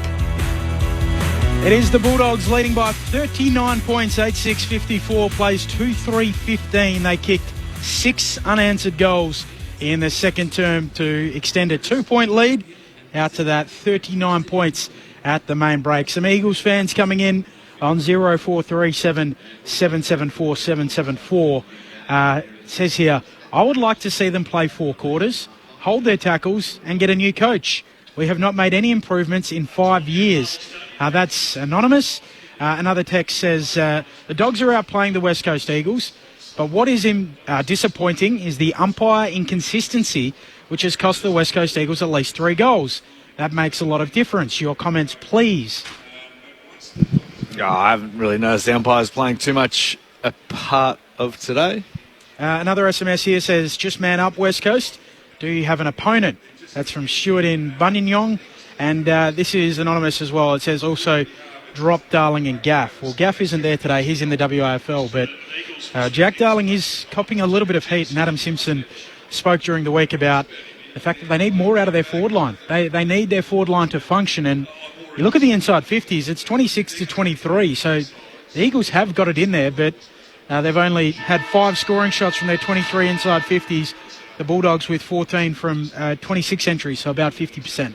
Yeah, I mean, it is easy to subscribe to that, but I would argue that the forward 50 entries coming from their midfield hasn't been particularly great, putting their forwards at the best advantage. It's not as if the forwards are taking marks and then turning around and being inaccurate in front of goal. They're just not getting their hands on it. I think Waterman's had a really good start. He's had a good first half. He's up to 7 possessions, but he's been presenting really well up the ground. He's had 5 score involvements, so he's doing his job. But, yep, I could probably make the argument that Darling needs to do a bit more in the second half. Waterman was really, so Jamie Cripps and Waterman were among their goal kickers last week. The 3 other goal kickers last week were Jaden Hunt, Tim Kelly and Elliot Yeo. So Darling didn't get on the board in that sense. Marek didn't get on the board in that sense. We haven't seen a lot of him today, and then the likes of Williams didn't get on the board either. So those tall targets are having a tough time of it at the moment for the Eagles. There's another text here which says the Eagles must start playing corridor football. It is interesting looking at the numbers. The Eagles use the wing more than any other team. So they tend to keep it out of the corridor, which is, I would think, you're the experts, Kez and Sully, maybe a protection mechanism. Don't take it into the corridor, get it out to the wings and protect any quick scores against if you turn it over. Definitely. We saw that beautiful transition kicking out from West Coast early, but yeah, you're right. Besides that, their safest way to attack, which enables them to defend, is out wide through the flanks, through the wings, and hopefully that means that their defence can actually get it set up behind them as they try and transition the ball forward. But again, all of these things are indicative of a young, inexperienced side, attempting to go through this rebuild period, and you just hope that these score lines and these scars aren't too long lasting. And I'm sure Simo mentioned the success they had late last year against the Western Bulldogs, and trying to find some positivity and maybe some energy from that. A few SMSs rolling through. What West Coast fans can want for 2024? I guess all we can hope for is continual improvement each week, consistent four-quarter efforts, and a new young team. May need a new coach, new mindset, new vision. Would be good to just see the West Coast Eagles delayed telecast again in regional WA, so we won't see the game until it's over, which is a bit of a shame for people in the regions of WA, the big state. But we'll keep you abreast of it here on ABC Sports. 0437 774 774. 10 o'clock start over in the west this morning, so with the early start here, it's people wouldn't have even finished their Easter egg hunts.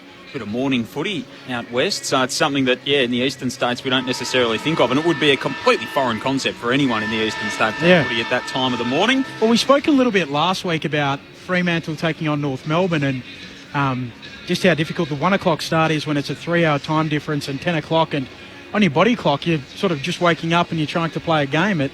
How difficult that could be. I mean, from a very selfish perspective, I've done a couple of 9:30 Western, with the sort of the late game Western time basketball games this season over in Perth, and you're sort of getting on air, you're getting off air, and it's 11:30, but it's only 9:30 over there or 8:30 over there, and it throws you out, let alone having to come and compete at this kind of level. And if you get a little bit less sleep than you're expecting, then that's definitely not ideal.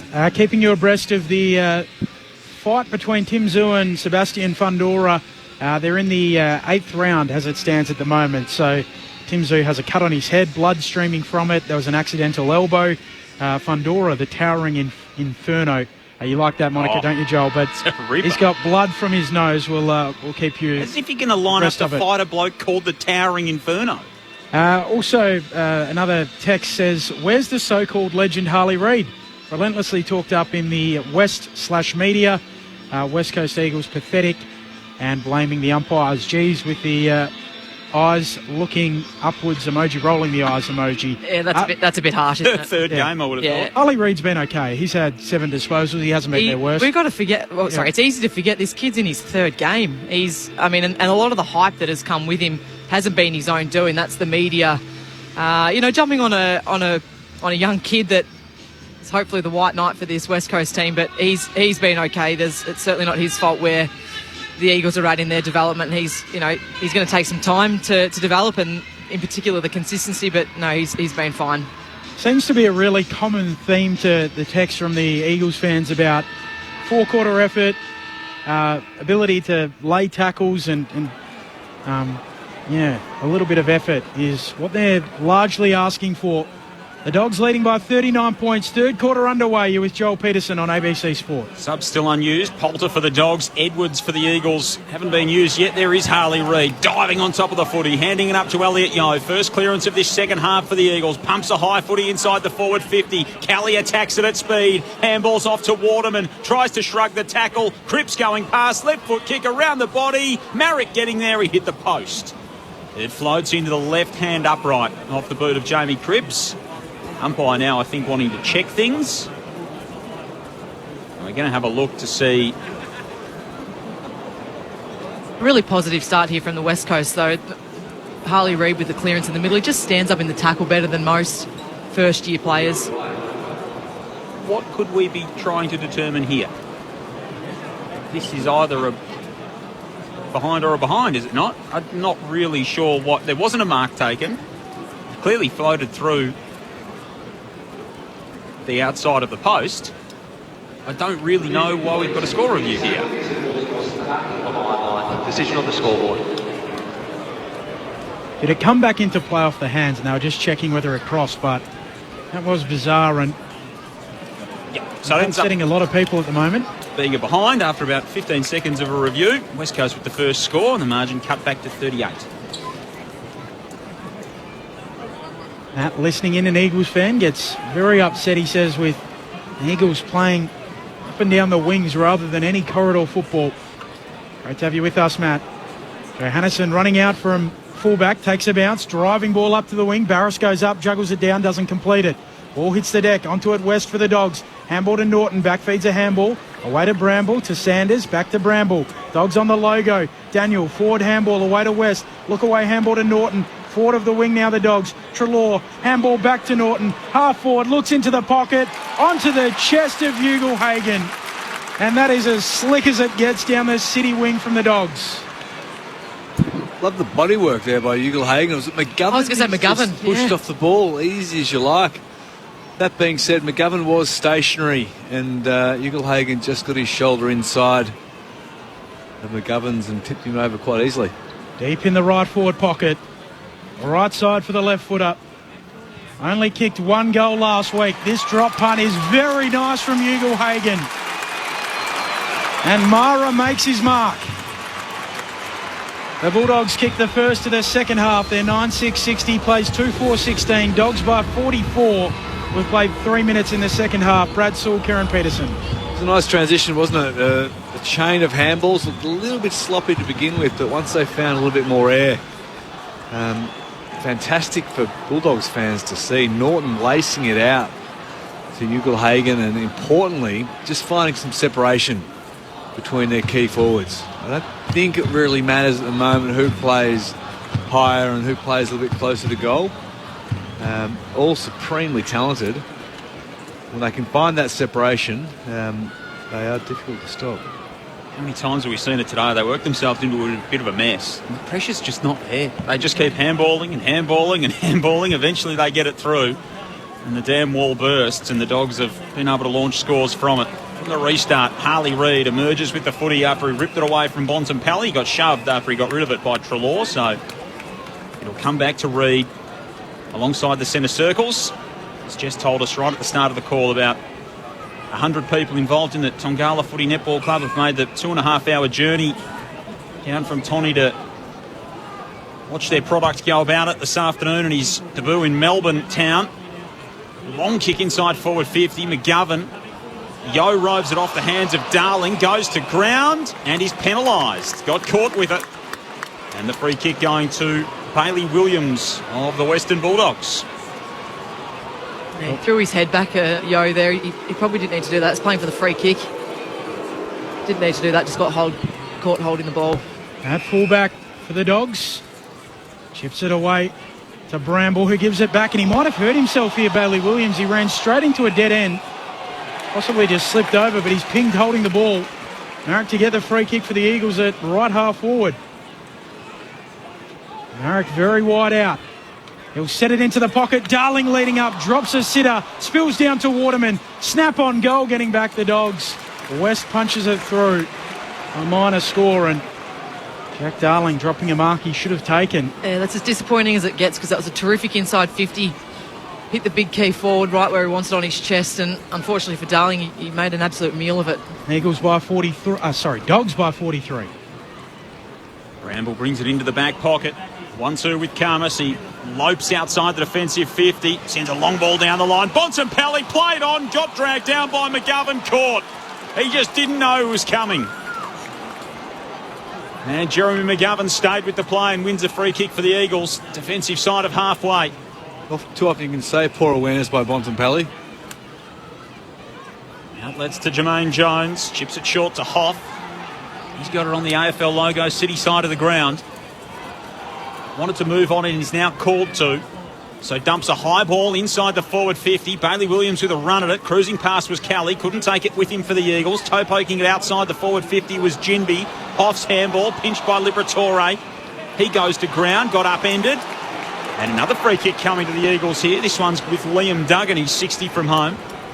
Goes short to Hoff in the middle of the ground. Looking inside 50 for West Coast. He'll run around the man on the mark. Send it long towards full forward. Karmas in from the side. Slips through his fingers. Let him up English for the Dogs. Gives it to Trelaw. Thumping kick out of defence. Straight to Yo. The Eagles back with the footy. Left half forward. Hooking it back to the goal square. Down there, English slaps it down. Light footy full forward here for the Eagles. Over at Darling, holds it in on Duray. Umpire wants it, he'll ball it up. 15 out from the attacking goal for the Eagles. Dogs by 43. Eagles haven't kicked a goal since quarter time. Just the 3 behind since the opening term. Cripps off the pack, hands it up, Jermaine Jones. Left foot kick around the body. It's marked by Karmas. Just inside the boundary line in the left back pocket for the Western Bulldogs. Chips it short, Duray's there. Hunt was closing in. Dogs have kicked 8 goals consecutively in the ball game. After the Eagles led by 3 points at the 17-minute mark of the first when Jake Waterman kicked Trawley, it's been all the Western Bulldogs. Duray drops it outside the defensive 50 and Jamari Ugle-Hagan presents up.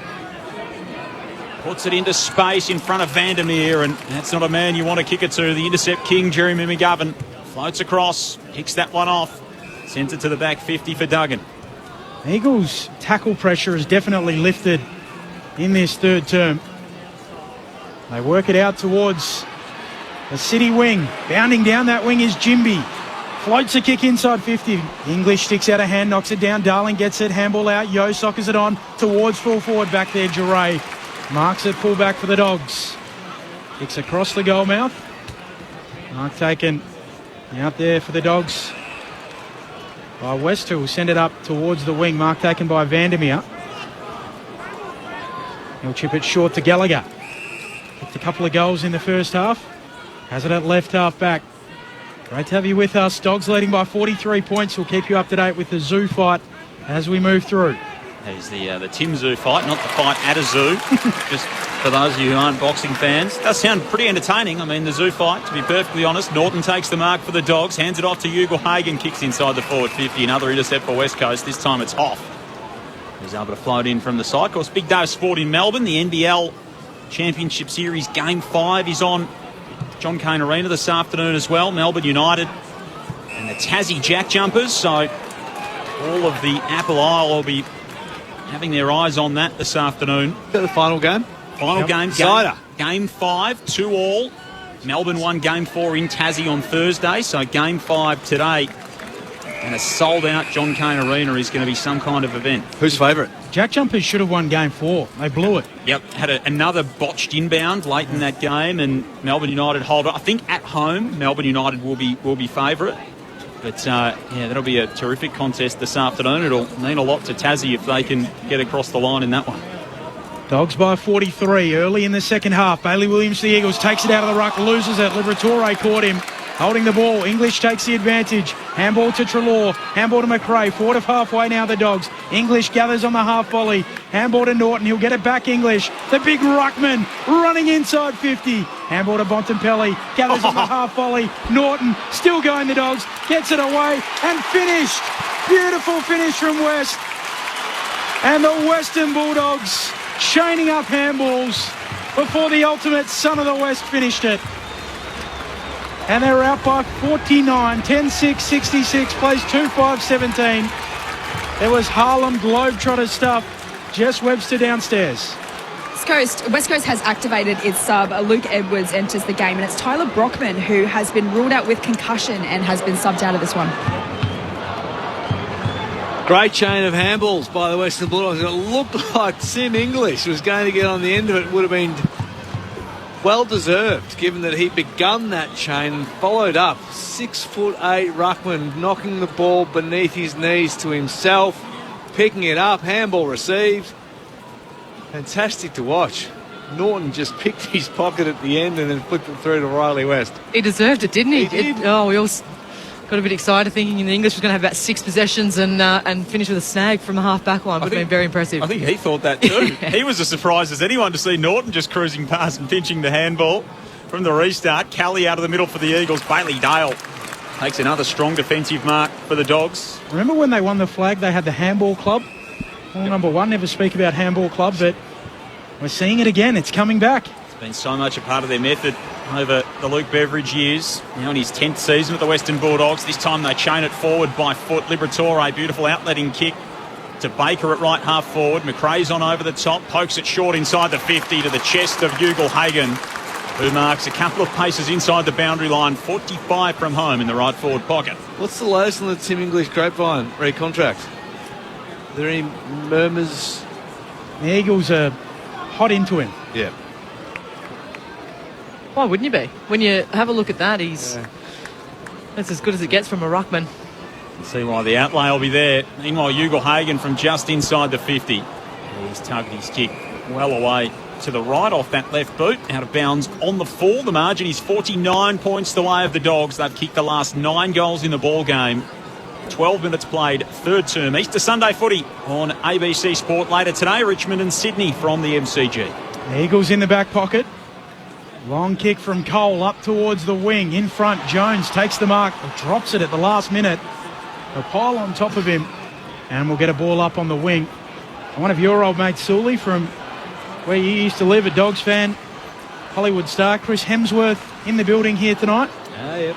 This afternoon, I should say, taking it all in.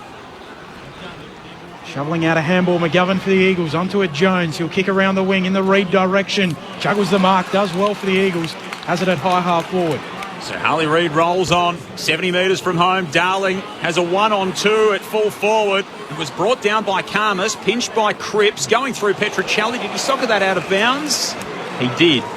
Out of bounds on the full. You would have been neighbours with Chris, wouldn't you, up there in Byron, surely? Surf together, all of that. We didn't cross paths too often. Thor and I. Of course, depicted on the Dogs jumper a couple of years ago was Thor. And kick out of defence from Giray for the Dogs to a big pack on the outer side. The Eagles still able to maintain some level of possession. Jermaine Jones tumbles it back inside the forward 50, straight to Liam Jones, who marks at fullback. A little bit of a smoke haze in here this afternoon. There's been some planned burns. It was a bit hazy outside in Melbourne today. It was foggy up in the ranges, and the haze hasn't left. It's trapped under the roof, so if you're watching on the TV or you've seen highlights on social media, it looks a bit grainy. That's why this afternoon. No fireworks, no pyrotechnics under the lid, but just a bit of smoke haze trapped in here. I'm glad you said that, because I was starting to think it was just me. Yeah, my eyes tested. Last 9 goals of the game the way of the Dogs. They've lost the footy on the wing. Kelly goes in for West Coast, shovels a handball over his head. Getting involved, Cole. Handball out to Kelly. And he zigs when a few zag. Gets a handball away to Long, fumbles it. Allows in Caleb Daniel, mops up at half-back for the Dogs. Runs into trouble, bites off a kick for Johannesson. Pinched by Petruccelli. He'll kick the Eagles inside 50 onto the chest of Cripps. 45 metres out, 45-degree angle to the right. Harley Reid was on his own in the square. It would have been a very dangerous kick if Cripps had gone there, but the West Coast supporters behind the goal were almost begging for them to kick it to their number one man, Harley Reid. Not to be this time. One of 7 premiership players out there for the Eagles. Started his career a long time ago at St Kilda, so should know these confines. Comes in with a set shot, starts it out to the left. It won't come back. A minor score, 48 points or 8 goals neat for Western Bulldogs' advantage. Quarter hour mark of the third term. Easter Sunday football on ABC Sport. Bramble brings it back in for the Dogs. To the red, white and blue, Bailey Williams. Kicks long down the line, and a good mark is taken by Treloar. AFL logo on the City side. Wrestled Cole away from the football. Kicks up to inside the forward 50. Bontempelli floated over his head. He couldn't gather it. Flicked it up to West. 49 from home. Centering kick. Norton and English. English reaches over the top. Brings it down. Numbers there for the Dogs. McGovern dives on it. They're on top of him. It's not going to be a free kick to Waitman. It'll be a ball up. But it's at full forward for the Western Bulldogs, who lead by 8 straight. Ball up. Comes down towards Yo for the Eagles. Gives it off. Kick for Jack Williams, smothered. Ricochets back to McGovern. His kick smothered. Great defensive work from the Dogs. English able to smother the McGovern kick, and another forward 50 stoppage for the Dogs. Going to the cards in the Tim Zhu and Sebastian Fundora fight. Dogs lead by 48 here. Umpire flings it in. English slaps it to the back. Out after a McGovern for the Eagles. He's taken down in a tackle. Eventually gets it out. It comes back underneath him. McRae lays a tackle. And we'll go again. 40 out from the attacking goal for the Dogs.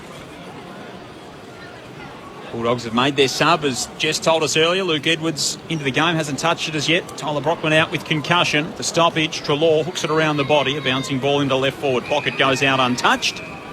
be tossed back in. Still the Dogs in attack. 9 consecutive goals in the ball game for the hosts. And as they did last week, so far the Eagles have gone goalless through quarters 2 and 3. Spun back in. Jack Williams throws a fist at it for the Bulldogs. Here is Edwards' first touch. Handball to Chesser. He's dragged down by Waitman. Not coming out of there. The Bulldogs piling on the pressure. And another ball up. Still within 40 metres of the Bulldogs' goal. Up it goes. I want to slap it down, Jack Williams, but the Dogs win it. Norton loses it momentarily. Goes again. Getting involved, Treloar. He'll shovel out a handball to McRae. Handball to Sanders. Running the wrong way momentarily. Turns and hooks a kick to full forward. No mark taken. Down at the fall of the ball, Chesser. English picks it up for the Dogs. Handball to Norton. Loses it. Loose in the pocket. Chesser happy to take it out. And a throw in left forward pocket here for the Dogs. Still leading by 8 goals neat. Steve in South Australia doesn't think the Eagles should go after English. Says keep building it the draft and get your team sorted before the compromised drafts of Tassie. Ball tossed back in. English in front, still inside forward 50 for the Western Bulldogs. Desperately hacked out of there by Yo. Grubbing ball, finds Karmas of the Dogs. Now to Bramble, who's in some space. Beautiful delivery. West through his hands. Out the back, Bontempelli frees the arms, fires Daniel. 40 from home, steadies and goals. And makes it an even 10 in a row for the Dogs, who have pushed that margin out to 9 kicks. 11-6-72 to the West Coast Eagles, 2-6-18. 18 played, third term. Easter Sunday footy live on ABC Sport. Where did we get with our nearest the pin from beginning of the game? Well, I didn't write down Joel's, but you were 68. I had 58. Oh, you had 58? Yep. Kez went 42. Yeah, that was your chance there to say about 85, because I reckon you might have been a bit closer. I went 55. So Sully's getting close. Just watching Bontempelli, he's just come to the bench. It's one just to, maybe Jess can keep an eye. He was on his haunches down in the forward 50. He was involved in that chain and that led to the goal, but they're putting work into him. Liam Duggan was the one who was following him around, and it's fairly heavy contact, so just one to keep an eye on. Pick the last 10 goals in the game. Tim Zoo has lost on the judges' scorecard in his world title fight in Vegas. If you had told the Eagles that halfway through the third quarter Bontempelli was only going to have 9 touches, they would have taken it, but not quite gone their way. Bailey Williams drops it through his legs after the ball up. Jack McRae shoveling out a handball straight to Harvey Gallagher. Handball looking for Treloar. Pinched by Long for the Eagles, though loses it. Worried out of it. Gallagher goes and gets it. Turns and kicks. Forward of the wing here for the Dogs. West soccers it on. Back towards Johannisen. He's there to pick it up. Handball away towards Hugo Hagen. A little fumble from him. Close to the line. Kick from Johannisen smothered. Spills to Kelly. He'll kick forward of the wing for the Eagles. Drops it into the lap of Cripps. Handball on to Noe Long, who's cruising past, kicks to full forward. Jones did well for the Dogs. Arm outstretched, just got a fingernail to it. And it's rushed out of play for a throw-in. It looked like it was going to fall to Waterman. Desperate effort from Liam Jones. That's what he's known for. He's got a reputation around the league for last-second lunges and just getting fingertips to it. He's not a particularly glamorous player, but geez, he gets the job done. Ball to be tossed back in, deep forward for the Eagles. Darcy up in ruck. Sanders there on the last line. Handball to Liam Jones, gets it back. It's the first round pick of the Dogs for the most recent draft. Out wide to Baker. They can chain it forward here because Dale's in space and so too is Vandermeer. Yeah, they're out here. Here he goes, kicking the Dogs to half forward. Hugo Hagen slides and marks. Has to get back to his feet. Doesn't do it with a lot of urgency. Allows the Eagles to fold back a little bit. Disappointing they had a spare number forward of the ball, the Bulldogs. Hugo Hagen now chips it into the pocket, looking for English. Run and jump, can't mark it. Off hands. He tried to claim it. It was off the hands of Barras. Gets a handball away. Clearing kick for Bailey Williams from the Eagles. Bounces its way into the centre of the ground. Liam Jones knocks it on to Bailey Williams of the Dogs. Handball off to Bramble. Out wide again to Dale, who can reload the shotgun for the Western Bulldogs. Gallops to 70 metres from home. Sends it long and strong toward West. It goes longer than that in the end. It cleared the pack. Rushed through for a minor score. Margin 53 the way of the Dogs. Just for the record, the last time Marcus Bontempelli had less than 10 disposals. In his second game, he was the sub and he had 2. That was in 2014. I think he'll eventually get past 10, but the point stands. Quiet afternoon for the Bont. Did have an ankle issue last week in Ballarat. I wonder whether that's hampering him. Came off after rolling it in the middle of the ground. Jason Johannesson wide out at left half forward, waiting a kick towards full forward. Ugle-Hagan drops it. West roves it. Off to Liberatore. Vandermeer off a step, snaps on goal and misses. Away to the right. Dogs leading by 56 points. Shout out to Shorter, one of our favourites, listening in. He's had a hip replacement, I believe. Great to have you with us, Shauna. As always, a little worried about the Eagles. Eagles bring it in short. Long kick out wide. Jones finds Petruccelli, who's just on the chalk according to the umpire, and then keeps it right on that line to find Noah Long. The Echuca product. Spins it in his hands before he sends it up the line. Kicking to a 2-on-1. Didn't favour Jack Williams. And in from the side came Jarray, who's taken a number of good marks today. And he can add that to the collection. And a valuable inclusion for the Dogs, who lost Ed Richards and Nick Caulfield out of their team that beat the Suns last week in Ballarat. Kicks down the line through the hands of Vandermeer. Spilt to Ginby for the Eagles. At half-back, Vandermeer straight back onto him. Brought him down. Handball into the centre of the ground. Cole had it, lost it. Jones goes through, flicks it up. Petruccelli got it off to Bailey Williams of the Eagles. Jarray stood in the road again at half-back for the Dogs. He's dragged down in the tackle, and Kelly wins the free kick for the Eagles. It's not going to be paid advantage, though. It'll come back to Tim Kelly, who's 60 out from home at right half forward. It's been good, Kelly, up to 18 touches. His tackle pressure's been really good. He's leading this young Eagles team. Reigning best and fairest of the Eagles. High half forward here. Sends it to the pocket in the Marrick direction. In front of him, Jones. Bounces off his chest. Petruccelli tackled quickly. Ball up deep in the right forward pocket. We need numbers there for the Eagles. That's what the fans would want to be seeing. They was just completely outnumbered with the Dogs defenders. The Eagles, no front and centre presence. English wins the tap, brings it back infield. It spills out to Johannesson. Spiralling, clearing kick. Norton launching, doesn't take the mark. Spills down though for Vandermeer. Bursts onto it. Handball away to Ugle-Hagan. He's over the footy. The Eagles clamour to get after it and do it well. Barris knocks it out to Duggan. Duggan spirals it inside the forward 50. Cripps up in front, can't bring it in. English was there. Lightning hands away to Bailey Williams of the Dogs. Now to Johannesson, and have a look at the acre of space that they've got on the city wing. Releasing kick to Oscar Baker, who can take a run, probably take a nap. Handballs it off to Bailey Dale. Cole got there desperately. Was he too high with the tackle? Yes, he was. Chris Donlan comes in to say that he infringed. But if nothing else, it was a bit of a professional foul from Tommy Cole, because it stopped that run of the Bulldogs. Dale, 70 from home, pops it into the pocket. Ugle-Hagan in front. Worked under it by McGovern, who takes the intercepting mark. Releases Kelly. He comes out to half-back for Petruccelli. Dogs by 56. 25 played third term. Easter Sunday footy on ABC Sport. Petruccelli at right half-back. One of 10 Victorians coming home for the West Coast Eagles for their Easter Sunday. Sully, you would have played a lot of Easter Mondays. Would you Great days. tuck into the chocolate on a Sunday, or would you behave yourself? Behave myself. Not even a little nibble the night before? No, I'd go for a year without having chocolate back in the day. Really? Been making up for it since. Eagles trying to switch it to the city side. I was going to say I've been having your allotment as Kimpy backward of the logo, kicking around the wing for the Eagles. Marrick juggles the mark and takes it. Wide out, 60 from goal. Veers out to his right, lowers the eyes, looking for the leading Cripps, who's got it. 40 out, slight angle left of centre. And a chance to finally kick the West Coast Eagles' third goal in this match.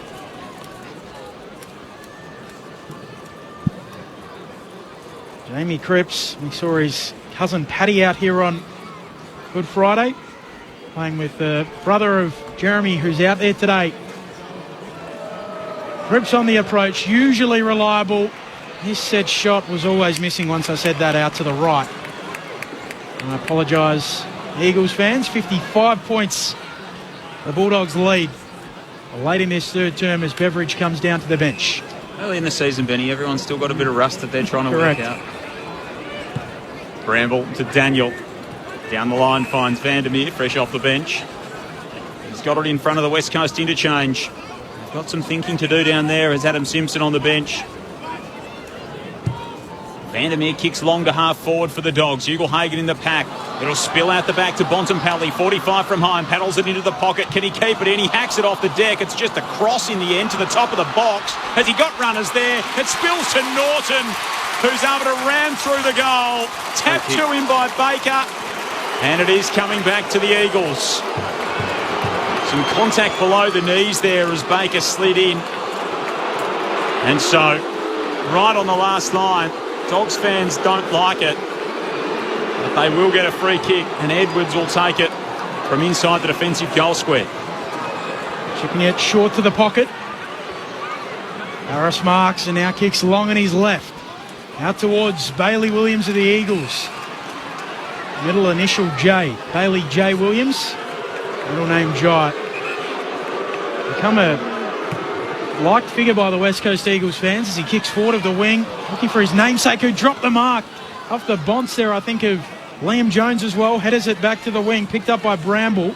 West trying to sweep a handball, doesn't really get it. Allows in Kelly. Eagles on the rebound, and that sums it up. Waterman would have walked in a goal, but the siren sounded. The kick from Kelly might have got there, but it doesn't. It pitches like a disobedient. I reckon he was talking sweet nothings to the ball just then. Keep rolling. Yeah, keep rolling. Nearly got there, but not to be. So the Bulldogs leading by 55 points. The goal kickers, a couple to Gallagher and English, singles to Ugle-Hagan, Waitman, Bontempelli, West, Vandermeer, Norton and Daniel. For the Eagles, just the two, Jack Williams and Jake Waterman. The Dogs have kicked the last 10 in the game. From the 25-minute mark of the opening term through to three-quarter time, the West Coast Eagles' last goal at the 16-minute mark off the SMS line. No name, no pack drill. Have a look at the Eagles' Facebook page in the third quarter. Supporters are irate. BL of Perth says, truth be told, the Eagles are at least 3 years behind with their fitness. Youngsters have been protected while the geriatrics are slow and often injured. 0437 774 774. Sebastian Fundora, he won a split decision against Tim Zhu, becomes the unified 154 champ in their world title fight in Vegas. So one judge scored it to Zhu, the other two the way of Fundora. Such is boxing. The Western Bulldogs lead by 55 points. It's Easter Sunday footy here on ABC Sport.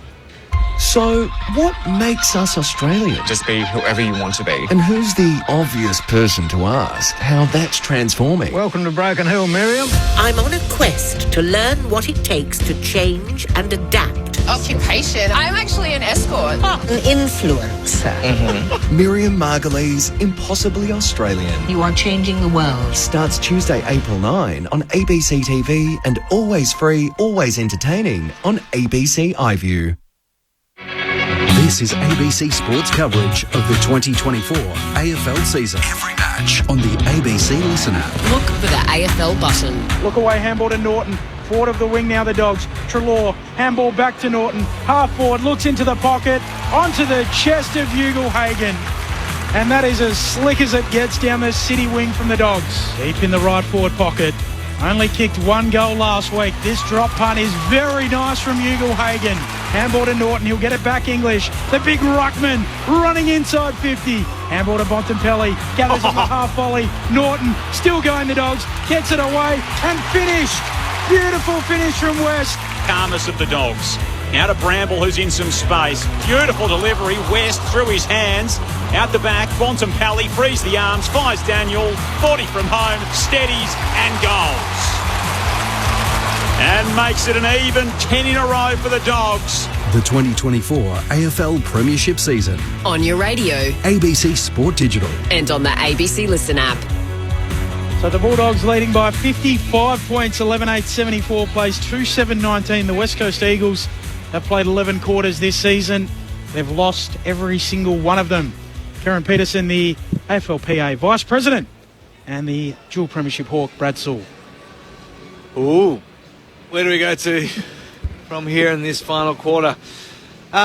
It's been nice to see the Eagles hit the scoreboard, wouldn't it? Oh, yeah, that would be one thing. That would be nice. Let's not take anything away from the Dogs. They've been, I'm not going to say they've been outstanding because they haven't been, but they've done what we would expect them to do. They've started to get their handball game going. They're finishing well forwards. They're doing what we want them to do against a team that is nowhere near their quality. The unfortunate thing, and the Bulldog supporters probably won't be happy with me saying this, is that I don't think we're going to learn a lot about them today. We haven't really learned enough about them this season. They've had some pretty ordinary results. Loss against Melbourne, and yeah, they beat Gold Coast at Ballarat, which was a step in the right direction, but we don't learn anything about them today. For West Coast, I think the question, Sully, I've got is, what's a pass mark for them? Where are we just going to continue to... Well, can I jump in there just quickly, Kez? Because, Sully, you can add to this. Don Pike came out and said, we want to be more competitive. Adam Simpson came out and said, we want to be more competitive. This is... Would we say this is competitive? No, it's not. Yeah. No, it's not. And I mean, what does competitive mean? Does that mean you win the tackle count? Does that mean what exactly does that look like? I'd like to know kind of what they mean by that.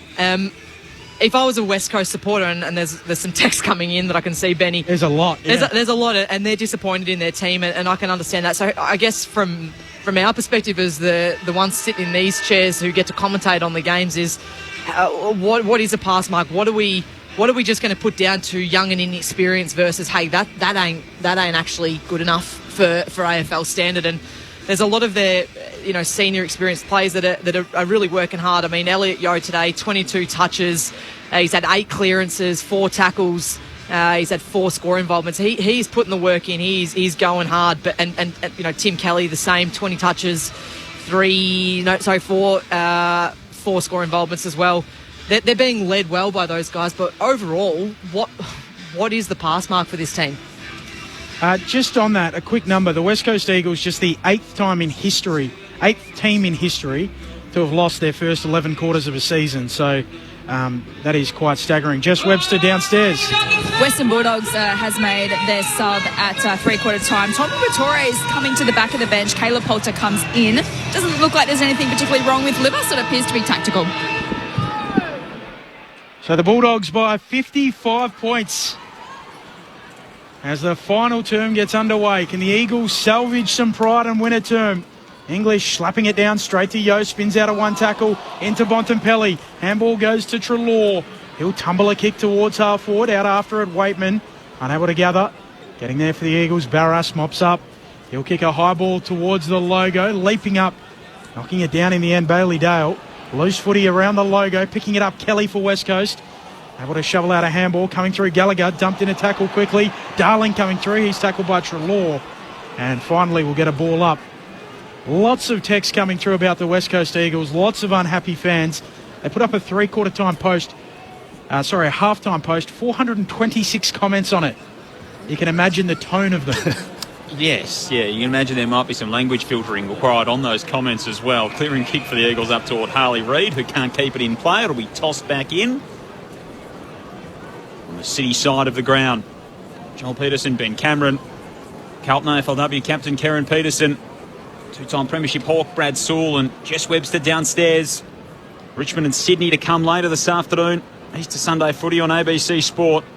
So a big road trip weekend. Great to have you with us. If you're in the car, at home, enjoying some time with the family, thanks for spending your Easter weekend with us. Bontempelli through the traffic, somehow freed the arms. Handball to English at half-back. Yeo just keeps battling on for the Western Bulldogs. He's grabbed by Bontempelli.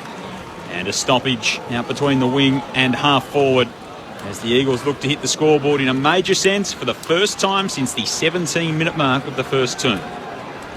As Joel mentioned, Richmond and Sydney to follow. Corbin Middlemass heading up the call. That's coming up. Norton pinches it for the Dogs on the wing. Down the city side of the ground they go. Handball away to Treloar. Treloar a kick inside 50 towards Ugle-Hagan. Dropping the mark, Jamison. McGovern there.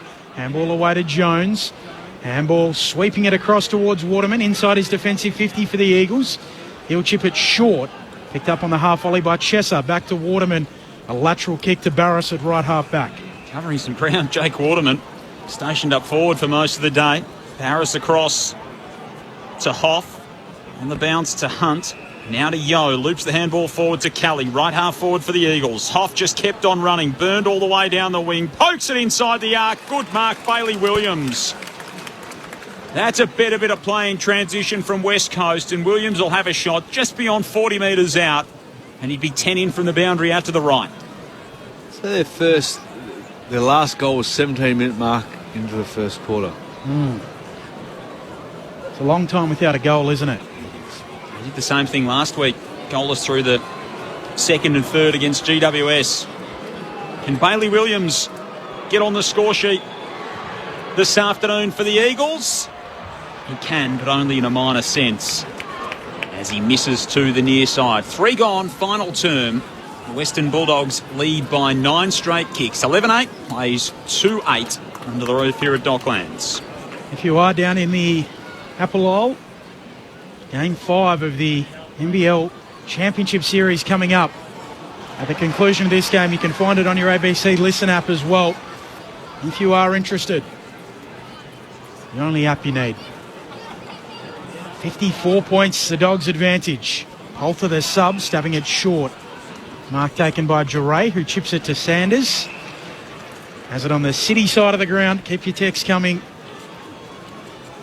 Sanders with the socks up, made a bit of a comeback in recent years. The socks up, kicks around the wing. English goes up in front. It's whirled away from him onto the logo, knocked out by Petruccelli. Eagles come away with it. Hunt will dump it on the boot. Floating ball around the wing. Darling comes over, takes the mark. Very wide out, 50 out from goal for the West Coast Eagles.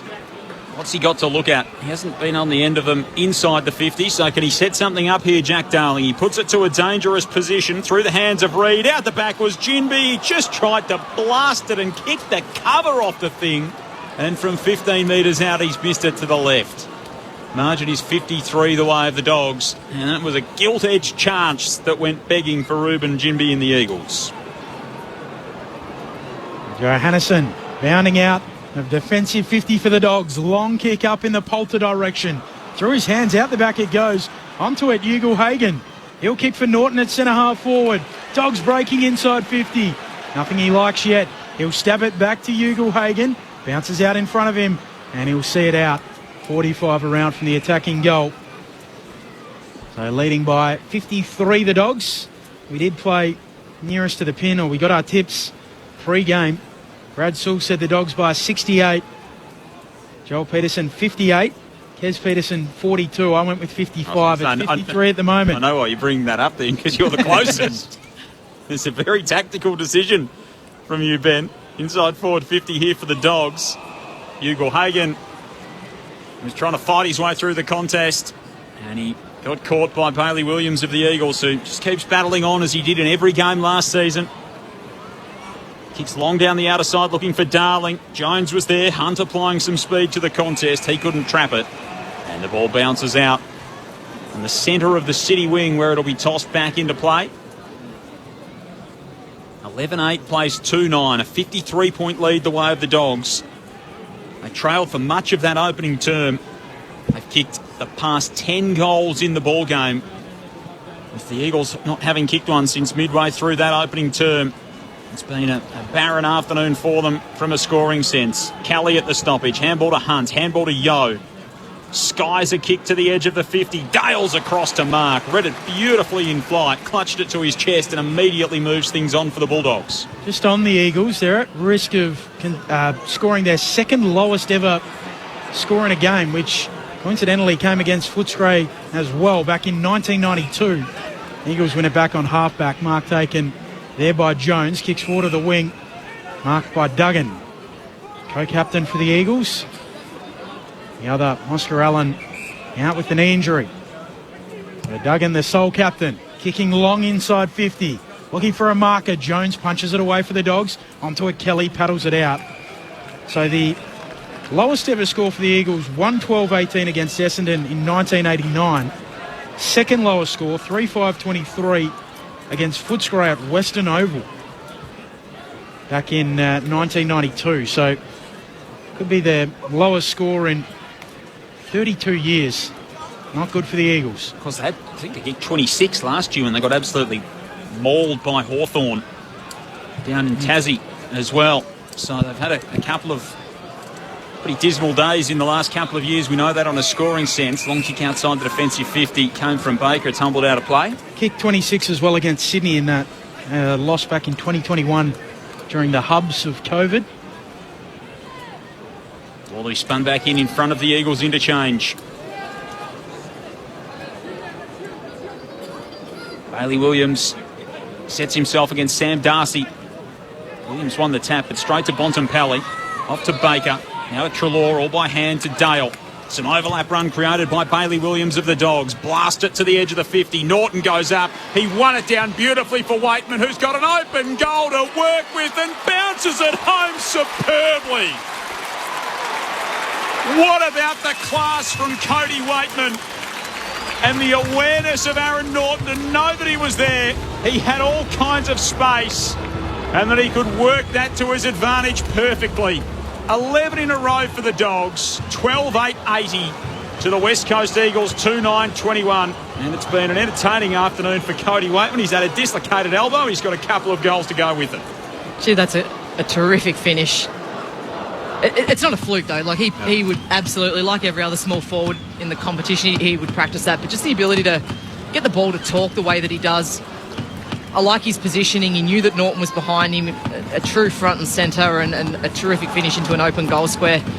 Well, that's certainly been the highlight of the fourth quarter, because for the first 8 minutes and 50 seconds, it looked like most players were thinking about their Easter eggs at home. Fizz is completely gone from this one. Darcy wins the tap down. Jimby the clearance for the Eagles. High ball, shallow inside 50 entry. Darling attacking the footy. Able to knock it out. Karmas there for the Dogs. Dispossessed in a tackle. Ball jars free, picking it up Cripps. Handball away to Chesser. Handball to Jones. Eagles inside 50, a little fumble. And he's wrapped up by Caleb Daniel. A ball up coming up. Could the Dogs get to 20 goals? And wouldn't it be a nice little homage to Les Twentyman, who, without his support, they may not be here today, the Western Bulldogs. Yep, OBE, of course, passed away in the last couple of days, did so much for youth, particularly in the west of Melbourne, where he grew up. Treloar clears the defensive 50. Lands in the lap of Poulter, the activated sub. Tom Liberatore taking a seat on the bench, as Jess told us. What looked to be tactical reasons. So Poulter kicks down the line. Darcy in from the side, couldn't take the mark, and the other tall timber in Norton did the roving. Handball to Darcy, off to Gallagher. Gallagher kicks toward Vandermeer, who presents up at half forward. Ugelhagen leads to the pocket. That's ignored. Johannesson comes shorter than that. Norton's worked his way all the way inside the forward 50. McGovern just pinched it off him. A good aerial duel between those two. And the Eagles veteran wins the day on that occasion. Takes the mark and outlets quickly to half-back. Dogs by 59 points. Chips it short. Away to Jamison. He'll kick around the wing. Coming up, unable to mark Jack Williams. Through his hands it goes. Poulter tackled quickly by Jimby.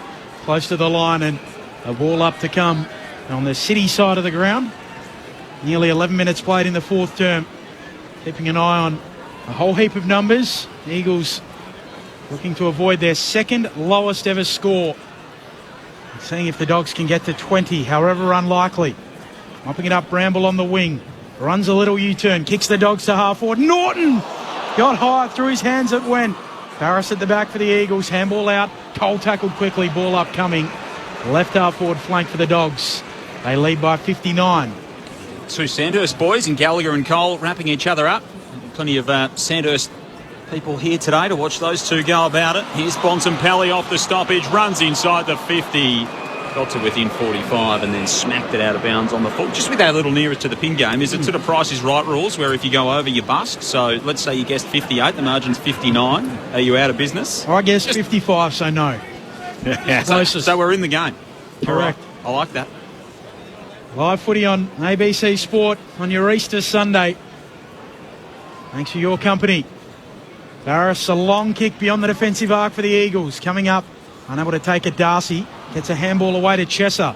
One step kick towards the wing for the Eagles. Karmas there. Over his head it goes. Waterman mops it up. Tackled by Karmas. Handball away to Kelly. Handball back to Chesser. Kicking the Eagles to half forward. Nobody there. Bramble gets back. He marks, plays on and runs himself into a little bit of trouble. Kicks laterally for Baker. Just finds him appropriately with number 13 on his back. Bounces up Handball's on to Johannesson, who finds Waitman on a long lead. Bontempelli front, by the way, up to 13 disposals. Yeah, hasn't been himself today, Bont. Even that finish, the last score, well, it wasn't a score, was it? It was out on the full, but you'd normally expect him to kick that. Seen him kick plenty of them. Only had less than 20 once. All of last season, of course, runner-up in the Brownlow on his 5th best and fairest, 5th All-Australian blazer as well. Hugo Hagen's down inside forward 50 here. Dogs have worked at the half forward. Gallagher pokes it out to Karmas. Inside forward 50 to Poulter. Looking for Hugo Hagen. Gets tangled up with Barris. Brings the ball to ground. Inside defensive 50 for the Eagles. Smother on the kick. Lands with McRae. Poulter goes on the outside of the boot. And just misses. Another minor score. The margin's an even 10 goals. 12-9 plays 2-9. 13 played final term. Easter Sunday footy on ABC Sport. Nicknamed Ian at the club after the golfer. Have a fair swing at that. Felt like one of mine off the tee, unfortunately. McGovern with the kick in. Long to the wing. Waterman, good strong mark for the Eagles. Still trying to avoid their second lowest ever score. Waterman kicking forward to the wing. Jones punches it away. It'll stay in for Duggan, who's come off the interchange. Gathers, kicks inside 50. Petricelli marks. 30 out. Worse than a 45-degree angle left of centre. Liam Jones unlucky. He's given it a big fist towards the boundary line. The ball bounced on its point straight up into Duggan's lap, who just come onto the ground from the interchange. They need some luck, West Coast. Kim Hughes used to always say to me, you get it the least when you need it the most. Unfortunately, when it comes to luck, tight in the left forward pocket, Kawenda, run of 11 straight goals. He's sprayed it right. He doesn't score. It's punched into play. The Dogs are there, though. The Eagles poorly represented, and the Dogs will work it out. Bramble to there, Bailey Williams, who will thump it long. Out toward Waitman. Duggan wrestled him off the footy and gave away a free kick. So Waitman moves it immediately. Baker arches the back. Bursts down the dockside wing, kicks to Ugle-Hagan. Bontempelli's out the back if he can get it there. Ugle-Hagan's 55 from home. Kicks to the pocket. Bontempelli's still there and still able to mark.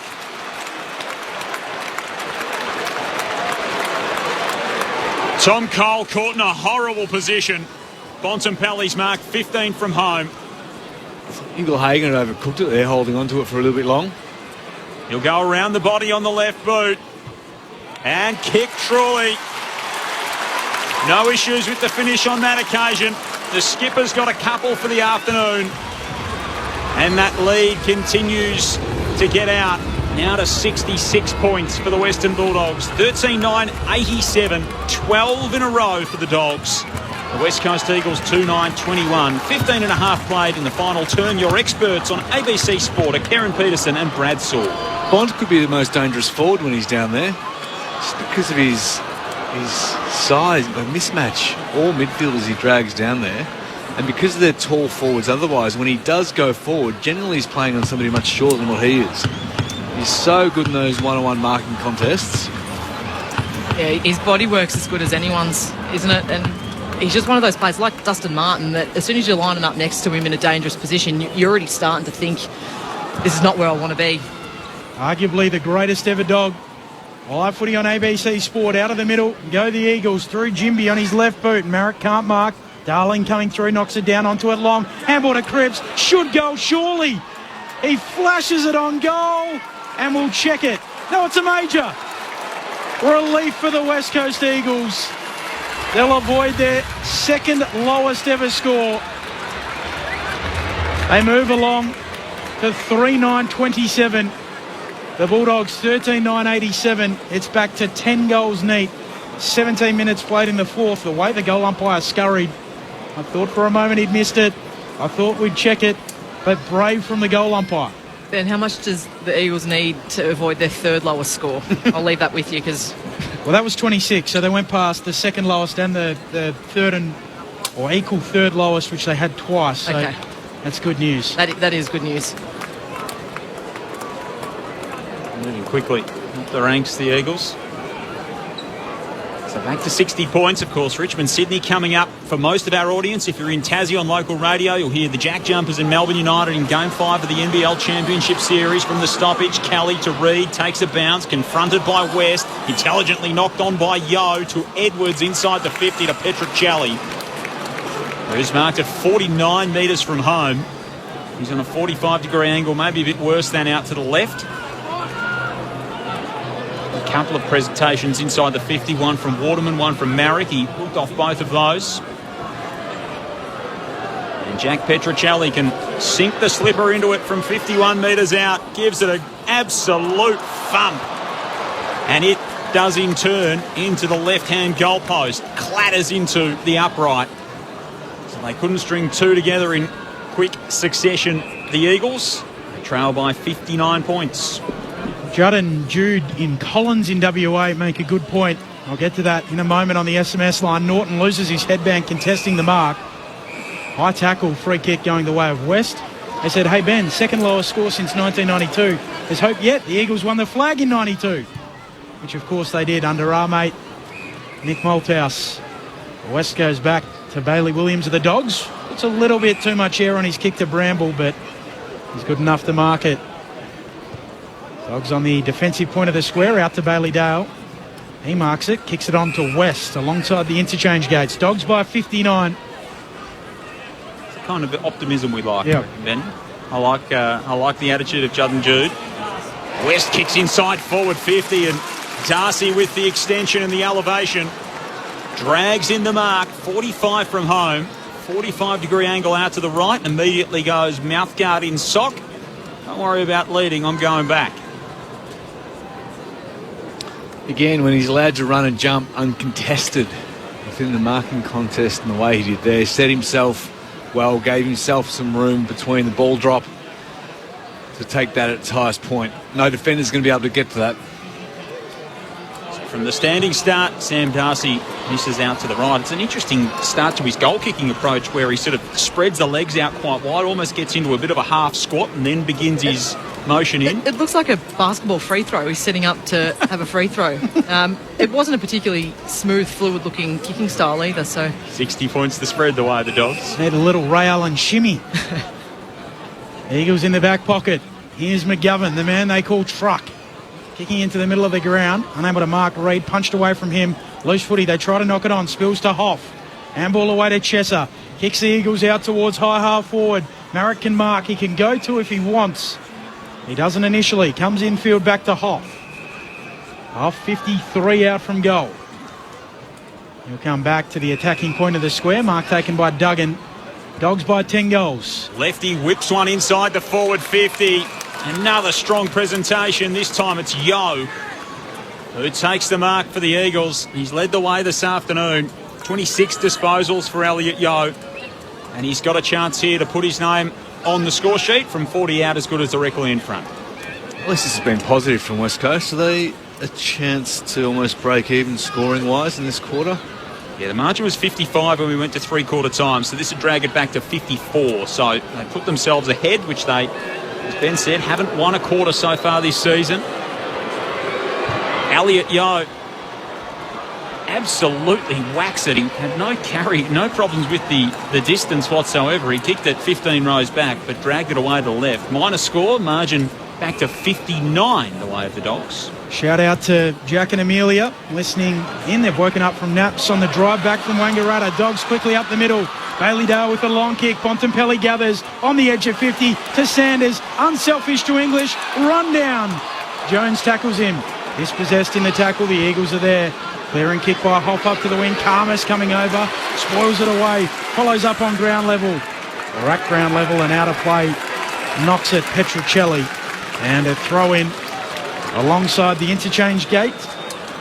I like the game by 59. Sorry, Ben, cut you off. I like the game of Karmas today. He's been really good from a defensive perspective. He's always seemed to impact the contest, but he's also won his own ball. He certainly started the day really well. He's up to 18 disposals. Thoughts of AFLW Carlton captain Karen Peterson on ABC Sport alongside Brad Saul. Yeah, I was going to do that at some point today, Benny. Old habits. It's always going to happen. Vandermeer wins a free kick for the Dogs on the AFL logo. It's been good Leif Vandermeer had plenty of it, 20 touches, 1 goal, 1 on the afternoon. Sends it out to right half forward. Norton gets upstairs, had it punched out of his grasp by Hoff, spills to Yo. Sides a kick around the body. Vandermeer got in to knock it away from Kelly. Spilt to Sanders. His handball to West. Caught in the Jane Jones tackle. And thumped into the turf. And we'll have a ball up between the wing and half forward. Dogs into attack. Broadcast side of the ground. They lead by 59 points. We're 22.5 through the final term. Live footy on ABC Sport. Hayley Williams out of the ruck for the Eagles. Clearing kick. Snapping it around the wing. Bouncing ball. Darling and Karmas. Darling gathers. Karmas knocks it out of his hands. Out of play, another throw in. Won their community award last year, Buku Karmas. Dogs are wearing black armbands for another great fixture of the community. Les Twentyman sadly passing away yesterday in his sleep with so much community work. And Peter Gordon saying on the news last night that without him, it's safe to say the Dogs wouldn't exist. Saved them as they went through proposed merger. Sanders emerges with the footy. Kicks onto the chest of Norton. Handball away to McRae. Off to Vandermeer. Eyes the goals. He was dumped. It'll be downfield and Bontempelli will get it. Right on the goal line. Waitman's trying to pinch it, but Bont will have it. Alongside the right-hand goalpost. Right side for his left boot. And Bont just arguing over the angle at the moment. He's got a couple. You can make it 3 for the brilliant Bont. The Dogs are going to win big. A 14th major, 14-10-94, plays 3-11-29. The Dogs out by 65 points. Easter Sunday footy on ABC Sport. Ben Cameron, Joel Peterson, Jess Webster downstairs, Brad Sewell and Karen Peterson. Even on Bont's quiet days, where we're talking about his potentially record low possessions for his entire career, he still kicks 3. Yep. Yeah, good players find a way, don't they? 8 score involvements in there. 8 tackles, 6 inside 50s. He had 8 score involvements. Yep. How many touches has he had? 16. Half his... It's a good ratio. Just quality, isn't it? Every possession, every touch that he has, he just does not waste one. Puts it to the advantage of his teammate. Yazan Suli, where does he rank among the best Bulldogs of all time?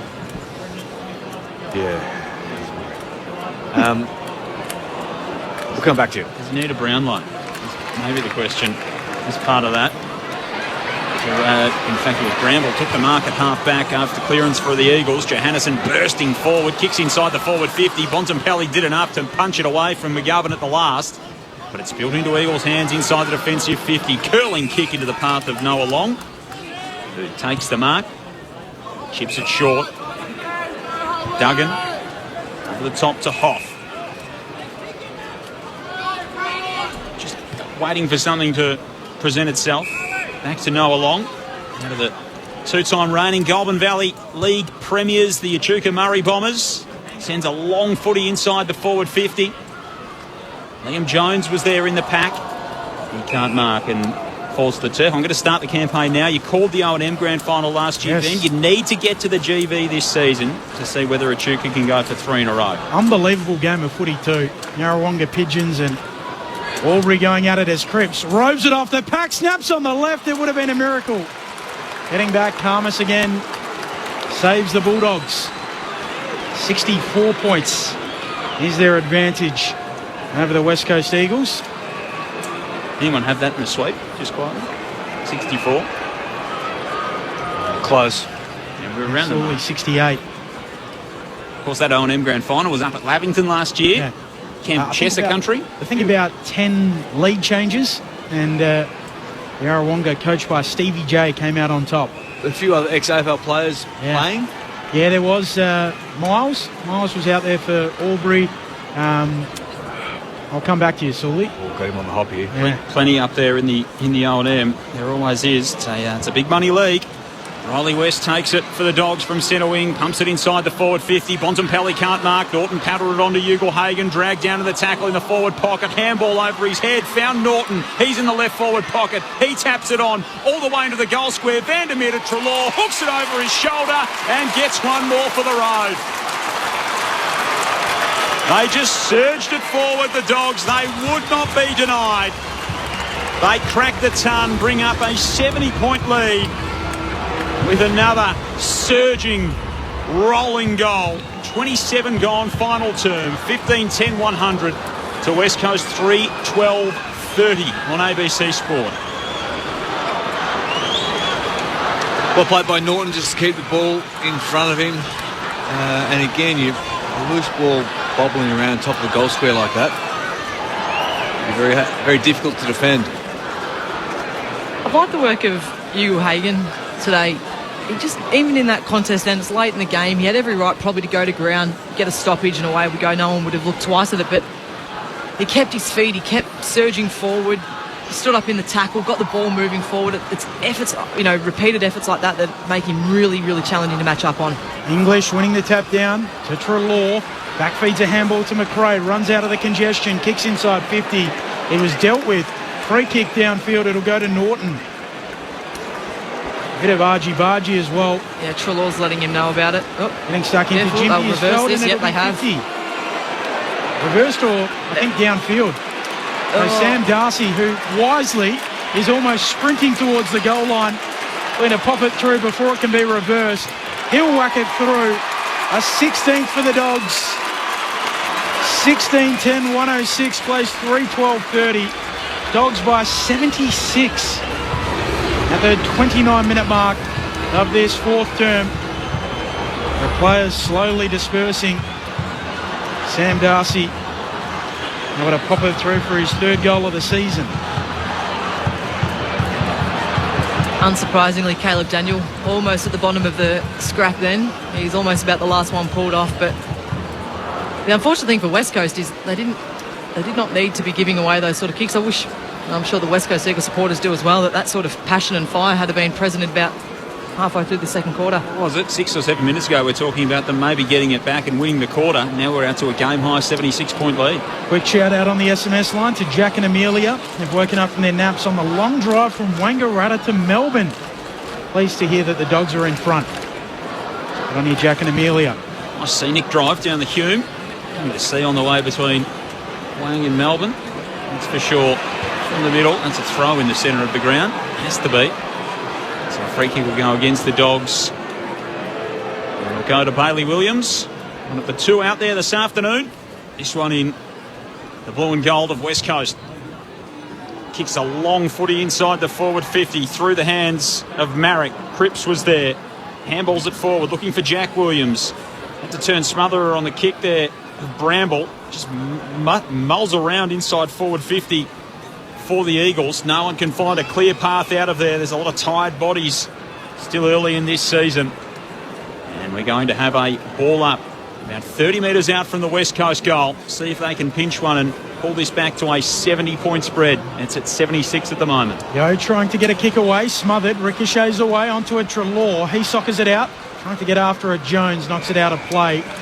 And a throw in between, or right on the elbow of 50 in the boundary line. Lots of frustrated Eagles fans texting in. Friend from Melbourne says, thanks for the stats, but you're pouring lemon juice all over the wounds of the angry West Coast supporter group. Free kick to Treloar. He'll drive it up towards the wing. Coming up, Hugo Hagen. He marks just backward of the logo. 76 points, the Dogs' advantage. Hugo Hagen toward Norton. McGovern stands in front. English is there too. Can't pull it in. Jaden Hunt's there for the Eagles. Defensive hand pass to Barris. Chips it short to Cole. Swings it across the defensive 50. And the Bulldogs win big. They roll over the Eagles by 76 points under the roof at Docklands. Red, white and blue. We come out snarling. Bulldogs through and through. Bulldogs bite and bulldogs roar. We give our very best. 'Cause you can't beat the boys of the Bulldog breed. We're the team of the mighty West. The Eagles got the jump. They kicked the first goal of the game through Jack Williams. They led by 3 points at the 17-minute mark of the opening term. From there, the Dogs kicked 12 goals in a row. and they absolutely ran away with the ball game.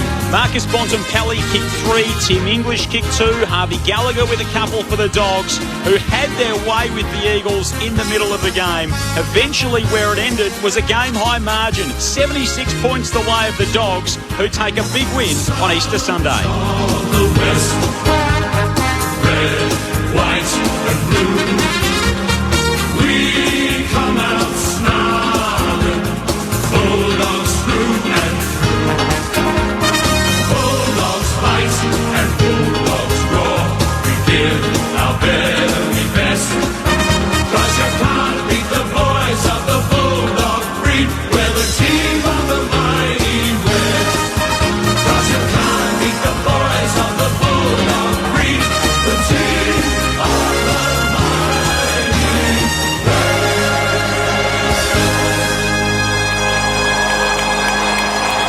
Well, it's a massive win for the Dogs. They win by 76 points, but unfortunately for the Eagles, they lay an egg on Easter Sunday. Their losses this year, 50 points, 65 and 76. Kieran Peterson, the AFLW Carlton captain, and dual premiership hawk Brad Sewell. How do you try and summarise that? Wasn't a chocolate egg they laid either, was it? No. No, well, I mean, there's not too much to say, really, is there? Indicative of where both sides are at. I was surprised to hear, though, that West Coast are still yet to win a quarter this year. Look, they were competitive for the first 20 minutes, and you could argue they were competitive for 20 of the final 30 minutes today as well. But otherwise, they're a shell of a football team at the moment, the Western Bulldogs. Western Bulldogs. The West Coast Eagles. The Western Bulldogs, on the other hand, did what they had to do today. Pleasingly, they kicked away late in the game, as they should have, but otherwise, there's not much for either team to take out of today, I don't think. Oh, what we did see, maybe the Dogs seem to find their handball game. It's hard to judge against the West Coast Eagles, who have been so disappointing and really struggled to defend ball movement the last few years. But we did see the Dogs able to chain up handballs and really move the ball in a way that we maybe haven't seen in the last probably 18 months. We did. How much you can read into that, given the lack of pressure from the Eagles, will be one to keep an eye on. It may kickstart their year. Obviously, they had a good win last week against Gold Coast. Fantastic. Again, probably did what they should have done. And they've done the same again today. They beat a team that, as Sully rightly said, are an absolute shell of a football team at the moment. Hard to find the positives for the Eagles at with the results that they're getting at the moment, but maybe for the Bulldogs it might kickstart what is to come for them. They've got an interesting run. They've got Geelong, Essendon, St Kilda and Freo in the next month. So we're going to learn a bit. Like today, I mentioned throughout the call that I don't think we've learned a lot from the Bulldogs today. And that's nothing on their part. It's just the opponent that they played wasn't up to scratch. They're certainly not the class of Geelong, and Essendon seem to have got their year rolling yesterday with the win over St Kilda. So the next month we're going to learn a lot about the Dogs. Really, if you look at that, for them to be where they expect to be and their fans expect them to be, they should win the next 4 games. Whether they do or not will be, well, time will tell. But not much to say about today. It was a pretty ordinary game. Bulldogs will mark that one down. They'll go back. They'll review briefly, I'd say, and then get rolling, ready for gather round next week. Just on the Western Bulldogs, I mean, it's a day where we could easily overlook him, but Marcus Bontempelli has a down day, possibly has a bit of an ankle issue. Did injure that last week, so I do wonder. But 16 disposals, goes at 81% disposal efficiency, 9 tackles, 6 inside 50s, 8 score involvements, and boots 3 goals. Even on a down day, I mean, most people would be pretty happy with that day, really. Well, it's a down day only by his own lofty standards, isn't it? I mean, any other player on the ground would walk away with that and go, geez, I've had a great day. And look, I mean, Bontempelli might, because I'm sure he's not the sort of player that goes into the locker room after the game and has a look at the stats and goes, oh boy, I only had 16 touches today. I did pretty ordinary. Like, I don't think he would think that. Come on, Kez, we all go into the locker rooms and have a look at this. Well, that depends on what you value, Benny, isn't it? Really? He might look and say, geez, I kicked 3 goals today and went at 81% disposal efficiency at 9 tackles. I'd be pretty happy with that. So, yeah, I mean, you can't if that's a dirty day for Bond, he's in for a good year. Which of your teammates goes into the rooms and is quick to check out the stats? No, I won't throw a few under. No, I won't throw them under the bus. What about you, Sully? Surely a few Hawks back in the day? Yes. No, Sam Mitchell didn't have to go into the rooms and check. He already knew whilst he was out there. Was he a counter, was he? He was a counter, definitely. He had a few as well. He had to keep track.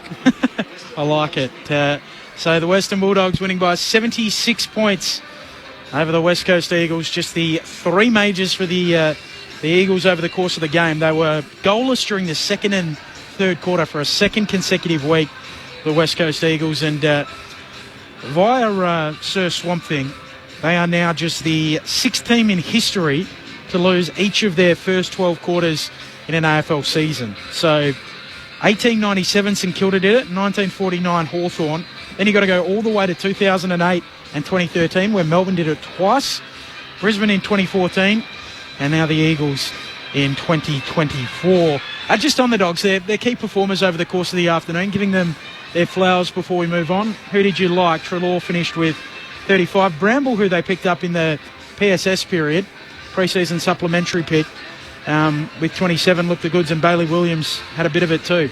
Yeah, there's a lot of possessions to go around. I thought Norton was really good. I thought he presented really well up the ground. He converted well. He kicked 1 goal, 1, but I thought the way that he played, the way he lowered his eyes, particularly with that money kick going inside forward 50, doesn't always reflect on the scoreboard for him personally, but you can't underestimate that. And I mentioned as well throughout the call that Karmas across the back line, I thought he impacted really well, and I don't think he lost a one-on-one the whole day. So whilst they don't top the disposals, again, it depends on what you value, and the midfielders are going to take the chocolates as far as the disposals are concerned, but those two for me were fantastic. They'll certainly value what Buku Karmas is doing, I think, because in the last few years, only North Melbourne and the Eagles have been worse in terms of intercept possessions than the Western Bulldogs. So they lost Ed Richards today, who wins a lot of intercept possessions on the ground, but Buku Karmas able to win them in the air and give them a real chance. So I'm sure they value what he's doing. And unlike maybe a Ryan Gardner, if you're a Bulldogs fan, you don't have heart palpitations anytime he gets the ball. Feel like Buku might use it a little better, Joel. I feel like that might not be hard. Yeah. We are headed to Richmond and Sydney very shortly here on ABC Sports. So we'll take you there very shortly for that fixture. The Dogs winning by 26 points. Jess Webster is down in the rooms. If they're not there yet, Jess, they won't be far away. Come in. Just making their way into the rooms now are the Western Bulldogs players. It's absolutely packed down here. Plenty of family and friends have made their way into the rooms. Of course, the Easter long weekend here to cheer on their Western Bulldogs boys after getting a comprehensive victory over the West Coast Eagles, backing up from a good win against Gold Coast yesterday. I have to admit, they look pretty relaxed coming into the rooms. It was a big victory indeed. They came here, they got the job done. And they're gathering around now in the circle. They get the chocolates on Easter Sunday, do the Dogs. Let's have a listen to the team song as we just wait for Libba to join the group. Here we go. Sons of the West, woo! Red, white and blue, woo! We'll come out snarling. Bulldogs through and through, we'll sing. Bulldogs fight and Bulldogs rock. We give our very best. We're champion the boys of the Bulldog Creek with the team of the mighty West. Woo!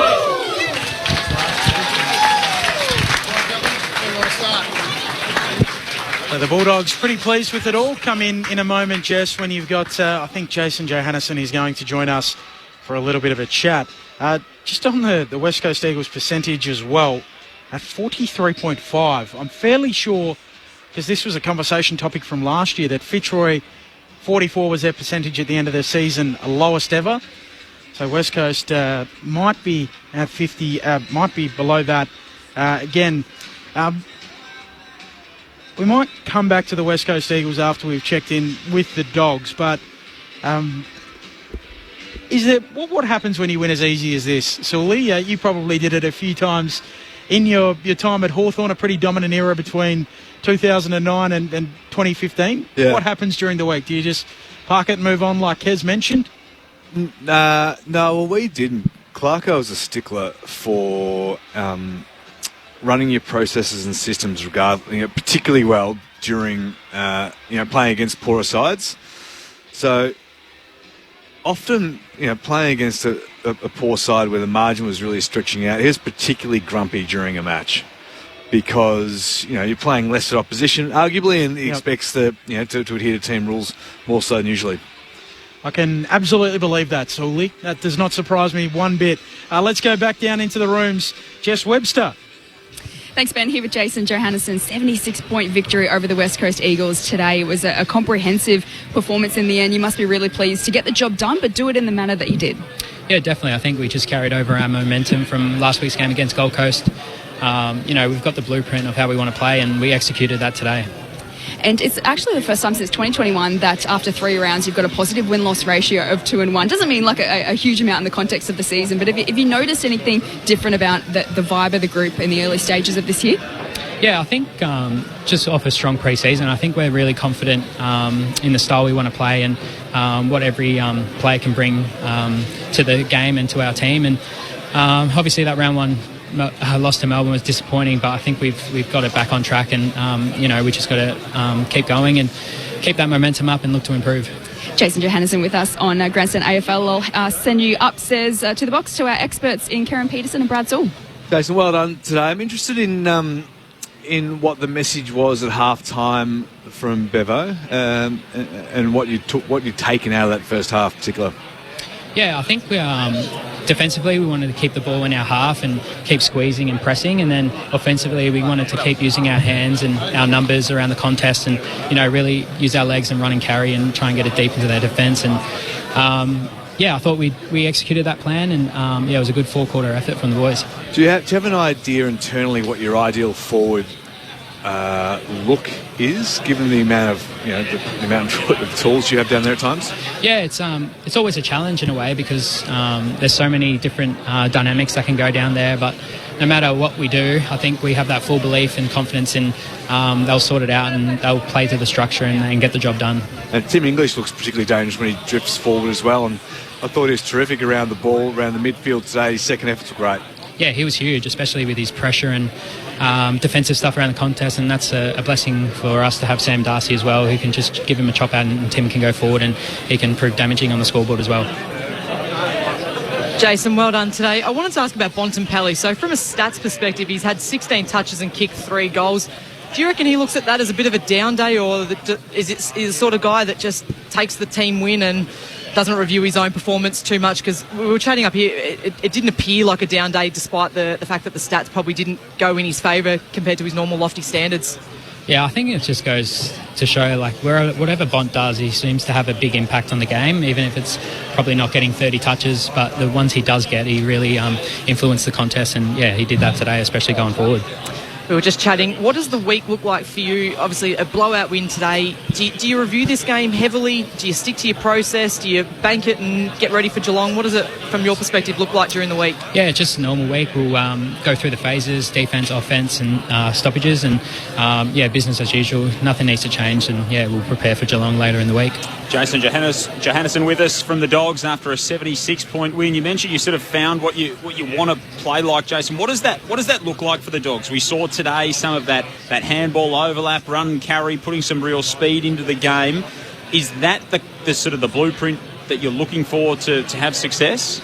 Yeah, sorry, my little girl's just in.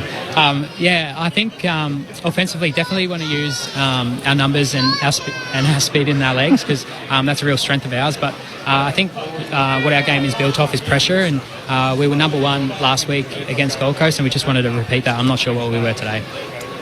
Jason, it's Ben here. We'll let you go in a moment because your daughter's there with you. But Chris Hemsworth was here today. Is he down in the rooms at the moment? Do you have much to do with Thor? I've met him a few times actually over the years. He's Bulldogs supporter and big fan, but can't see him at the minute. But there's lots of family and friends in here. He probably can't squeeze in. What's your daughter's name? We'll let you run to her. That's right. Her name's Lola. We'll let you go to Lola. Appreciate your time, Jason Johannesson. Thanks for having me. There is JJ. Dad duties on Easter Sunday. We could have asked about Easter egg hunts and all the rest of it, but we've got to get out of here in a moment. If you're in Tasmania, coming up in 5 minutes' time, or 4 minutes' time to be precise, we will send you to Game 5 of the NBL Championship Series. So Melbourne United and the JJs, or the Jackies, whatever you wish to call them, the Ants, got many monikers. That's all coming up. Everywhere else, we're sending you to Richmond and Sydney with Corbin Middlemass and the crew. We do need the votes. We're scrambling for that now. All right, we'll give you guys a moment 2 seconds. to wrap it up, and Joel and I will speak amongst ourselves. We did see about 100 people from Tongala come down to see Harley Reid today, Joel. It was something. I saw his grandparents out the front.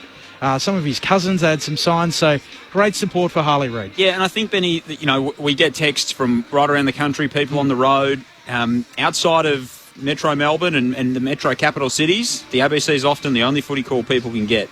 So there is a really deep connection to footy in those parts of the world. 2.5 hour drive from Tawny. They had their first game of the season yesterday. Didn't get a win. They come down today to watch their young charge go at it because, Harley Reid and many people who have come through communities like that, they are the pride of the community. Everyone gets a lift from seeing people like Harley Reid on the stage that he was today. So great to see so many people from Tawny down here today. Didn't get the result, but no doubt they've had a good afternoon getting to see the youngster go about it. Brad Sewell, I've just got a hospital handball to you over the top. What have you got for us with the votes? Very quickly, I've given Vandermeer 1 vote, 23 disposals, 1-1. Was very efficient with his 10 marks. Treloar, 2. Ooh. Highest disposals, 35, and he's kicked a goal. And I really liked English's game today. He's ended up kicking 2 goals, but his work around the contest and follow-up was fantastic. One for the big boys, Tim English, able to get the votes and maybe a nice audition. Couple of zeros on the contract as well, Benny. A bit of money as he heads west, possibly out of contract. The Dogs winning by 76 points, 3-12-30, plays 16-10. 106. So where did we finish in terms of our tips? It was 76 I think we points. all blew out.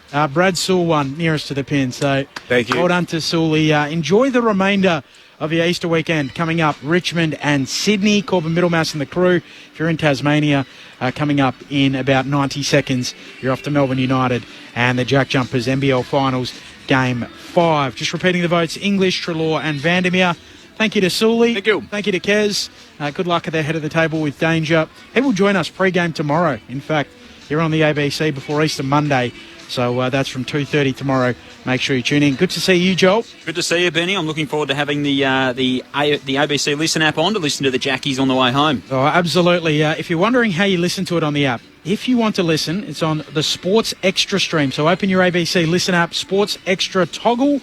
Click on that and you can listen to that game irrespective of where you're going.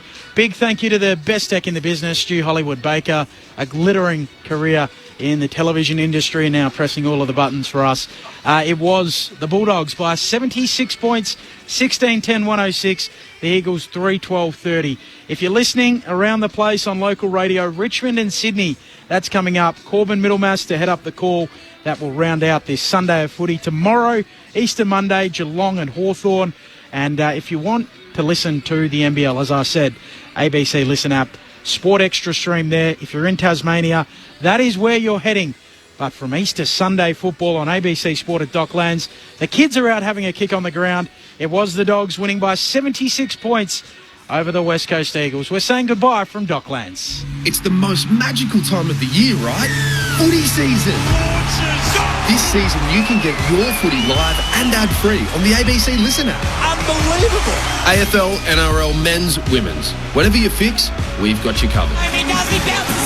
Every goal, try, mark and tackle, called by ABC Sports expert commentary team. A wonderful goal! Game, set, bingo!